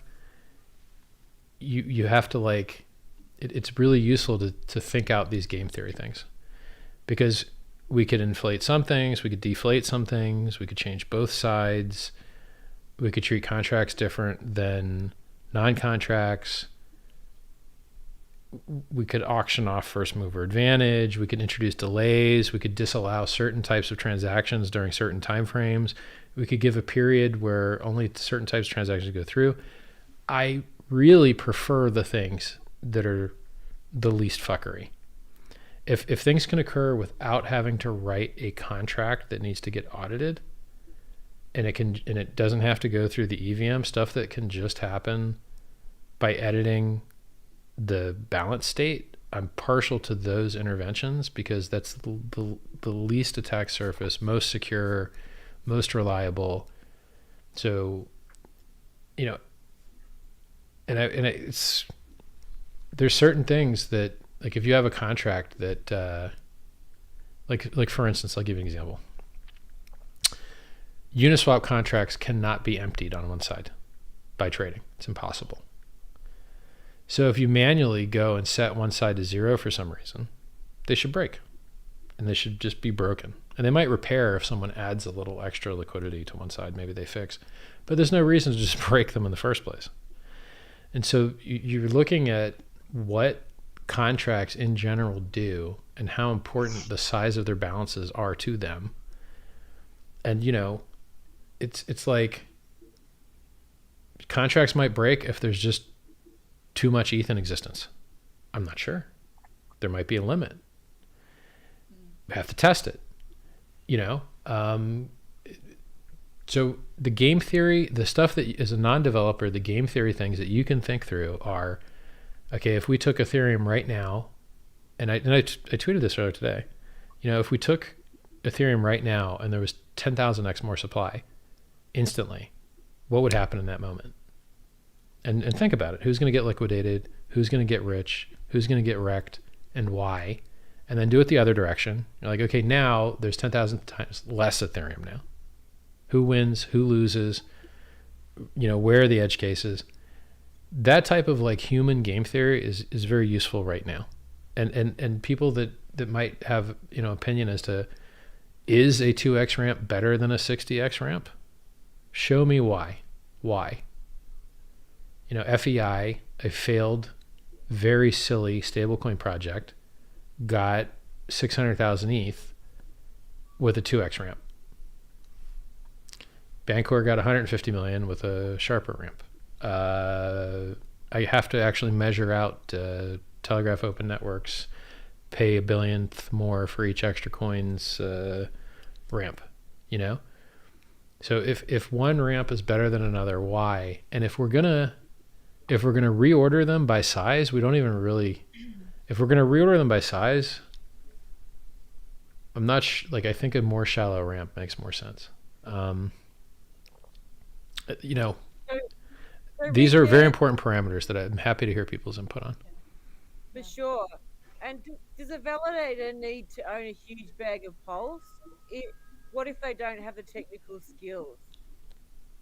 Well, why don't you just delegate your stake to a validator that doesn't suck, and then you get what you're supposed to get? Reap the rewards. Yeah, like if you're the world has no use for a shitty validator. If you don't have good connectivity and good uptime, you will actually lose money trying to be a validator. Because if you lie about the network system state, you're slashed, you lose stake. If you fuck up and you know, a cosmic ray causes a bit flip and you said something was valid that wasn't, you get slashed and you lose money. If you don't have liveness and your shit doesn't respond when it should, you lose some money, and that's how it works, right? So you don't want to be a shitty validator, you'll lose money. We only want the best. And so for you to be a validator, you've got to have the desire to be one and more stake delegated to you than, say, the 30 other people that want to be. So you've got to be top 30 or top 40 or, you know, top 33 is where it's at now, but it could be 50. The number is not really that important. It changes. I already answered this earlier, but basically, like, the larger your set of validators, the more likely it is that someone's going to hit a shittier validator, because there's a power law distribution in how good people are at computing and connectivity. So. Hey, Richo, so who do you think the smartest women are in crypto? Being a woman, interesting to hear it. Who do you admire? I mean, or respect? I tend to care about people's utility and not their color or gender at all. So in general, like, I don't care if you're purple or a smurf or human or imaginary. I really don't care. I care about what utility you have. So it's a weird question. I feel kind of bad answering it, but I'll do it anyway because it's popular. People care about genders. I mean, the smartest girls in crypto are actually transgender girls that stopped being girls. They started being guys. So there's a dude named I guess, the hell is his name? I don't know. There's like an ETH core dev that just, I don't know, came out as gay or bi, but I guess he's not trans. There's a Zcash core dev that's trans. There's just a lot of effective trans devs, which is interesting. But some of these started out as guys and they flipped to girls. I don't know. It's hard to keep track of them all. Do you like trans, Richo? I ain't falling for that shit. Hey, I got a no-win question for you, homie. Would you rather kill Jews or babies? Well, thanks for that question. I really appreciate that. Thank you so much. What about Jewish babies? We're all human beings, and you can say it if you want. Fuck that shit. Any of these, like, declare your preference between two parties things is like pure risk. Not the biggest fan. I know a lot of guys that find transgender women very attractive, but there's nothing wrong with that. You know, we're free for you to express your sexuality. Mm-hmm. Cool. So, subject for a yeah. second. Yeah.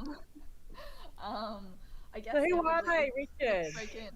I mean, there's this, like, there ain't many girls in crypto. There's not. There's fuck all. What about Crypto Finally, your best friend? She's retarded. She sucks. She's horrible. Very true story, that She's was. garbage. To be honest, I haven't actually seen a girl in crypto that's like building stuff. Like personally, like all I've really seen are like crypto, like. I mean, there's. Chicks and nothing special there, right? Usually, yeah, but there's some occasional outliers. Like you've got Caitlin Long, who's like a legislator that's working out of Wyoming, I think, that has a bank out there now. You've got this girl that works at the MIT Media Lab that does good blockchain work. You've got one of these girls that does security audit stuff that came down on the IOTA people really hard because they deserve it. You've got this Asian lady that does pretty good interviews called, I don't know, Unchained or some shit. She doesn't seem too dumb. She seems smart, I guess. You know, like but I mean, some of these people, I hate to even give them props because they don't show respect. So like, even if that lady does get interviews, it's like, hey bitch, I'm up in your thread saying hi.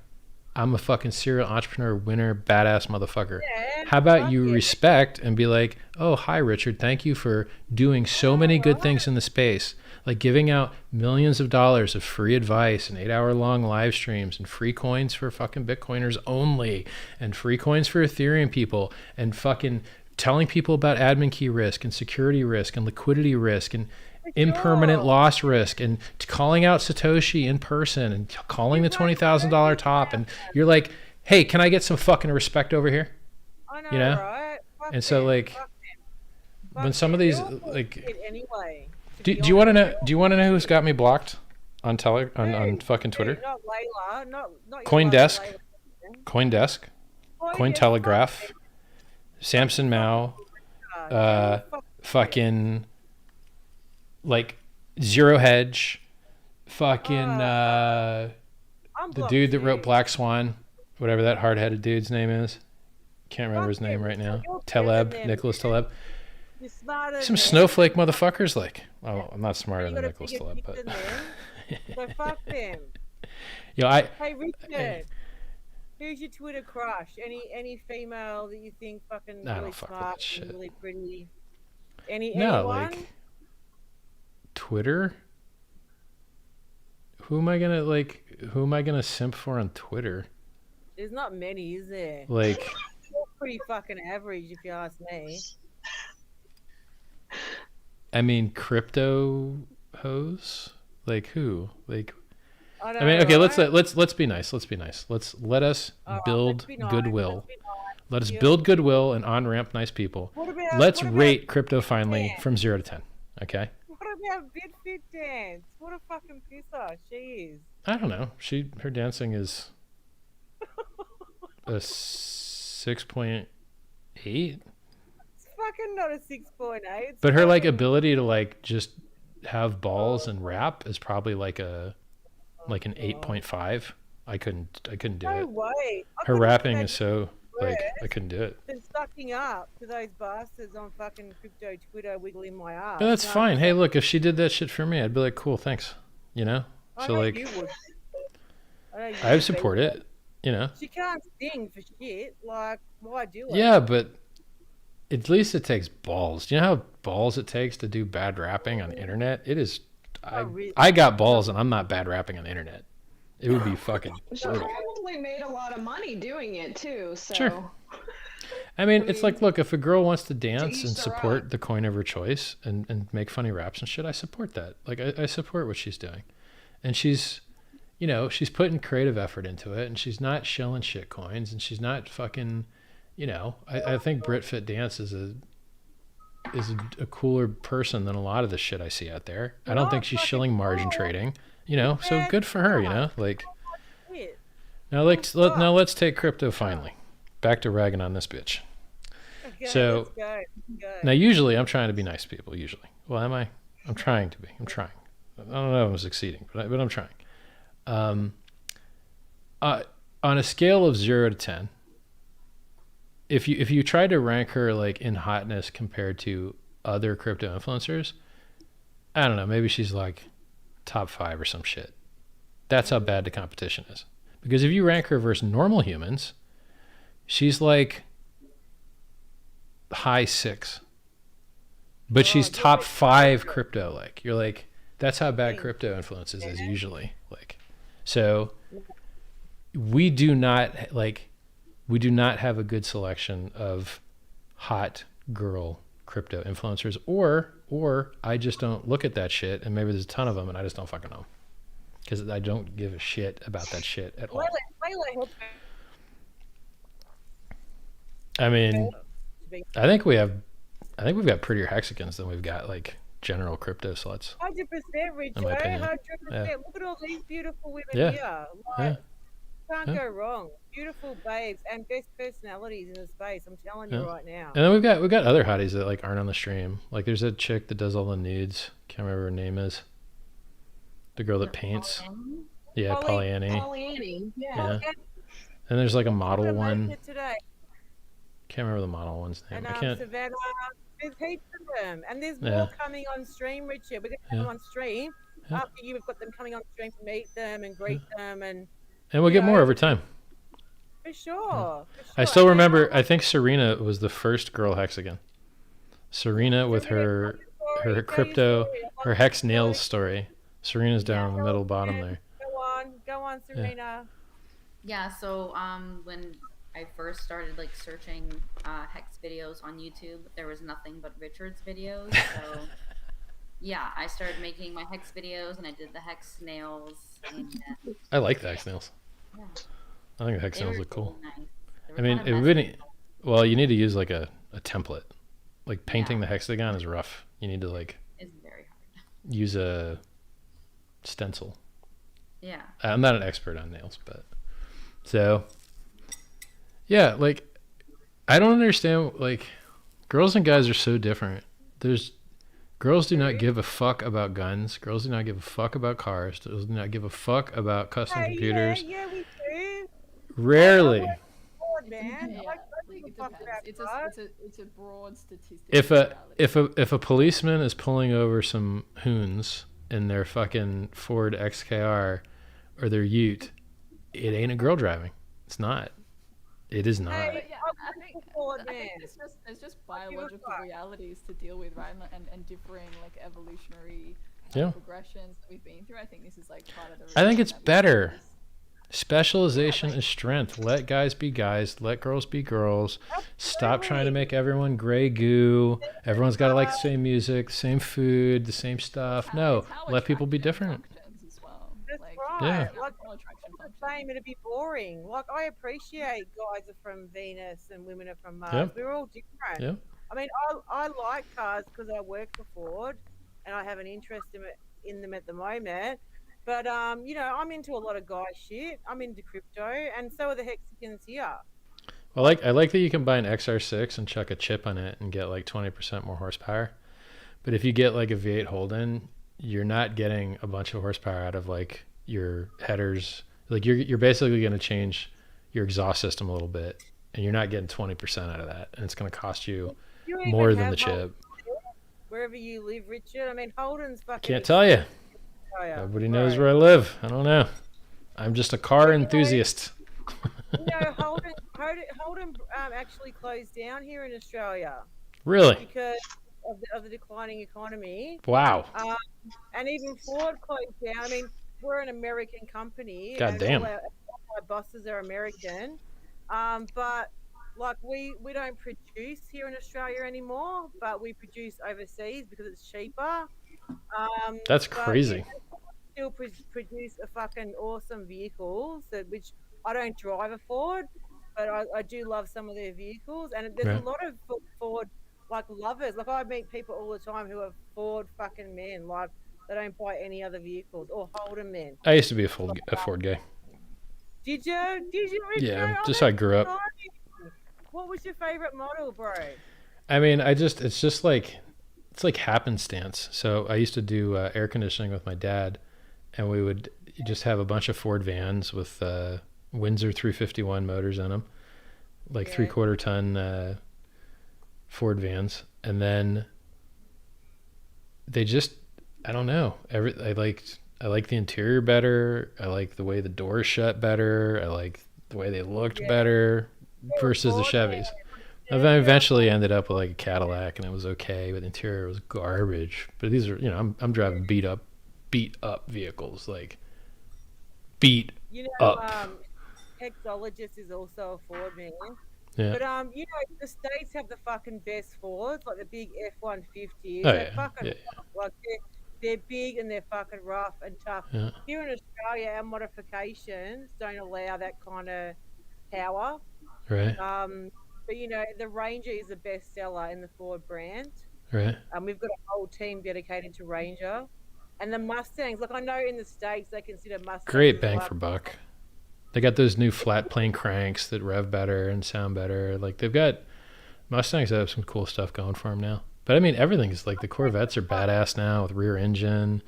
There's a lot of like American cars have really improved quite a bit. Fuck yeah. In 2017, Ford made a $17 million profit just on their Mustang range in Australia. Because here in Australia, Mustangs are like, oh, fuck, I got to have a Mustang. You know, it's weird that they made an ugly as hell sport utility electric vehicle called a Mustang. And you're like, you're just going to do the brand like that. You're just going to fuck the brand like that. You don't have any good brands left. You're just going to stab that one right in the head. That's stupid. Yeah, they fucking love them. And you know what? Being like working for Ford, I've never seen so many fucking problems with them, to be honest. Like, I don't know if I'd buy one. I mean, well, the thing is, like, if you have the opportunity to do Japanese, like, they didn't make Japanese vans when I was growing up, so I couldn't use them for air conditioning. But once you have the opportunity to, like, own a Japanese vehicle, they don't break. You're just like, what's this? Yeah. It starts every morning, and it just never breaks? Yeah, what is this shit? That's why I drive a Hyundai, man. Yeah. I mean, I had to change so many water pumps on fucking American vehicles. You're like, they can't make a water pump or an alternator that lasts. How many of these do I have to change? There's nothing I can do different. I can't do anything different to make these things stop breaking. Like, they're just absolute garbage. Thermostat, I've changed so many. I've changed, like, every fucking part you can change. Have you? And it's not fucking cheap. It's not cheap to run any car. Like, all cars are fucking expensive. And the more high-going brand, the more it's going to cost you. But you know what I noticed about Ford? Like, even though they have their fucking problems, like, they'll keep going and going and going. Yeah. Like, they just keep going. Yeah. And here in Australia, they're the only probably brand that bring out the V8. So we've got the V8 Mustang over here that in 2007 they made a $17 million profit. Yeah. And they love them. Like, the Aussies fucking love them. You can pay up to $100,000 for a decent V8 Mustang GT, fucking all the bells and whistles. And well, it sucks because you're going to have to overpay to get the right to left-hand conversion. Because they're not making them like... I love it. They don't give a shit, man. They'll convert it. Ford van to Ford van, they don't give a shit. They love it. Hey guys, I thought I'd just jump in. There is apparently a super chat that's been sent like 3 times now, so just wanted to Oh, shit, that's probably I believe it was Toby one, and he was asking about the Lex Friedman interview, I believe. Lex will only interview, so Lex and the altcoin guy, I can't remember his name, some altcoin dude, these two dudes only want to do interviews in person, which I think is truly dumb in the year 2021. When we're supposed to have flying cars and robots and only shiny clothes and all this shit, to require a face-to-face meeting during a, quote, pandemic in the year 2021, it is silly to me. But hey, I do my best work in person, so if someone wants to have the full Richard experience and wants to smell my cologne, sure, I can understand, wanting to see me in person. But it sure does slow things down. What do you wear?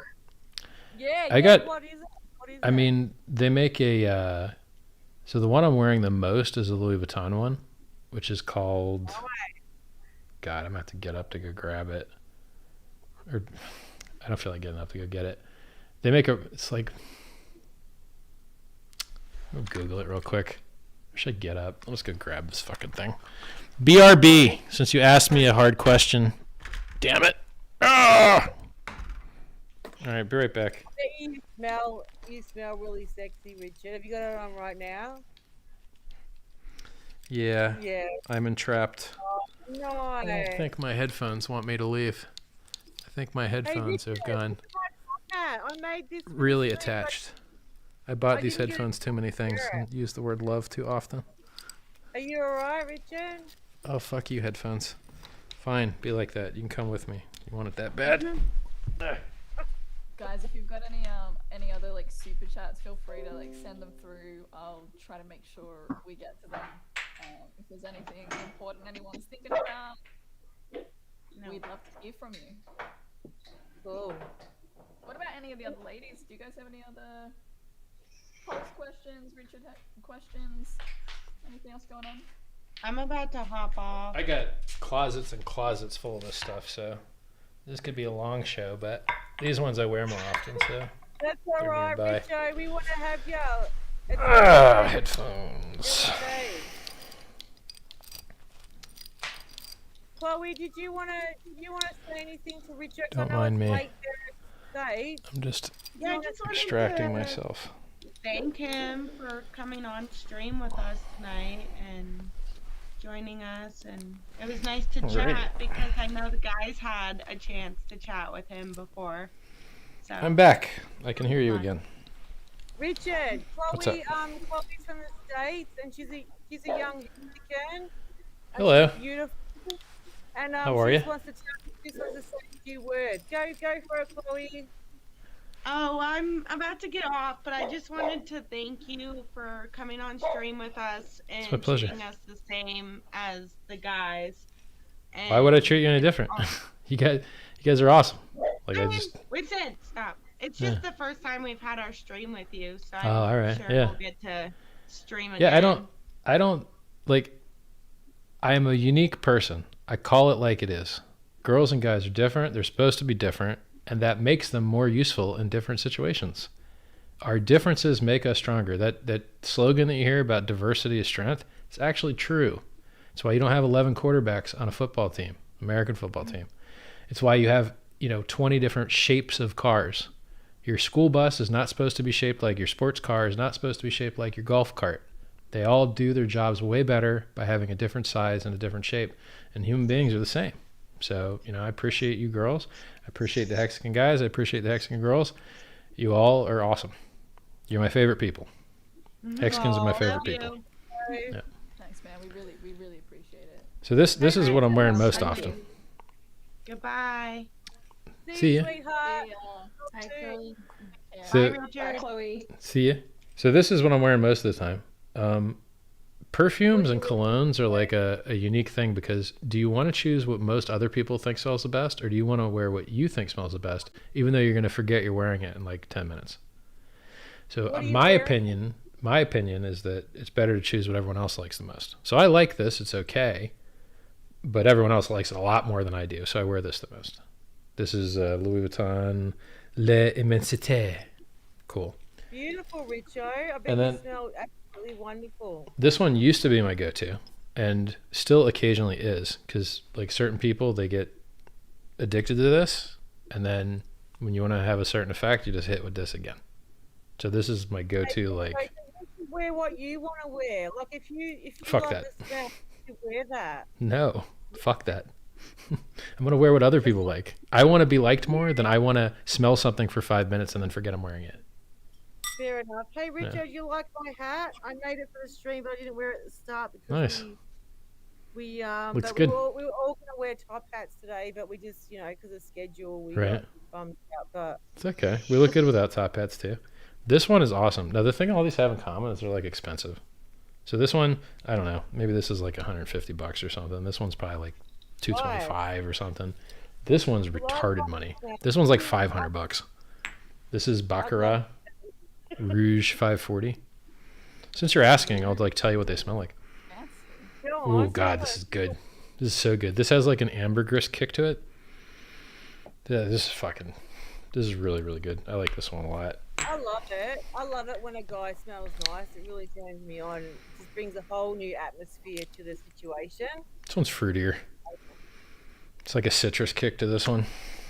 What about you, Annette? Do you like when a guy wears cologne? Oh, this has got like a candy cane, like a burnt candy apple cotton candy kick to it. This is pretty cool. This is a lot. These were popular like a year or two ago. These ones that smell like cotton candy. I've got like a few variations of that. And this one, I wear a lot of Thomas Sabo stuff, and they just make an okay perfume too. Oh, it's been a while since I've worn this one. Now, when you first put on perfumes, you're just going to smell alcohol. So you really have to let them chill and let the alcohol go away before you're going to know what they really smell like. Like when I go to the store, I'll smell every single perfume they have. You can use a coffee bean to reset your nose so that it refreshes. I usually don't even have to use the coffee beans. As long as there's been good throughput through the store, you can just smell the lids usually. But it's nice that a guy will actually go to the effort to smell nice, because I think it's lovely. It just puts a whole new atmosphere Right. when a guy smells nice. It's super important. When you test people, the sense that brings back memory the strongest is the olfactory sense, which is a fancy word for smell. So if you care about memory and experience, smell is the most important sense that exists. Absolutely, 100%. Yeah. It's also one of the biggest tells of whether somebody is hallucinating or not. So somebody who is smelling an odor that doesn't exist, it's quite rare. So you know that something pretty interesting is going on with their perception at the time. It's also a way to tell if you've got COVID, if you can't smell anything anymore. Like literally no sense of smell. Oh, if you can't, no sense of smell? Yeah, definitely. You didn't get COVID though, did you, Richard? I didn't what? You didn't get COVID though. I don't know. I can't tell. I wouldn't know if I had it or not. I don't think I've had it. Richie Rich got COVID, Hexo got COVID, and a few of the other Hexicans family members got COVID. You guys should stop licking door handles. Don't know what you're doing out there. No. I mean, if you leave the house, I mean, you can tell by my sick tan that I'm not getting out so much. So, yeah. Richard, bullshit. We know you got all your girlfriends. We know that you go Yeah, to but, the harem of- you know, you don't have to go out. You only need to go out if you're trying to replace or replenish or, you know, if you're good, you're good. You don't got to go out. So, Hey, Richard. I'm good. So, Who takes your bins out when on bin night? I'm not telling you that. Too OPSEC-y. Too OPSEC. Does that even exist where you are? Hey, to derail once more, I had a question come through from our friend Markable Thoughts. Mm-hmm. Oh. He was wondering if you see any other ERC20s that may have value within the Pulse ecosystem. Well, I mean, I kind of answered. I kind of answered this one earlier, but I'm happy to answer it again. I think that the tokens that aren't fake DeFi, the tokens that aren't bullshit DeFi, they will work. Like, so for instance, Uniswap. Yeah. Uniswap doesn't have any fucking admin keys. They have a light on Uniswap v2, a light admin key that can turn on a fee if they want to. But they probably will never turn it on because, well, one, UniV3 is coming out in like a week, I think. And two, everyone will just switch to a fork of Uni. So, and there's shitloads of forks all over the place. So Uniswap is something that, you know, if you go to ethhex.com, you're going to find a Uniswap v2 front end. And they're very easy to host, and people host hundreds of them. And so with 100% certainty, you're going to have a front end for Uniswap that works when Pulse launches, for sure. And that's an amazingly useful, amazingly powerful tool that also consumes currently 20% of all Ethereum gas. So 20% of all the transactions on Ethereum gas-wise are Uniswap transactions, and it's actually a pretty gas-efficient contract as well. To be able to execute a trade for like 3x the cost of a send, it's very good. Uniswap v1 is actually even more efficient because you don't route through multiple ERC20s. You can only pair against ETH. You know, you could even, if you really were gas sensitive, you could put some liquidity on Uniswap v1 and people could transact for basically half the gas cost as Uniswap v2. But, you know, Uniswap v3 is coming out, and I'm curious to see how gas efficient it is. It'll be interesting. So I think that the real decentralized finance coins and the real decentralized finance products and projects like Uniswap are going to do the best on Pulse because they don't require some fucking middlemen to let you use the project or the product. That is bullshit. If you have to beg a middleman to do something for you, it is horrible. It's like an exchange. Can I have my money? Can I have my money? Can I have my money? Can I please have my money? Please? Please? Want some selfies? Can I have my money now? No? You want some notarized shit? Okay. How about now? Now can I have my money? Exchanges are the fucking worst. The worst. I know people that are still waiting for money for Binance for like a fucking year. For a fucking year. That's a joke. You're man. like, how about you just give them their fucking money? There ain't nothing else you can ask for. You got everything. You got fucking selfies and videos and fucking pictures, and there ain't nothing else. Give them their fucking money. It ain't your money. It ain't your money. It's their money. Give them their fucking money. It's just disgusting. It's truly, truly disgusting. I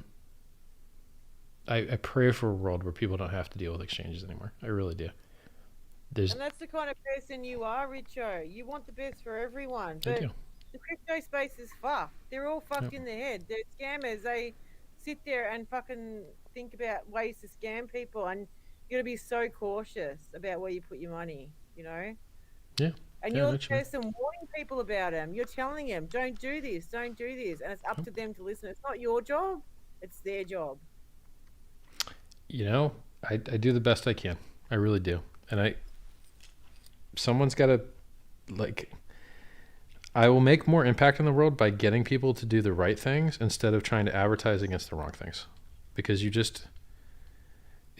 you'll always make a larger impact by making people play your narrative. And if you're a source for truth and justice and performance and excellence, people have to fight your narrative. And then you win either way. But if you're in the anti-sect and you're like, oh, we're going to fight this and fight that, the fighting of things isn't that effective, because you first have to go to their field. And if you wrestle a pig in mud, the pig loves it, but you won't. Pig likes to get dirty. You're not going to like it. So if you can be positive and spread good messages into the world, it scales better and you reach more people and you get more done than the counter narrative. The don't do this, don't do that. That shit doesn't really scale, man. People don't fucking listen. So it's building new cool stuff is more effective than begging people to stop doing things. They don't listen. But you know what? At least you're putting it out there, Richard. Yeah. You know, I mean, anyone new in the crypto space is a fucking big fucking deal out there. Like, there's so many scams, and you're putting it out there saying, you know, be careful. You know, watch where you put your money, because you could really lose a lot. But the thing is, like, I saw a funny movie. Some guy was teaching a class. Billy Bob Thornton was teaching a class in this movie. And he said, okay, yeah, you guys are reading self-help books. That's great. But you know the biggest problem with these self-help books? You're the people fucking reading them, and you guys suck. So that's the reason you can't help yourselves, is because you suck. And you're like, it's basically like this self-referential, like, reflexive thing where when you tell people to do their own research, of what use or merit is that if they are stupid? Okay, a stupid person does their own research and then comes to stupid conclusions and does the wrong thing, as you would expect, because you told them to do their own research. So just telling people to, like, don't use unaudited contracts, don't use projects with admin keys and oracles. They don't know what the fucking oracle is. They have no idea. No way, not when they're fucking new. So, like, they don't know, bro. If you really want to save the dum-dums, you got to speak in very specific anti-dum-dum language. Do not do this, or this, or this, or this, or this. As a matter of fact, don't do anything. Just do this. And then you're less likely to fuck up. And like, it's just like, it doesn't scale, you know? Building cool shit that has product market fit and gets viral scales. That fucking scales. A billionaire decided as a joke to pump Dogecoin. So now it's worth like $40 billion as a joke. Haha. And he did. He invested for his kid too, his toddler. Like, for fuck's sake. I mean, good on him. But you know what? I reckon Elon was trying to make the poor people get rich. Like, poor people invest in Dogecoin. I think that's what he was trying to do. Like, he was trying to distract people while he bought Bitcoin. That's what There's this other thing you can do called write poor people checks. He bought Bitcoin years ago. He's not fucking stupid. He's a very, very smart man. Who? Musk? Elon Musk has not held any. The only publicly known holdings that Musk has is less than a single Bitcoin, because people care. bought it years ago, and then he got Nope. Tesla in, pumped his own bag. He fucked didn't. off. He might have bought before Tesla got in, maybe. And he's a But smart man. it's not. It's hearsay. We don't have any evidence to support that. We don't, right? But you know what? I mean, we heard him crying on Twitter about how it wasn't cool that the wallet that he used wouldn't let him get his own private keys. That's how smart he is at crypto. He's retarded. He doesn't know shit about crypto. He doesn't know shit. He's a genius, rocket genius, computer genius, business genius. Doesn't know shit about crypto. No. Nothing. Doesn't know shit. Bro. How you gonna beg a motherfucker for your private keys on Twitter? You the Well, he's most gonna learn broke, the hard wrecked way, pleb like we all motherfucker right learned. now. Like we all learned, fucking the hard way, mate. This shit was like 6 months ago. This was like maybe not even a fucking year. He was begging for the software wallet to give him his private keys. The Doge bags, bro. Like, fuck. He's pumping those Doge bags. I mean, I'll give you a quote, bro. I call everybody bro. Don't take it seriously. Bitcoin, Elon Musk holdings.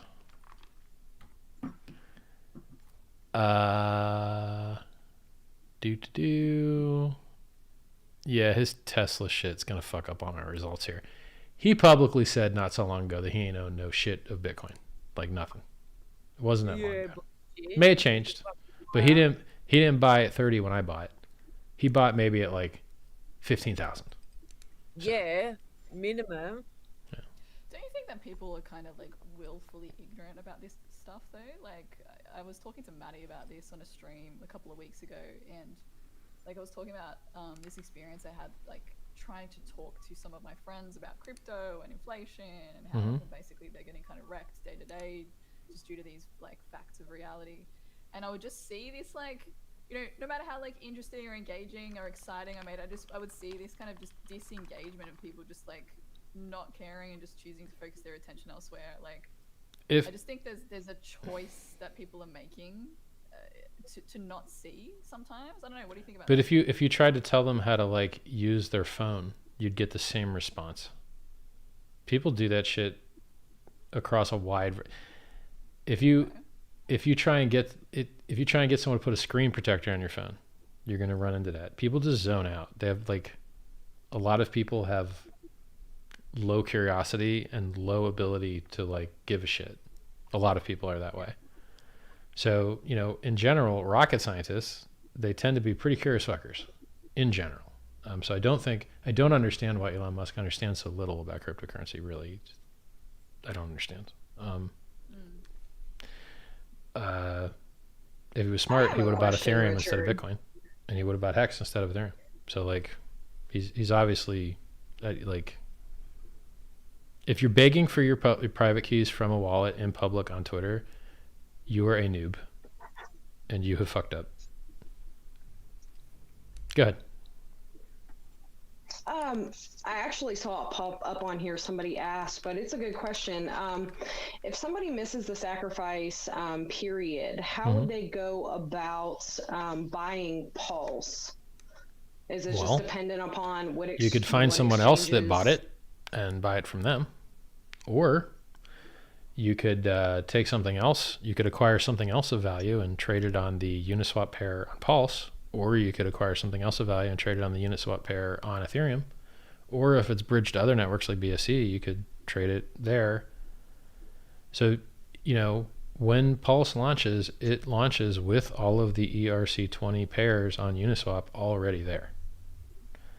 So if you may have already got some ERC20 airdrop to you for free, and you may already have had some ETH, which got you Fermium Pulse, and then you could basically, as soon as the network launches, trade one thing for another thing at will.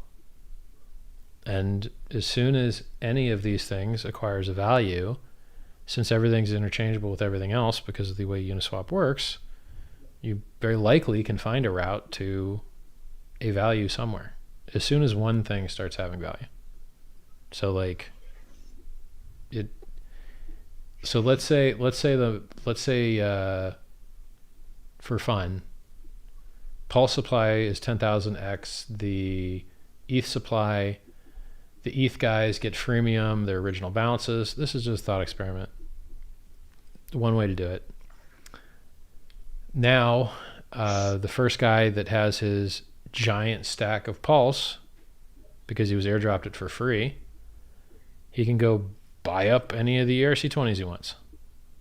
And now those ERC20 pairs will be, much more expensive after he bought.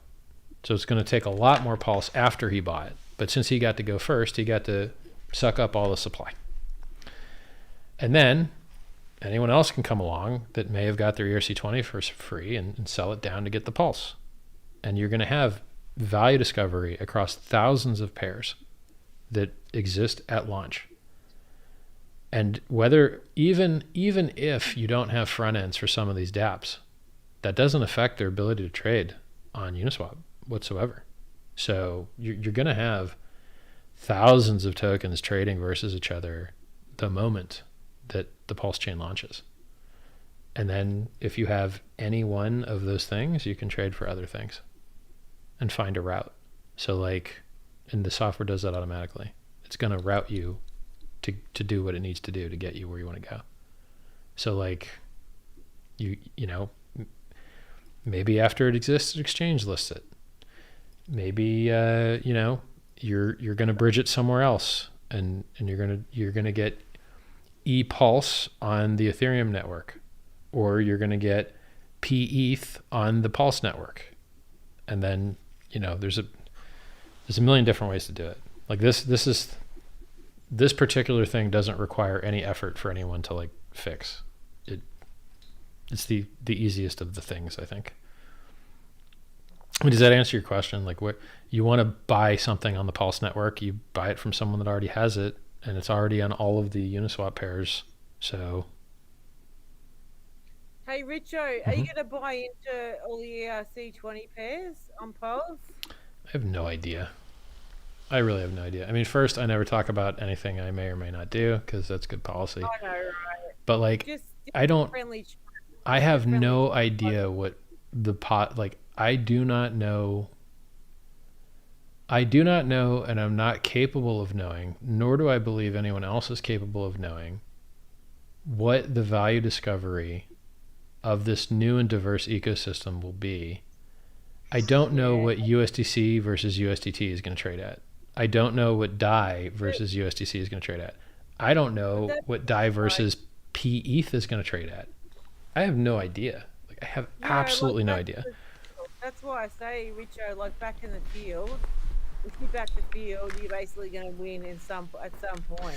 I mean, I'll put it to you this way: if you like the play of acquiring ERC20s, currently there's about a 10,000x stronger ability to acquire said ERC20s by being airdropped or minting yourself or whatever the verb is.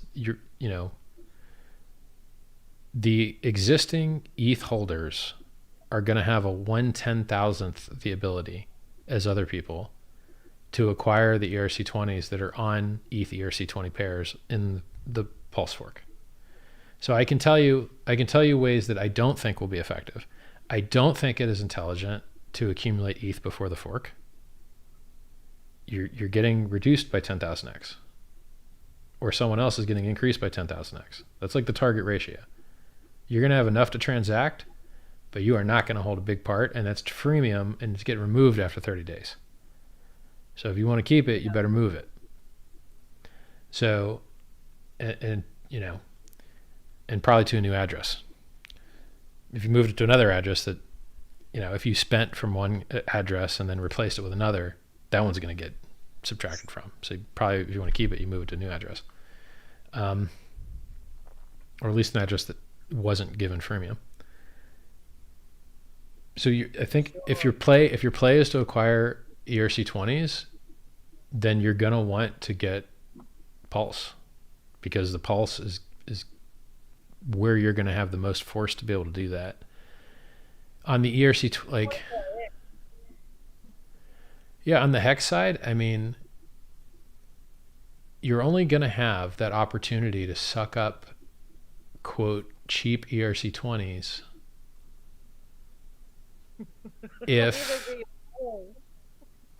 if one, we haven't figured out a way that the first guy doesn't just get to do it all, which we would like to do. But we still do we do like the concept of Pulse being the premier token. Absolutely. Cheap gas fees, fucking Sure. Richard Hart here. It's going to be fucking awesome. So, Hey, so can I interrupt just for 1 second? yeah, go ahead. Just Maddie Allen, who's a Sure. valuable member of our community. He's a psychologist, counselor. He just wanted to add that there's 1.25 hours until the deadline of sign up for the Hex meetup in Vegas. Okay. Us Aussies won't be able to attend because obviously our borders are closed. Right. But he's gonna have a fucking awesome I'll tweet it time, out. bro. I'll tweet it out. I wish I was there. You're awesome, Richard. I wasn't Alright. down on you. You're fucking awesome. Yeah. So Maddie, just DM me on Telegram and I'll tweet you out, bro. And Maddie also asked a question. Thanks for helping people to let people know that today is the last day of sign up for the first mass Hexagon meetup. For the Should be cool. So it's hexagon.vegas. Okay. Hexagon.vegas. Got it. Yep. And he says, what cryptos logos should we put on the car that we smashed with the tank flying a black hex flag? I don't support that. None. You shouldn't do that. Maddie, go fucking Maddie, let's fucking go, man. I'm trying to bridge communities together into a new, better thing. I'm not trying to alienate.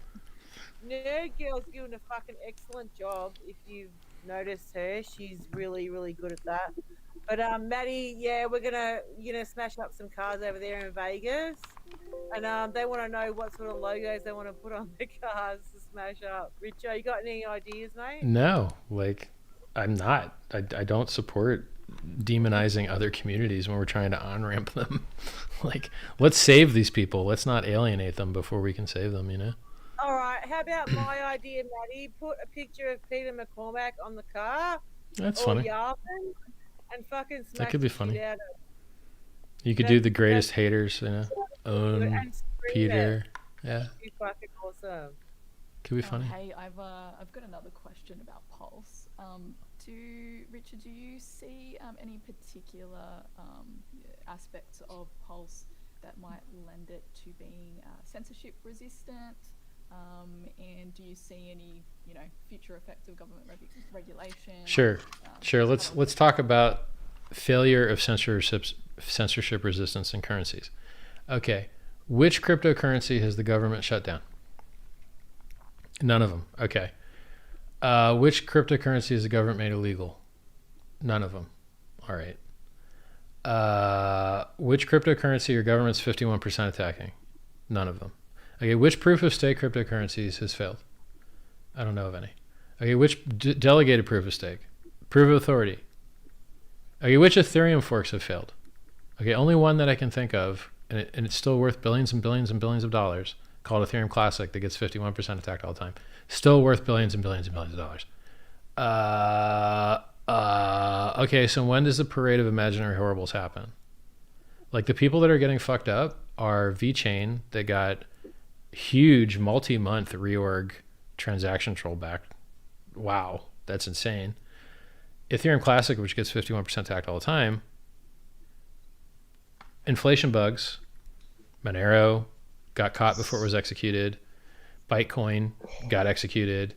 XLM got executed. Ravencoin got executed. You're like, yeah, they all had inflation bugs where people minted a bunch of free coins. Bitcoin private, stealth fucking snuck in some UTXO that shouldn't have been there, minted free coins that shouldn't have existed. Dumbass proof of work coins get fucked up all the time. Proof of stake shit, haven't heard any problems with it. So when I hear stuff like, it's gonna be censorship resistant, even the totally not censorship resistant shit is working just fine. Apparently there's all this collusion amongst EOS miners. Anyone getting their fucking EOS stolen? No. Anyone getting their shit shut down? I don't think so. I might have heard something about China having a task force shutting down a bunch of EOS gambling dApps last week, maybe. What's going on? But the network is working fine. So totally centralized, totally collusional, all that shit, it works fine. The only time it doesn't work fine is if there's a tax.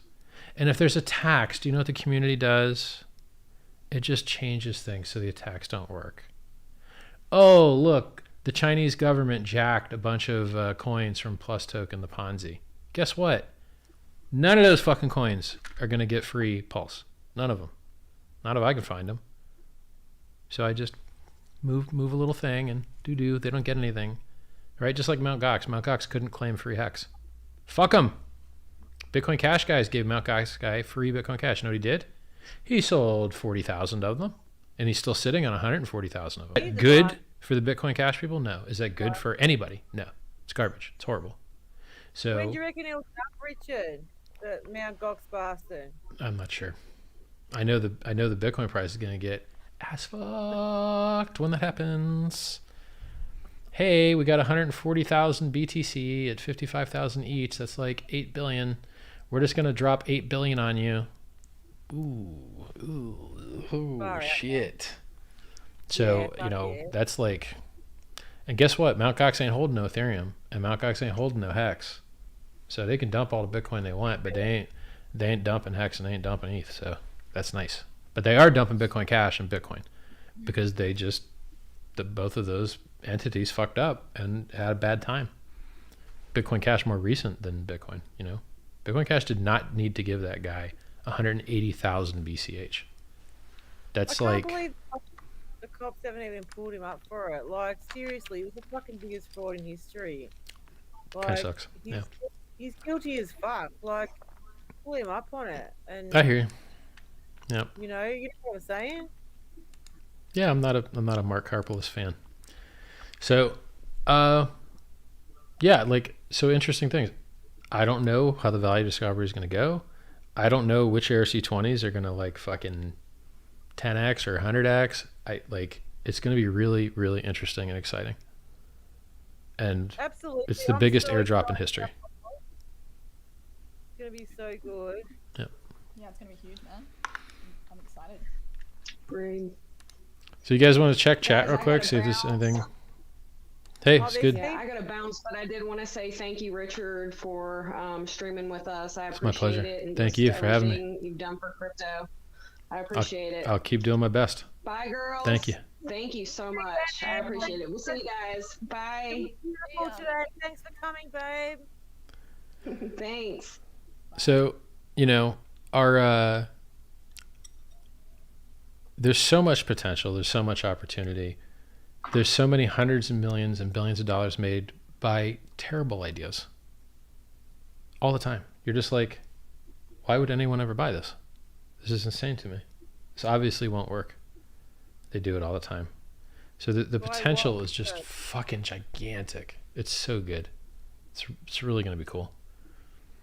And everybody gets to win. Ethereum gets to win.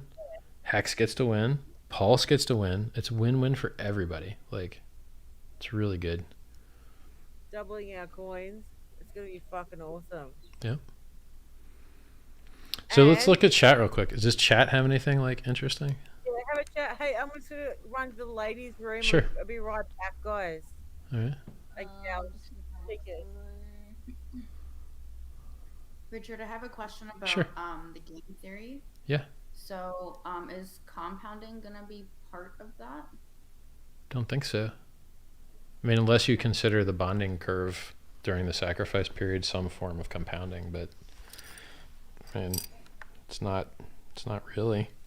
So no, I don't think. I mean, I would have to check the code. In theory, if you're a staker and you're earning rebates or rewards for delegating your stake, I am not sure whether you need to perform a new action to stake and choose a delegator for your rewards or not.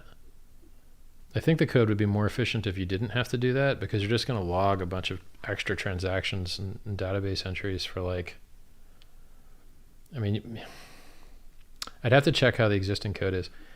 I would much rather prefer have minimal complexity and minimal changes on known good working systems of which that particular component is already known to work well, I'd rather not edit or screw with it, regardless of whether it already compounds or not. And then we could address that later.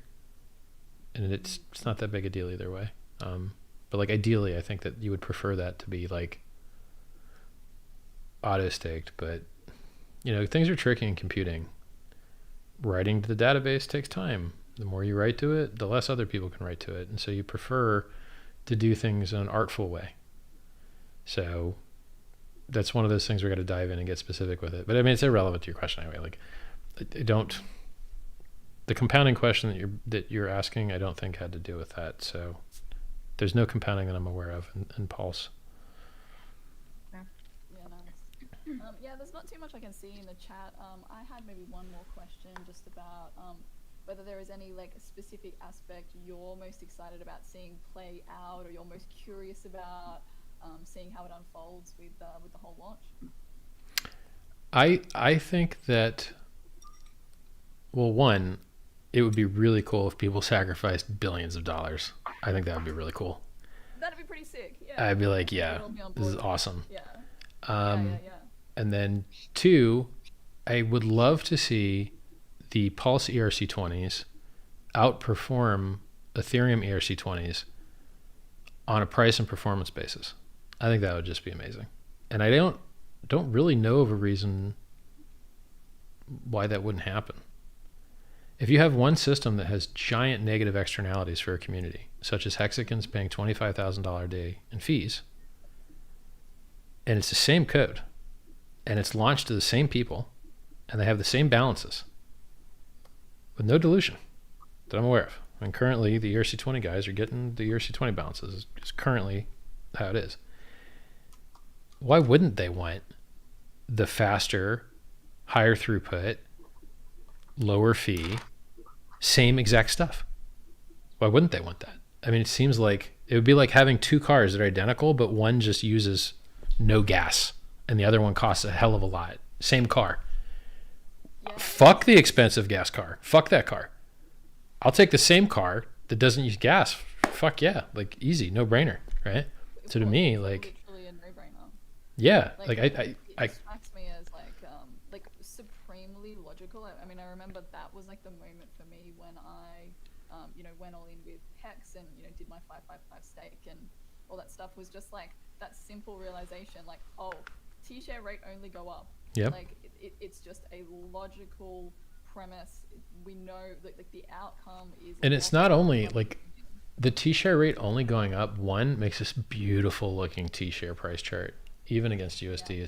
It's even if you love the 488x that Hex has done versus the dollar, the T-share rate has done even more. I think the T-share rate is like 600x versus the dollar or something. It's just amazing. And it doesn't have as big dips because it accounts for like the inflation rewards. So like BPD on the price chart doesn't look that fabulous, but everyone got 30 to 100% more coins for being staked that day. So the chart doesn't show that, but the share price chart does.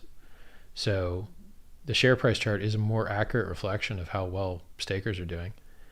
And it's not just an amazing chart, it's also extending the length that people are staking for because they want to maintain the number of T-shares, but the price keeps going up. And the only way they can make up the difference is to stake more Hex or to stake it for longer. And so to maintain people's earning power with T-shares, they're making their stakes longer and longer every time that they restake. And that's just beautiful. I mean, that's like amazing design. Hex is an absolutely amazing design. I'm really, really proud of it. It keeps impressing me. Because doing what it's supposed to do. Which is, it's fucking awesome. Like, I've earned such mad gains on Hex and getting in early and knew it would be just as good as what you said it was. So I trust you, the smartest guy in the space, and you're the coolest guy in the space. Thank you. And, from 100%, I trusted you, and that's paid off for me. I'm doing really well in my Hex, and I'm staked like up to 15 years out. And I'm loving it. I'm loving the community. Like, Hexos every day contributing. Hexologist is awesome. Everyone should watch his twitch.tv/hexologist or the hexologist. I'm not sure which. His stuff is absolutely fabulous. Yeah. and he's a good daddy. He's a good husband, and he does so much. And he's just a lovely person. And RG3, you know, he dedicates so much time to discourse. And you know what? He really, really cares. Like, he's old school American. And, you know, he goes on his rants and he cares so much about you and about the space and how you're the only one that saved him from crypto. Like, he doesn't hold back telling the truth. And he's legit, he's a surfer, he's old school, he's Californian, and he's straight to the point. And, you know, we love you so much, Richo, and that's why I wanted to invite you on the stream today, just to let you know that, you know, we love you so much. You know, it doesn't matter if we're guy, girl, we love you either way. And, you know, you're doing so much for us, and we're so sorry that you're receiving the flack off, you know, off everyone on Twitter. But well, as you say this, there's a bot literally spamming profanity in our live stream chat, and so all the mods are just deleting it as quickly as it appears. So the mods will continue to delete it until, you know, the guy runs out of accounts. He suffers mostly for that, and even this week's discourse, Big Pep is a lovely guy, and he's really smart, and he puts a lot of time into the Hex crypto space. And his wife unfortunately passed away, and this bot knows that his wife passed away, and he continually says things about his wife. Your wife died. Blah blah blah. And it's the internet, and it's so sad. And Big Pep, if you're watching, you know, we love you, bro. Continue good work. Ignore these bastards. They don't have a right to be here, and just they're fucked in the head. Like, well, in this case, I think it's just funny. It's like, I think this is funny. Continue, spammer. Fuck that chat up, baby. Go teach YouTube what a bad system it is. I too don't like YouTube. Go get him. That's right. And Big Pep is such a lovely human being. And I don't know if you saw his tweet, his rant. He got upset and he said, you know, fuck I saw you. I saw and it. it was I thought so it was funny. Like, it was so funny for him to get upset. You come on here with your cat picture profile photo, and I thought it was hilarious. True, like, you know, fuck you, fuck all you motherfuckers. Like, but here's the thing, right? So you have to be targeted in your outrage. So, you know, even though I talk a lot of shit, people know that they can get respect from me. If you do respectful shit, I'm gonna respect you. Exactly. So there's an art to the carrot and the stick, and if people do the right thing, you reward them.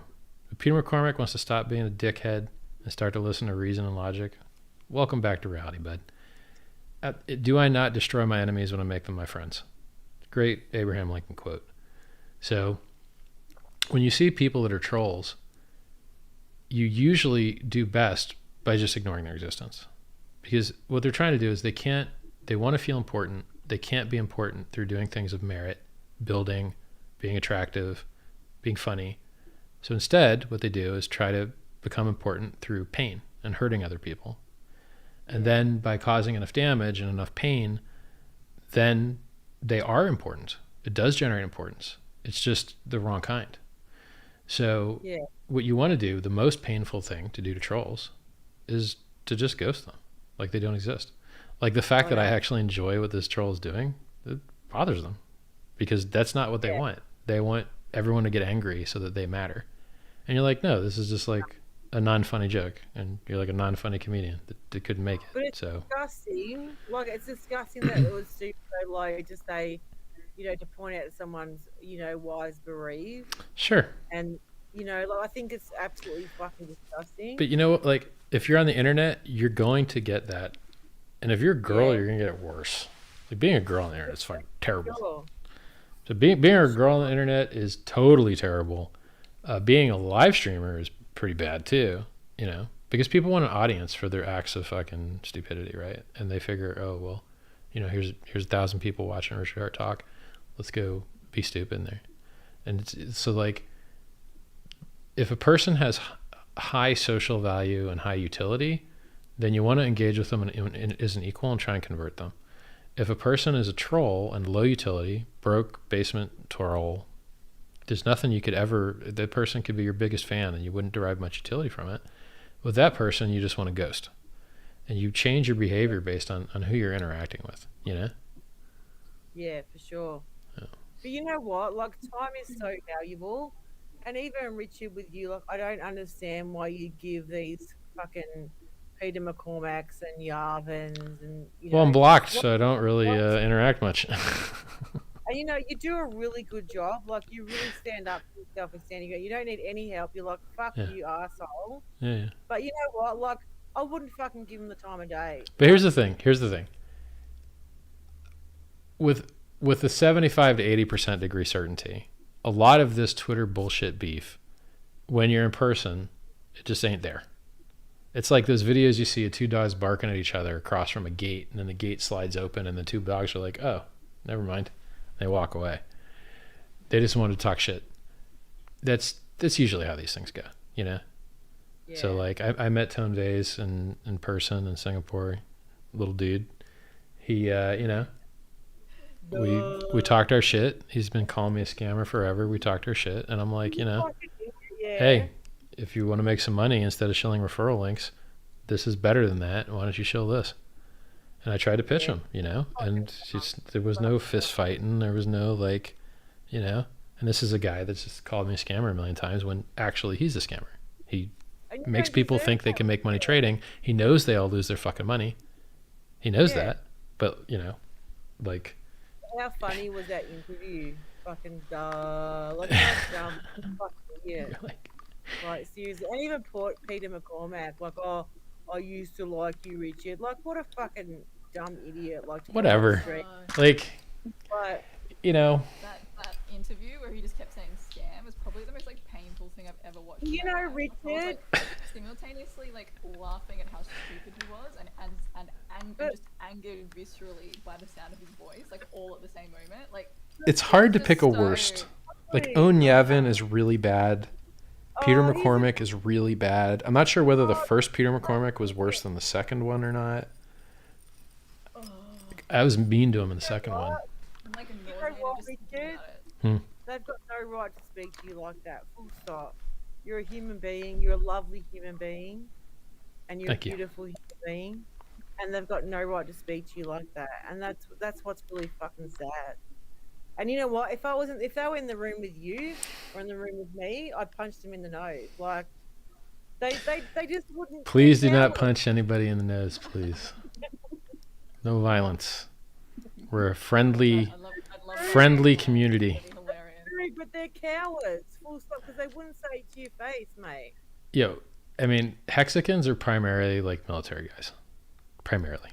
Don't know why, but it's just how it is. So we have like tons of ex-military Hexicans. Tons and tons and tons. Yeah, these are probably the like least people you want to fuck with in person.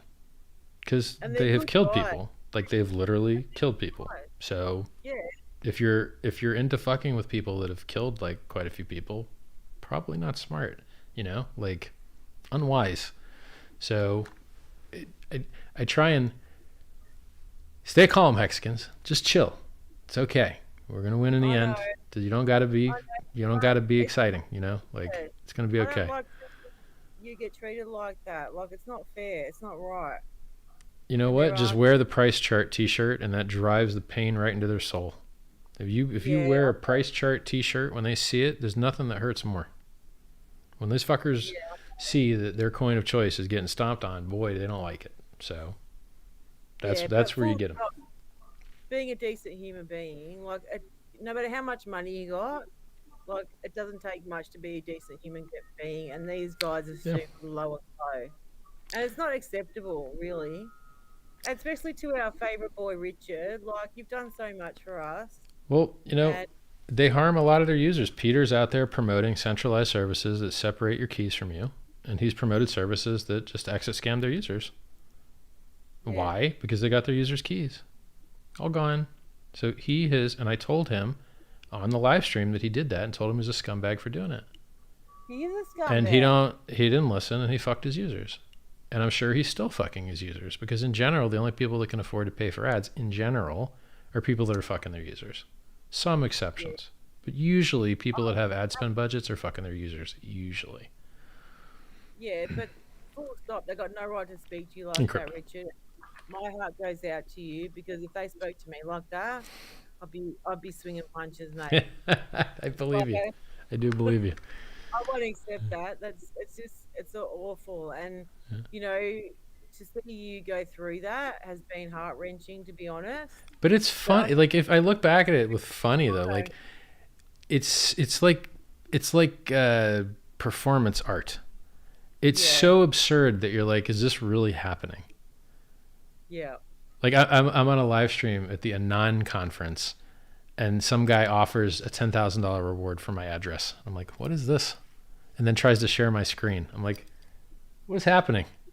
What the fuck is going on here? This is a quote. I was invited as a quote friendly fireside chat. Emphasis on the word friendly. What the fuck is happening here? Like, I don't feel like I'm being befriended. But you are a friendly guy, and that's what hurts about it. Like, these people have taken, you know, they've basically targeted you. Yeah. So absolutely not. And it's hurtful to see the way they speak about you and threaten you. How much you want to bet at some point it changes? At some point. Yeah, I know. At some point they're going to be like, yeah, he was right. Because I'm just and right. I can't wait to see your glory and say, you know, fuck it's going to be nice. Yeah. You know, I'm you know, backing you 100%, bro. Like, you're gonna fucking keep if you have hexagons at a conference and I'm at a conference, I guarantee our peeps is having a lot more fun and a lot more love and a lot more respect than any other community I've seen. So, and I've been to a few of these conferences. So I wish we could make the next one because all our borders are closed. We're gonna make fucking next year's. Hey Blaze, we're gonna be at one, but not in the July one. Our borders as soon as I can fly, absolutely, I'm partying with the hexagons. But I just want to, there's just another couple of super chats that have come through and a couple of big dollars here, so just want to make sure people are taken care of. So there's one on the screen right now. Do you think people will tend to hold the Pulse coin long term since it'll be deflationary? And if it'll be 0% inflation and fee burning, will there eventually one day be 0 Pulse tokens in existence? Thanks, Richard, for saving crypto. My pleasure. My pleasure. It's an excellent question. When you start off with fees so cheap that they're nearly free, how many transactions will it take at full throughput to exhaust the total supply of the currency? Probably exceeds the human lifespan. Okay, so then is there some point where even though, so if there was no coins left because they were used so much, what might the price of that be? And for that price, don't you think you could get someone to part with a coin? And it's like saying, I cannot conceptualize a situation where you could exhaust the free market supply of a cryptocurrency in a manner where you could not pay fees. I just can't think of a situation where that could possibly exist. Like, I can't think of one. But if you did somehow magically run into that situation where the network could no longer function because the coins were so hard to get, because they were so valuable, or like you just fix it socially. You're like, hey, the network's going to fail. Do you guys want it to fail? No, you don't want it to fail? Okay, well, we're going to move a decimal place. And now, you know, the supply is 10x or 100x, and everybody still has the same ratios, but we have a higher supply, which allows there to be cheap transactions again with units. And then, I mean, not effectively cheap in US dollars, but you'll have the units necessary to pay for fees again. Like, it's just one of these like thought experiments that just isn't worth doing. It's like, what if everyone sold all the real estate at once? Well, you know, real estate would be worth less, but it's not happening. What if all the teapots turned on at once, which actually in the UK kind of happens during in breaks during soccer games, and then they have huge electrical load problems because of it. But I mean, the majority of these, like, they're just silly brain teaser questions that will never happen, and if they did, you just socially fix them. It doesn't matter. So like this is equivalent. So his statement is, if you burn 25% of the fees and there's no inflation, can you eventually run out of coins? Well, you're gonna also, in addition to like burning a lot of coins, so like if you can only do 4,000 transactions a day or 4 million transactions a day, which is like kind of the throughput limit at 3-second blocks with, I don't know, a 12 million gas limit, but the gas limit just got increased to 15 million. So we'll see what it's like on the main net. It's like, it ain't gonna happen. You ain't gonna run out of coins. If you do start running out of coins, you mint new ones to everyone, and then there's new coins. And let me tell you how many fold the Ethereum costs have gone up. They raised the S-load cost 12x, and they raised the GUI price from under a penny to like, it used to be like 1 GUI to now 350 GUI, sometimes 500 GUI. So the gas bid that you have to pay to get a transaction went up 500x. The price in gas for loading data from disk went up 12x. Those two multiply by each other. And then the price of Ethereum went up like 1,000x. So it's like 1,000 times 500 times 12. That's how many multiple the fee went up. And the network is still working pretty okay. Like, yeah, you're going to pay, you know, $2 to $12 to send something, but it's still going to get there and it's still going to be really fast. You get 30-second transactions. You can't get a 30-second transaction in Bitcoin. It's not even for sale. I don't care how much money you have. You can't buy a 30-second transaction. It's not there, right? Not if you want confirmations anyway. Your average confirmation in Bitcoin's 9.9 minutes. So, like, if you look at the thousands of X, like what, like 20,000 X higher gas cost, you know, you're not gonna, at what point is Ethereum gonna run out of resolution? And was it inflating the supply that saved it from that case? Like, no, it's like, it's just not, there's no way you're running out of coins. It's not happening. It's just not happening. Yeah. Because the throughput on the network isn't high enough and the fees bid aren't high enough. And you would have seen this problem in other blockchains that have deflationary economics, which that's what all these things that go up 10 and 100 and 1,000x are. They're economically deflationary. It gets harder and harder to find the coins because people won't sell them to you unless you pay more, like, you know. So I don't consider it a valid risk, a valid attack vector. Hey, Richard, I've got a question. So I was going to just do a super chat from Maddie. Is that all right, Sammy? Sure. All right. So there's a super chat from Maddie Allen. He's asked, how will code updates work if ERC20 tokens update their code after the fork?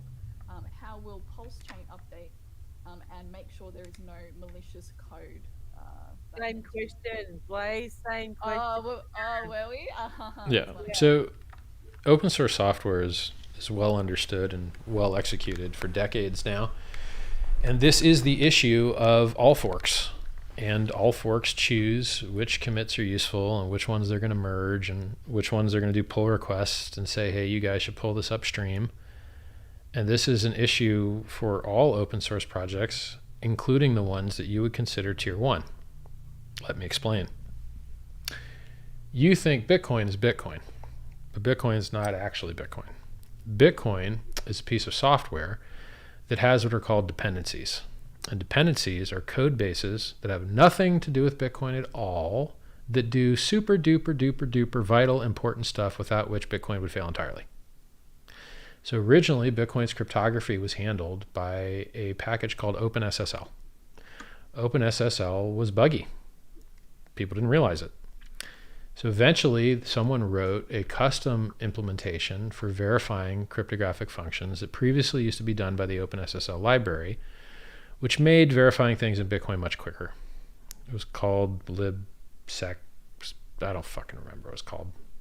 Libsec P256K, I think it was. So it was a bunch of, it was an open source cryptographic package to replace OpenSSL that allowed you to do things faster and more efficiently by having it do less stuff, but do the stuff it did better. It still uses tons of other open source dependencies. So if you use the Qt client, the GUI version of Bitcoin that comes from Bitcoin Core, that relies on an open source framework called Qt for its graphical user interface. The database, which actually stores all the transactions that we care about so much, is actually another open source project called LevelDB. And it wasn't always that way. They used to use Berkeley Open Database. So they used to use Berkeley DB, but then they switched to LevelDB. And so the thing that you think is tier one and the core main upstream bullshit, Bitcoin, is actually a bitch to a bunch of other repositories. And they suck down the useful stuff from those other repositories. So your tier one Bitcoin, your tier one Ethereum is sucking down dependencies from the other open source software that it needs to do what it does. So for instance, Geth also uses LevelDB, just like Bitcoin does, but other implementations of the Ethereum protocol, for instance, Open Ethereum, which used to be called Parity, uses a database called RocksDB. You need a DB if you're going to be running yourself a blockchain. It's going to make life a lot easier. So the core ETH and Bitcoin devs need to suck the balls of the LevelDB people and pull into their projects important LevelDB updates. If there's an update to a Qt vulnerability, the Bitcoin Core GUI needs to suck the balls of those people that made that fix and be thank you for fixing that. And that's how open source works. So tier one, Ethereum and Bitcoin suck the balls of all the dependencies upstream of them, such as LevelDB, RocksDB, different cryptographic packages, and the developers that maintain this. And they're often different people. And then forks of Bitcoin and forks of, in this case, Geth, the premier Ethereum client, which is 90% of the nodes, and like nearly 100% of the nodes that matter, that like mine blocks and such. They have dependencies they have to suck the balls of, and we have dependencies we have to suck the balls of. And everyone needs to pull in the things that are useful and pull in the updates that make things more secure and pull in the updates that make things more performant. And it is the maintainers of these various projects that decide what's going to make it into what is considered the authoritative repository.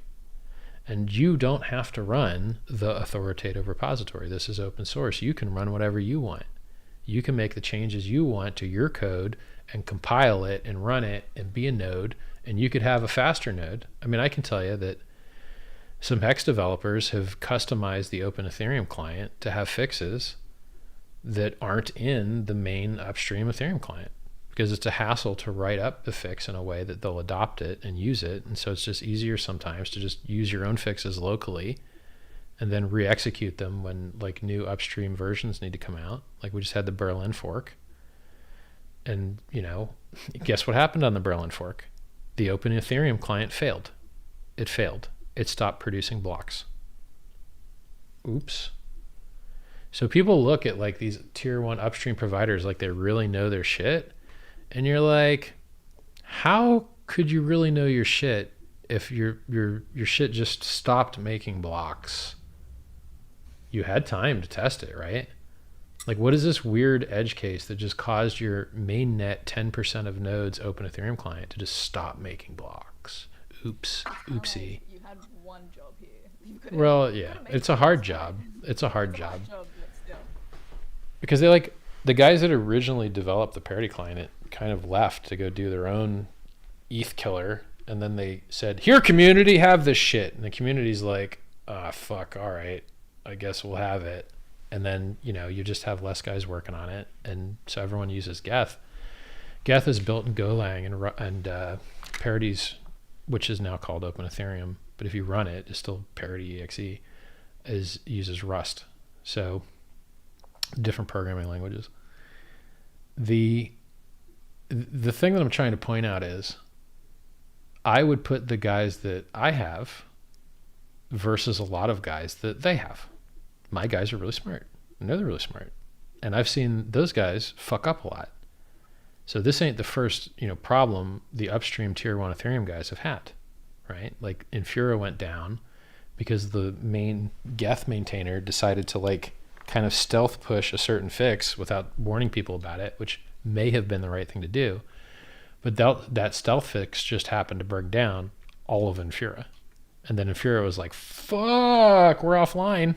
And, you know, they had to hurry up and make their own patch to bring their older clients, which they've done custom things to.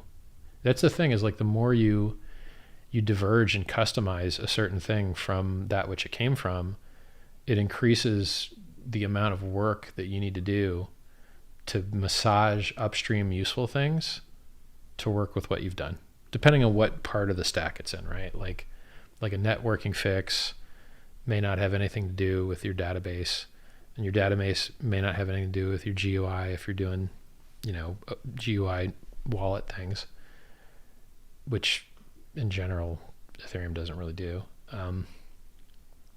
So I know what I'm doing. My devs know what they're doing. Believe it or not, the ETH and Bitcoin guys fuck up rather often, and they could use the help. And it's very likely that we will improve the core Geth implementation by my devs just finding things they fucked up and saying, hey, you guys fucked this up. Here's a fix for it. Here's a pull request. Merge it so that everyone can be happier with the fixed stuff. And that's what open source is. I mean, I've just described to you how open source works.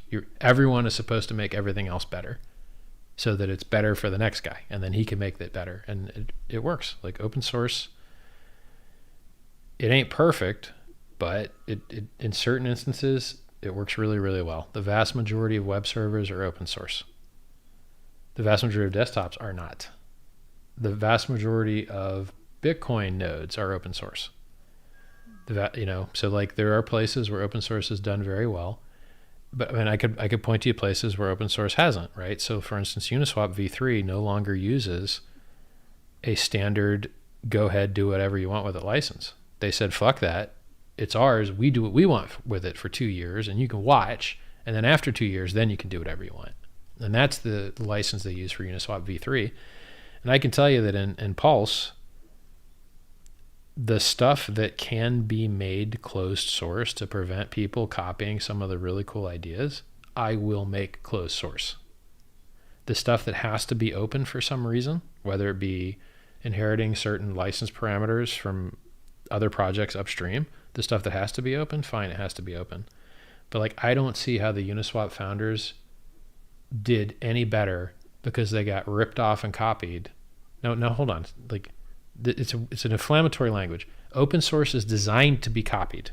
That is the reason why you license something as open source. If you just write some code and you don't specifically license it as open source, no one is allowed to copy it. No one. If you write it, no one's allowed to copy it. It inherently, just by writing it, has copyright protection. Just like you write a book. You write a book, it's already copyrighted. You don't got to do shit. You don't got to mail it to yourself in the mail or anything. The second you wrote it, it's copyrighted. The second you use a mark in trade, it's trademarked, depending on where you live, right? You can still register it to make it easier for people to find, but you know, you create a thing, in general, people go, that's their thing. You wrote a book, it's your book. You don't got to file some paperwork to say, hey, this is my book. Patents are different a little bit. And certain countries have different laws, like America just switched to a first to file instead of a first to, anyway, it's really complex. So I think the Uniswap guys figured out the right play for this business model, which was Pancake Swap and Sushi Swap and Quick Swap and all this other shit is not enriching our ecosystem and is not generating commits and code development or innovative anything and passing it upstream. They're just copycatting and taking all this fucking money and fractioning and spreading out the liquidity, which makes everyone have worse trades and enriches the arbitrage bots. Yeah. So, you know, when I can create a moat, and if you want to make things better, you make them better here. You want to make them better? Cool, you make them better here. Then and it's just more honest and it's better, and it helps centralize price performance, centralize liquidity, give better user experiences to people. You know, fractionizing of communities is often of limited benefit. It's not good, and I can imagine it would also really affect like the kind of incentive structure and the motivational aspect of developing something as well. When you kind of create something and you know that, look, it could just be stolen and the community could be fractioned at any moment. I know a developer that wrote a piece on his blog called Bear Market Development, Bull Market Stagnation. He's afraid to launch ideas that he has as contracts on the Ethereum network because he knows people will instantly copy them, duct tape a token on, and get rich off of his work. Yeah. And it disgusts him. And he says basically, if you don't have a token, you're just 100% fucked. You're not going to attract money, and then you're not going to attract community, and then you're not going to attract developers, and you just basically have to duct tape a token onto everything. And he's right. He's right about that. So, tokenomics is super important. Value accrual is super important. And without it, you're fucking dead in the water. So if you can lock in the accrual of value to a community, people are more happy to join that community. And Hex was a great example of this. People have tried to knock Hex off, and they have failed again and again and again to the detriment of everyone that fell for their bullshit. And the fact that you have to write all the code from scratch because it's not open source contract. Yes. It's not open source. It's open for verifying. It's open for auditing. It's not open for your ass to copy. You didn't write it. Fuck off. Go write your own. That has saved a lot of people a lot of horror. So, you see, a few days ago, somebody lost, or a group of people lost $51 million on a fork of Uniswap where they actually changed some code using an admin key and took all the money. You're like, okay. And then if it wasn't so easy to fork Uniswap, that shit wouldn't have happened. So now with Uniswap v3, I think you're going to see less people getting scammed by Uniswap forks, or the Uniswap scams will just keep using v2, I guess. But like letting people do evil shit with your code doesn't help anybody. It's garbage. So there's a right place for open source, and it's for things that everyone can benefit from, but there's some things not everyone can benefit from. And there's some things that, like, having a bunch of extra hexes that people could just copy and paste, and then everyone getting the living shit scammed out of them by all the fake hexes would make a worse world. And it is currently making a worse world for the people that just lost $51 million in a Uniswap fork. And I can't tell you how many people have lost money that way. Forking Uniswap and duct taping a token to it and just exit scamming people, that has got to be like the most common scam next to getting people to give you their seed words. Oh, we got to verify your transaction. We're going to need your seed words, shit like that. So it certainly, seems to me as though that there are some people who just seem so religious about the open source thing, like to a point where it is kind of like a religious belief system. It's like no longer rational. Well, they don't even most of those zealots that think they understand what open source is, they don't even fucking know what open source is. So if you haven't read Richard Stallman, you don't know what open source really is. Yeah. There's a difference between free software and open software. Okay. Open software can restrict your ass. So for instance, Uniswap. They're going to have 2 years to do whatever they want, solo. You can't copy their shit. After 2 years, you can do what you want. It's not exactly free. It's restricted for 2 years. And then, if you, just because, like, free software means that you can do whatever you want with it, but it must remain free. And if you make changes to it, that those changes must also remain free, and you must give the next guy the same deal that you got. And that's not how open source works. That's how free works.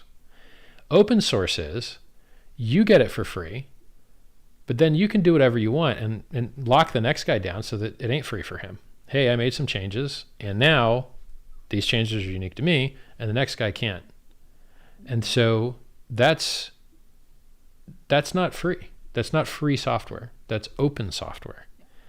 And they're wildly different.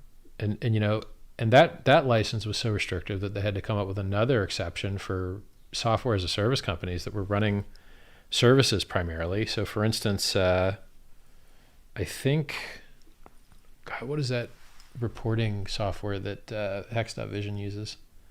Kibana.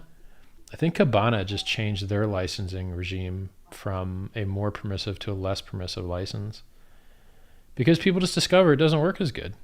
When you let everyone else just copy your shit and knock it off, and then they don't kick back the improvements they're supposed to make, it just fucks the people that originally made it, and they just do worse.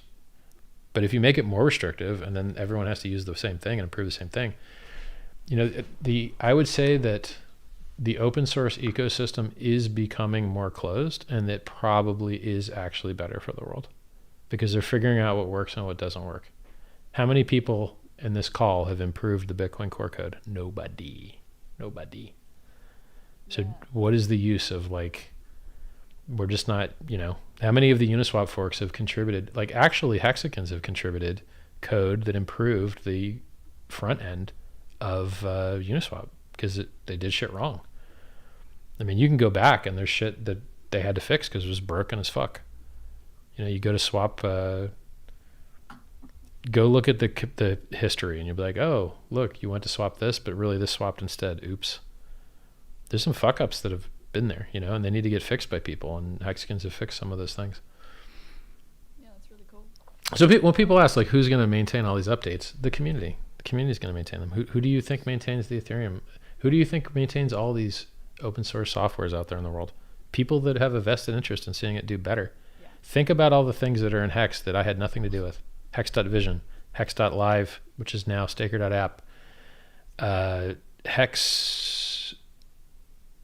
Hexinfo.io, hex-data.com. Some of those two I think are deprecated. The contracts that Firebug just wrote to allow people to trade Hex shares on L2 and other chains, and even on the Layer 1 chain, I believe. I have nothing to do with any of this stuff. Absolutely nothing at all. AppHex.win, HexMob.win. I have nothing to do with any of those. What's another one? It's the stats one that shows you real-time share price. It's got the worst domain name ever. GraphX.rocks with one H, which is really pronounced GrapHex or like it's the worst domain name. I didn't even know .rocks was a top-level domain. Didn't even know. What the fuck is that? But if you go to GraphX.rocks, it's actually a really cool site. Oh, the horrible domain name. Yeah, like hexagons build and build and build and build, and I don't have fuck all to do with it. So it's the community, and I imagine the Pulse community is going to be just as cool. It must be quite a surprising. This is actually a question I have for you. I think a lot of us notice, like when we get involved with Hex, our behaviors will change, right? Like I've noticed in my own personal thinking, I've gone from short-term thinking to long-term thinking. I'm much more methodical about, you know, regularly staking and all that sort of stuff. You know, I used to be, you know, kind of trading crypto back in the day and doing all that sort of stuff, and now it's just, you know, that's such an illogical thing for me to think about now. So anyway, I've noticed all these different behavior changes in myself. Have you noticed any behavioral changes in yourself as the designer of these tools? Nothing. Absolutely fucking nothing. I don't look at charts as much. Thank God for that. Because looking at charts is not evergreen content. The market will change. Did you think that we would go from 3,000 to like 40 or 50,000 with no fucking dips over 20%? None. No way. None. No way. What? What's this shit? Yeah. Couldn't have predicted that. Absolutely crazy. So like anybody that sold like a local top to try and buy back lower, a lot of those people got left the fuck behind. And then, you know, the chart, it just changes. Like you think you understand the chart and the chart changes. And I still get a lot of shit right, but it's much easier to be right when history repeats itself. But when history starts doing new shit, I don't have enough data sources. Like I'm not sitting on a bank account looking at exchange deposits and being like, oh, exchange deposits are a little light this week. Maybe this is the start of the bear. I don't have that shit. Somebody else has it. I don't have it. So, you know, when you have limited data inputs by which to like make heuristics to try and predict what's going to happen, it's a shitty game. And in the end, what are you doing? You're jacking some other guy of his money. The money that you're taking from him, he wish you didn't have. Instead of doing that trading bullshit, why not just make something amazing? The people that get rich in cryptocurrency are holders and founders. Sadly, a lot of founders are shit that fucks people up. Margin trading shit, scams, shit coins. They make a lot of money. It just does a lot of harm. Even Uniswap, right? Think about what Uniswap really does. Gets people fucked up and chopped up, getting in and out and getting in and out and getting in on the wrong side. Even Uniswap, as cool as it is actually enabling very shit behavior from people. How many extra people got rug pulled because Uniswap exists? A lot. So even though it's a very cool technical innovation and it's one of the best things to come out of crypto, it actually enables totally fucking horrible outcomes for people. And that's the thing I don't think most people get. I'm supporting the shit that's healthy for the humans. Buying and holding something with product market fit in crypto has done wonderfully, wonderfully, wonderfully well. Trading gets everybody the fuck wrecked. It's just extra friction. And then the more things you have to trade against each other, that's just worse as well. What if everyone just bought the one right thing? Imagine where the price would be. But they get all of their consciousness sucked into all of these stupid bullshit things that shouldn't even exist, these terrible ideas. And it's worse for everybody. And then the people that make money on those dumb scams, they go and use that money they made on the scam to go make more fucking scams. So it's like self-reinforcingly bad. And I don't think most people realize that if you run an exchange or you invent an automated market maker, you are helping people get wrecked. You are helping people do what doesn't work in crypto. You are helping them trade and trade versus things they should have never seen and should have never fucking made the light of market. And now they're getting fucking wrecked. And they're not socially aware enough to like know what it is that they've actually built. They don't like, I'm one of the few guys in crypto that's going to tell you, don't trade. If you are going to trade, you're going to lose all your money. But if you can't take my good advice, go short hex and get fucking wrecked. And then you're going to buy higher than you thought possible. And you're going to end up helping all the people that believed. Because if you're going to lose your money, you might as well lose it to something that's cool instead of some fucking scam. It's there is literally no one else saying don't trade. Because that's the only way they make money. All those guys that you see on YouTube, how do you think they make their money? By you getting wrecked trading. Yes. And then they take your, No, I think Bybit is a good company. I think as they have always done their users right. And I think the founder is a cool dude and works hard. You know, some scamwick comes and fucks everybody up. They make it right, you know, add new features and shit. I think they run a good business. And I think that it is something that should exist. But like, if you are trading, you're going to lose all your fucking money. And if you're listening to YouTube influencers or Twitter influencers telling you how to trade, you're going to lose all your money. When's the last time you've seen someone that's made a lot of money on Wall Street open up their fucking Twitch stream and be like, hey, homies, here's how I'm getting rich on fucking Microsoft today? No, they just shut the fuck up, sit at home in their underwear and bank. Because they're the only 1% of people that could do it. They don't want to talk to your broke pleb ass. And they ain't got no fucking ref link for you. They don't give a fuck about none of this shit, man. They're already balling. If you can sit at home and make billions in your underwear, you ain't like trying to teach people your secrets so they could reduce your profit. Hey guys, come fuck up my entries and my exits by front running all my stops and all my entries. Go ahead. Buy up that price before I get in. Sell it down before I get out. No one's doing that. It doesn't make any fucking sense. Hey guys, here's this thing that if you understand it is actually so simple a monkey could do it. It's the only thing I found that works. Let me teach you how to do it to fuck it up. It doesn't make any sense, but people fall for this shit over and over and over and over again. And I'm not sure whether I'm more annoyed at those guys or the guys that load up their bags with these crappy like micro gem shit coins and then tell you to buy it and then just sell it. Like, I always feel so bad whenever I see those recommendations being made because I just know there's some new little crypto person who has no idea how all this works, who's going to come in and like just buy that top and just get these influencers' bags just dumped on them, and it just sucks. Like, and if you feel bad about those guys in the bull market, wait till the bear market when everybody gets fucked. Because what happens is everybody trades their coins versus everybody else. So Bitcoin pumps, therefore Ethereum pumps, therefore everything paired to Ethereum pumps. But then one day Bitcoin dumps hard enough, that Ethereum dumps hard enough, that the shitcoins dump hard enough, and then you get a strong enough punch in the nose where everything contracts for a year or two. Hex is designed for that to happen. When that shit finally happens, people are going to be like, wait a second, Hex is primary pair versus USDC. So when ETH takes a shit, Hex doesn't really care.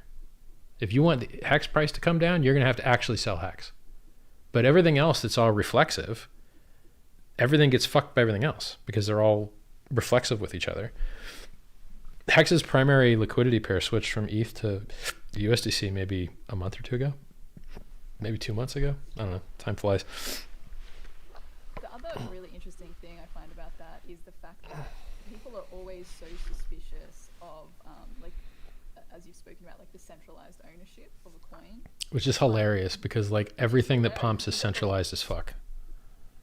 That, but also they've also got the most integrity in the system as well. If you know that there is someone with a large bag who is really invested in this thing, has never sold a token ever, and you know that they stand the most to gain, they're the least likely to dump on your head, but people are the most suspicious of them. I mean, let's exactly. Hey, the guy that has the most to lose must be obviously the stupidest and do the dumbest shit.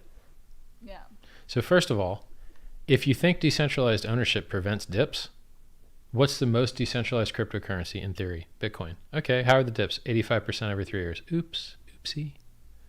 And the shitcoins just do 95. So what exactly is the big difference between 85 and 95? There's a difference, but it's not as big as you wish it was. So you emergent bunch of plebs dumping. Order book don't care who the dumper is. So Godwhale and Hex locked up millions of dollars, 5555 days. 15 years. Goddamn. That's awesome. That's perfect. He couldn't do better. That's the best thing he could do as a Hexagon. So anytime I see the price move up, often it's a whale sitting on a huge stack. Anytime I see a giant long stake, it's a whale. So I tend to like whales because they're not the ones selling the price down. The God whale ain't selling the price down. He's, from what I've seen, pushing the price up. But these broke pleb motherfuckers want to buy stuff. Boy, they pushing that price down. Yeah. And you're like, hey, why is the price going down? Go look on Uniswap and you can see each individual that pushed it down. And then you could see if they took the coins to an exchange. You can see it. It's on chain. It's awesome. So, and when I've looked, the people selling, usually they're not the whales. Usually, sometimes you'll see a whale sell some. Sometimes, but like I'm not eye fucking it hard because I don't care right now. Price goes up, price goes down. I'm in this for the long haul. What am I selling? I'm not selling. So price goes up, price goes down, whatever the fuck. Like, it does that. It's dipped 75% like 3 or 4 times and made new all-time highs. It's in the game. It's part of what it's supposed to do. Hey Richard, I've got maybe like one or two more questions from the community about Pulse, if that's all right. Yeah, good. From Papa Boner, he asks, so with the Pulse launch, we have this mechanism to basically prevent like a taxable event. But he was asking about the ERC20 duplicates on the Pulse chain and whether they'll have like a zero value when they start as well. The fuck is this shit? I googled Hex USDC and the first result I got was fucking TradingView. Oh. Cool, I guess. Okay. Haven't fucking. All right. Well, I like that. More eyeballs. I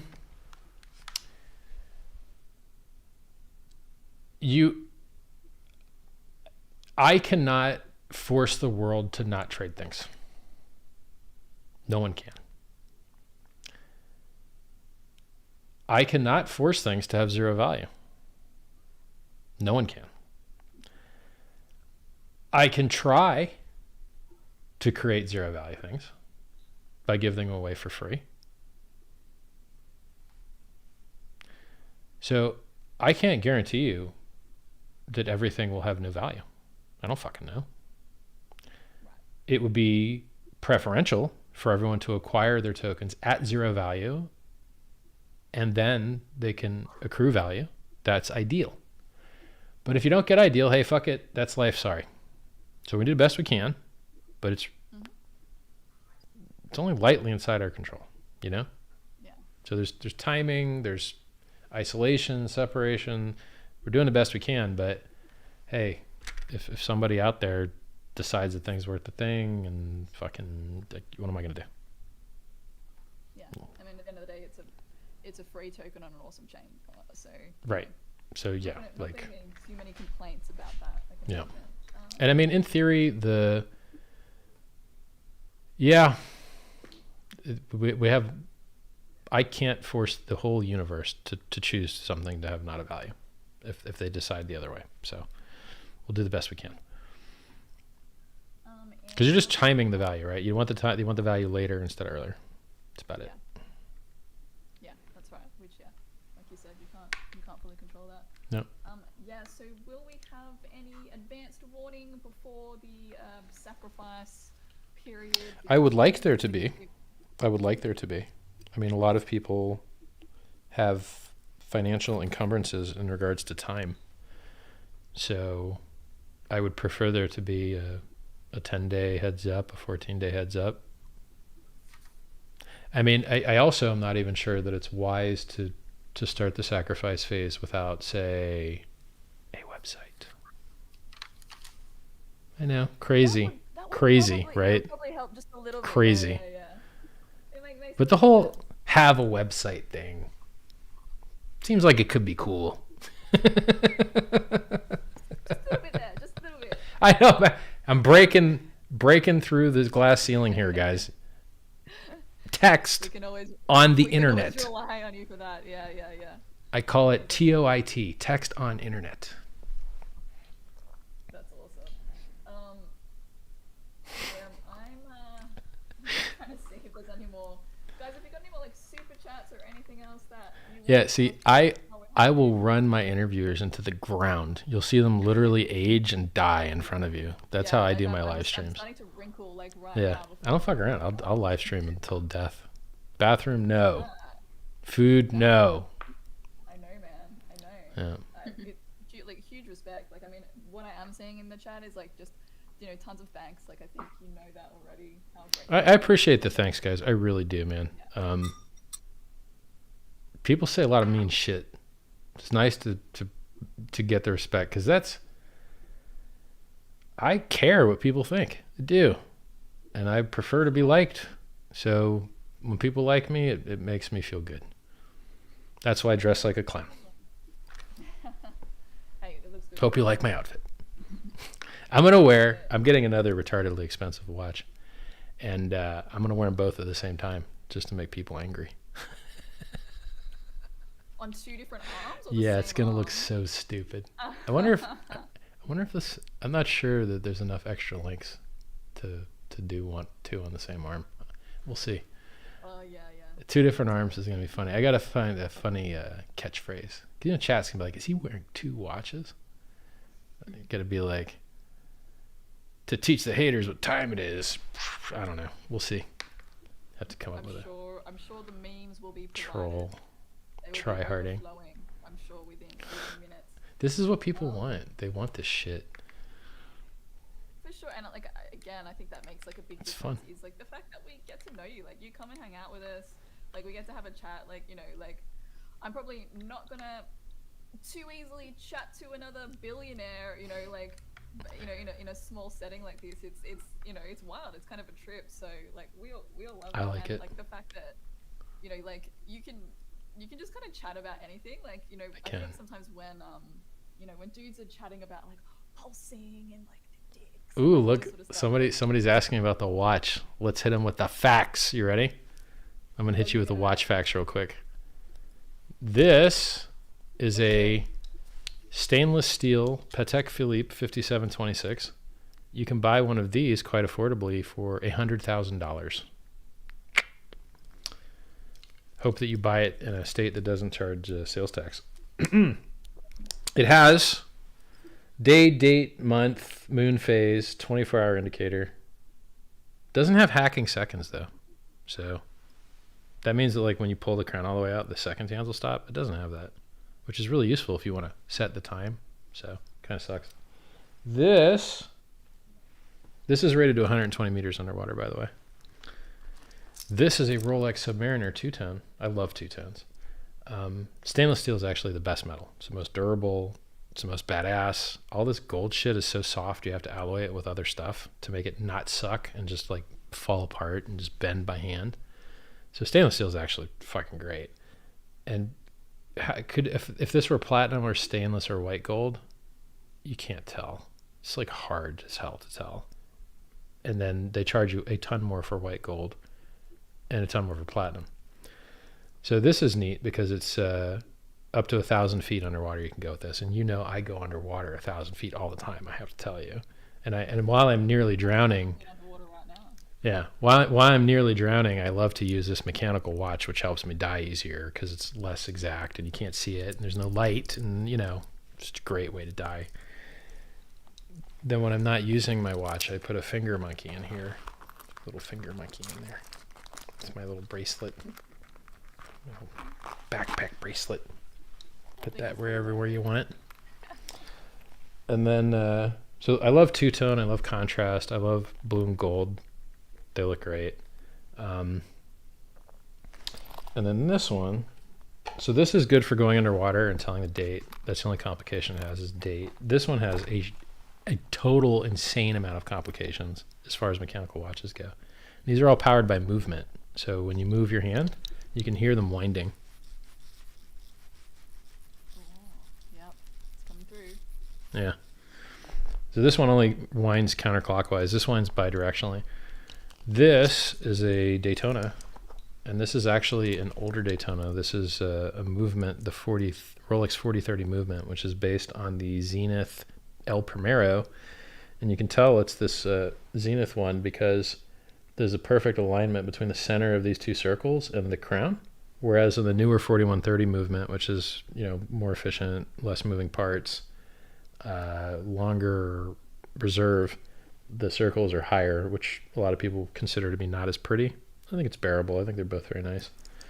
And this one has a chronograph, which means that basically it's a stopwatch. So if you press this, the stopwatch starts. If you press that, it stops. If you want to go back to 0, you press this one. They make fancy chronographs called flyback chronographs where you can just restart them over and over again without having to stop them. This isn't a flyback chronograph.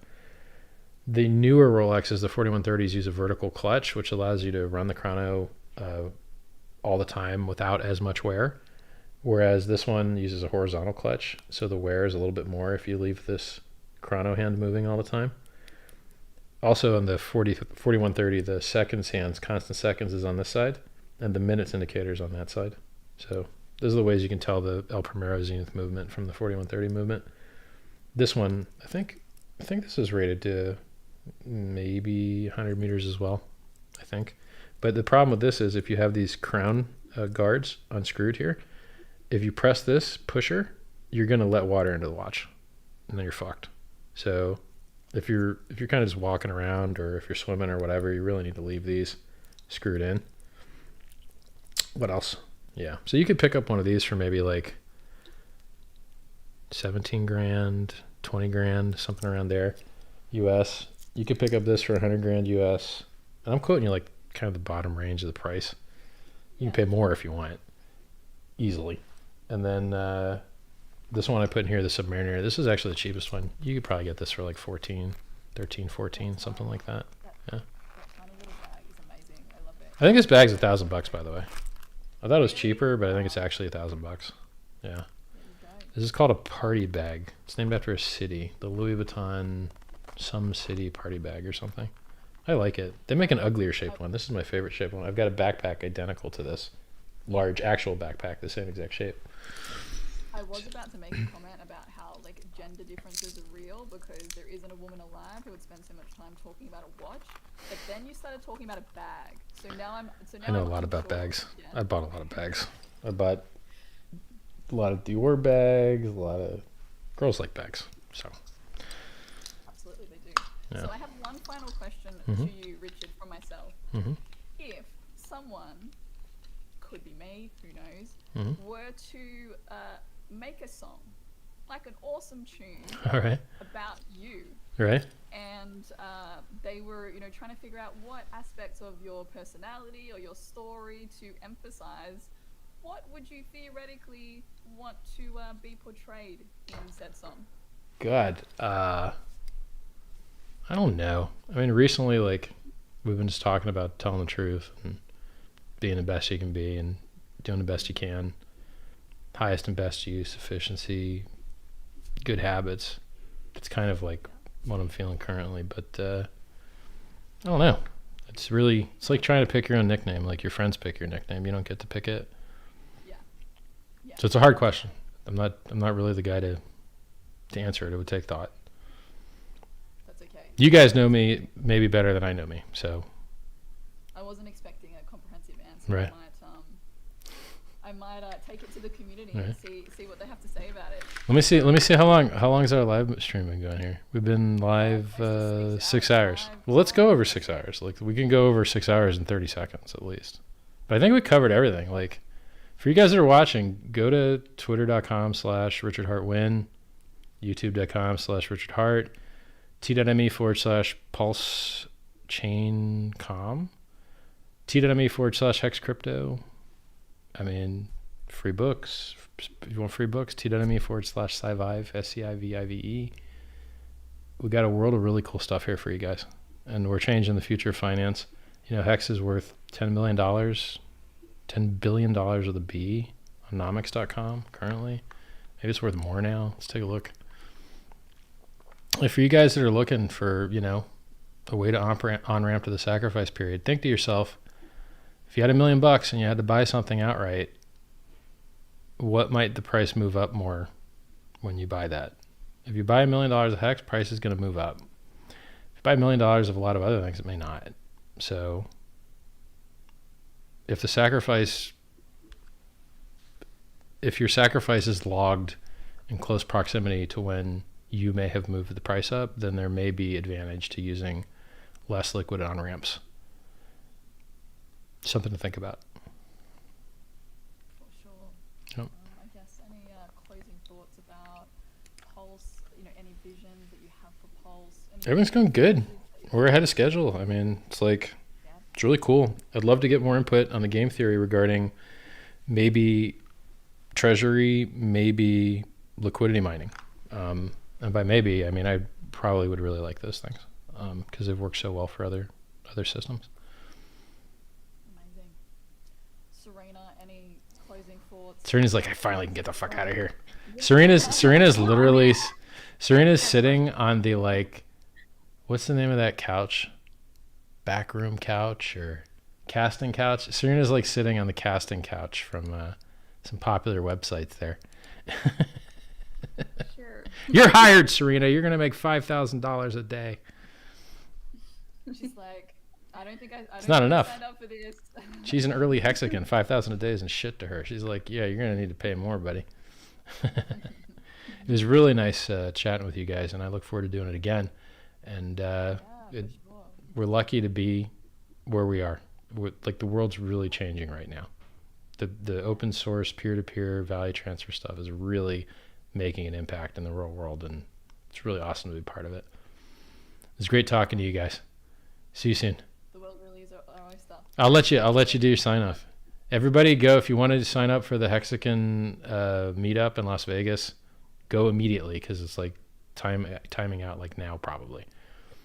You know, this is actually really embarrassing because Sammy was the host of the meeting, and she appears to have disappeared. You don't know how to end I it? have no idea how Well, to good end luck. it. I know how to end my end. Hey, you know, everything in the world comes to an end except the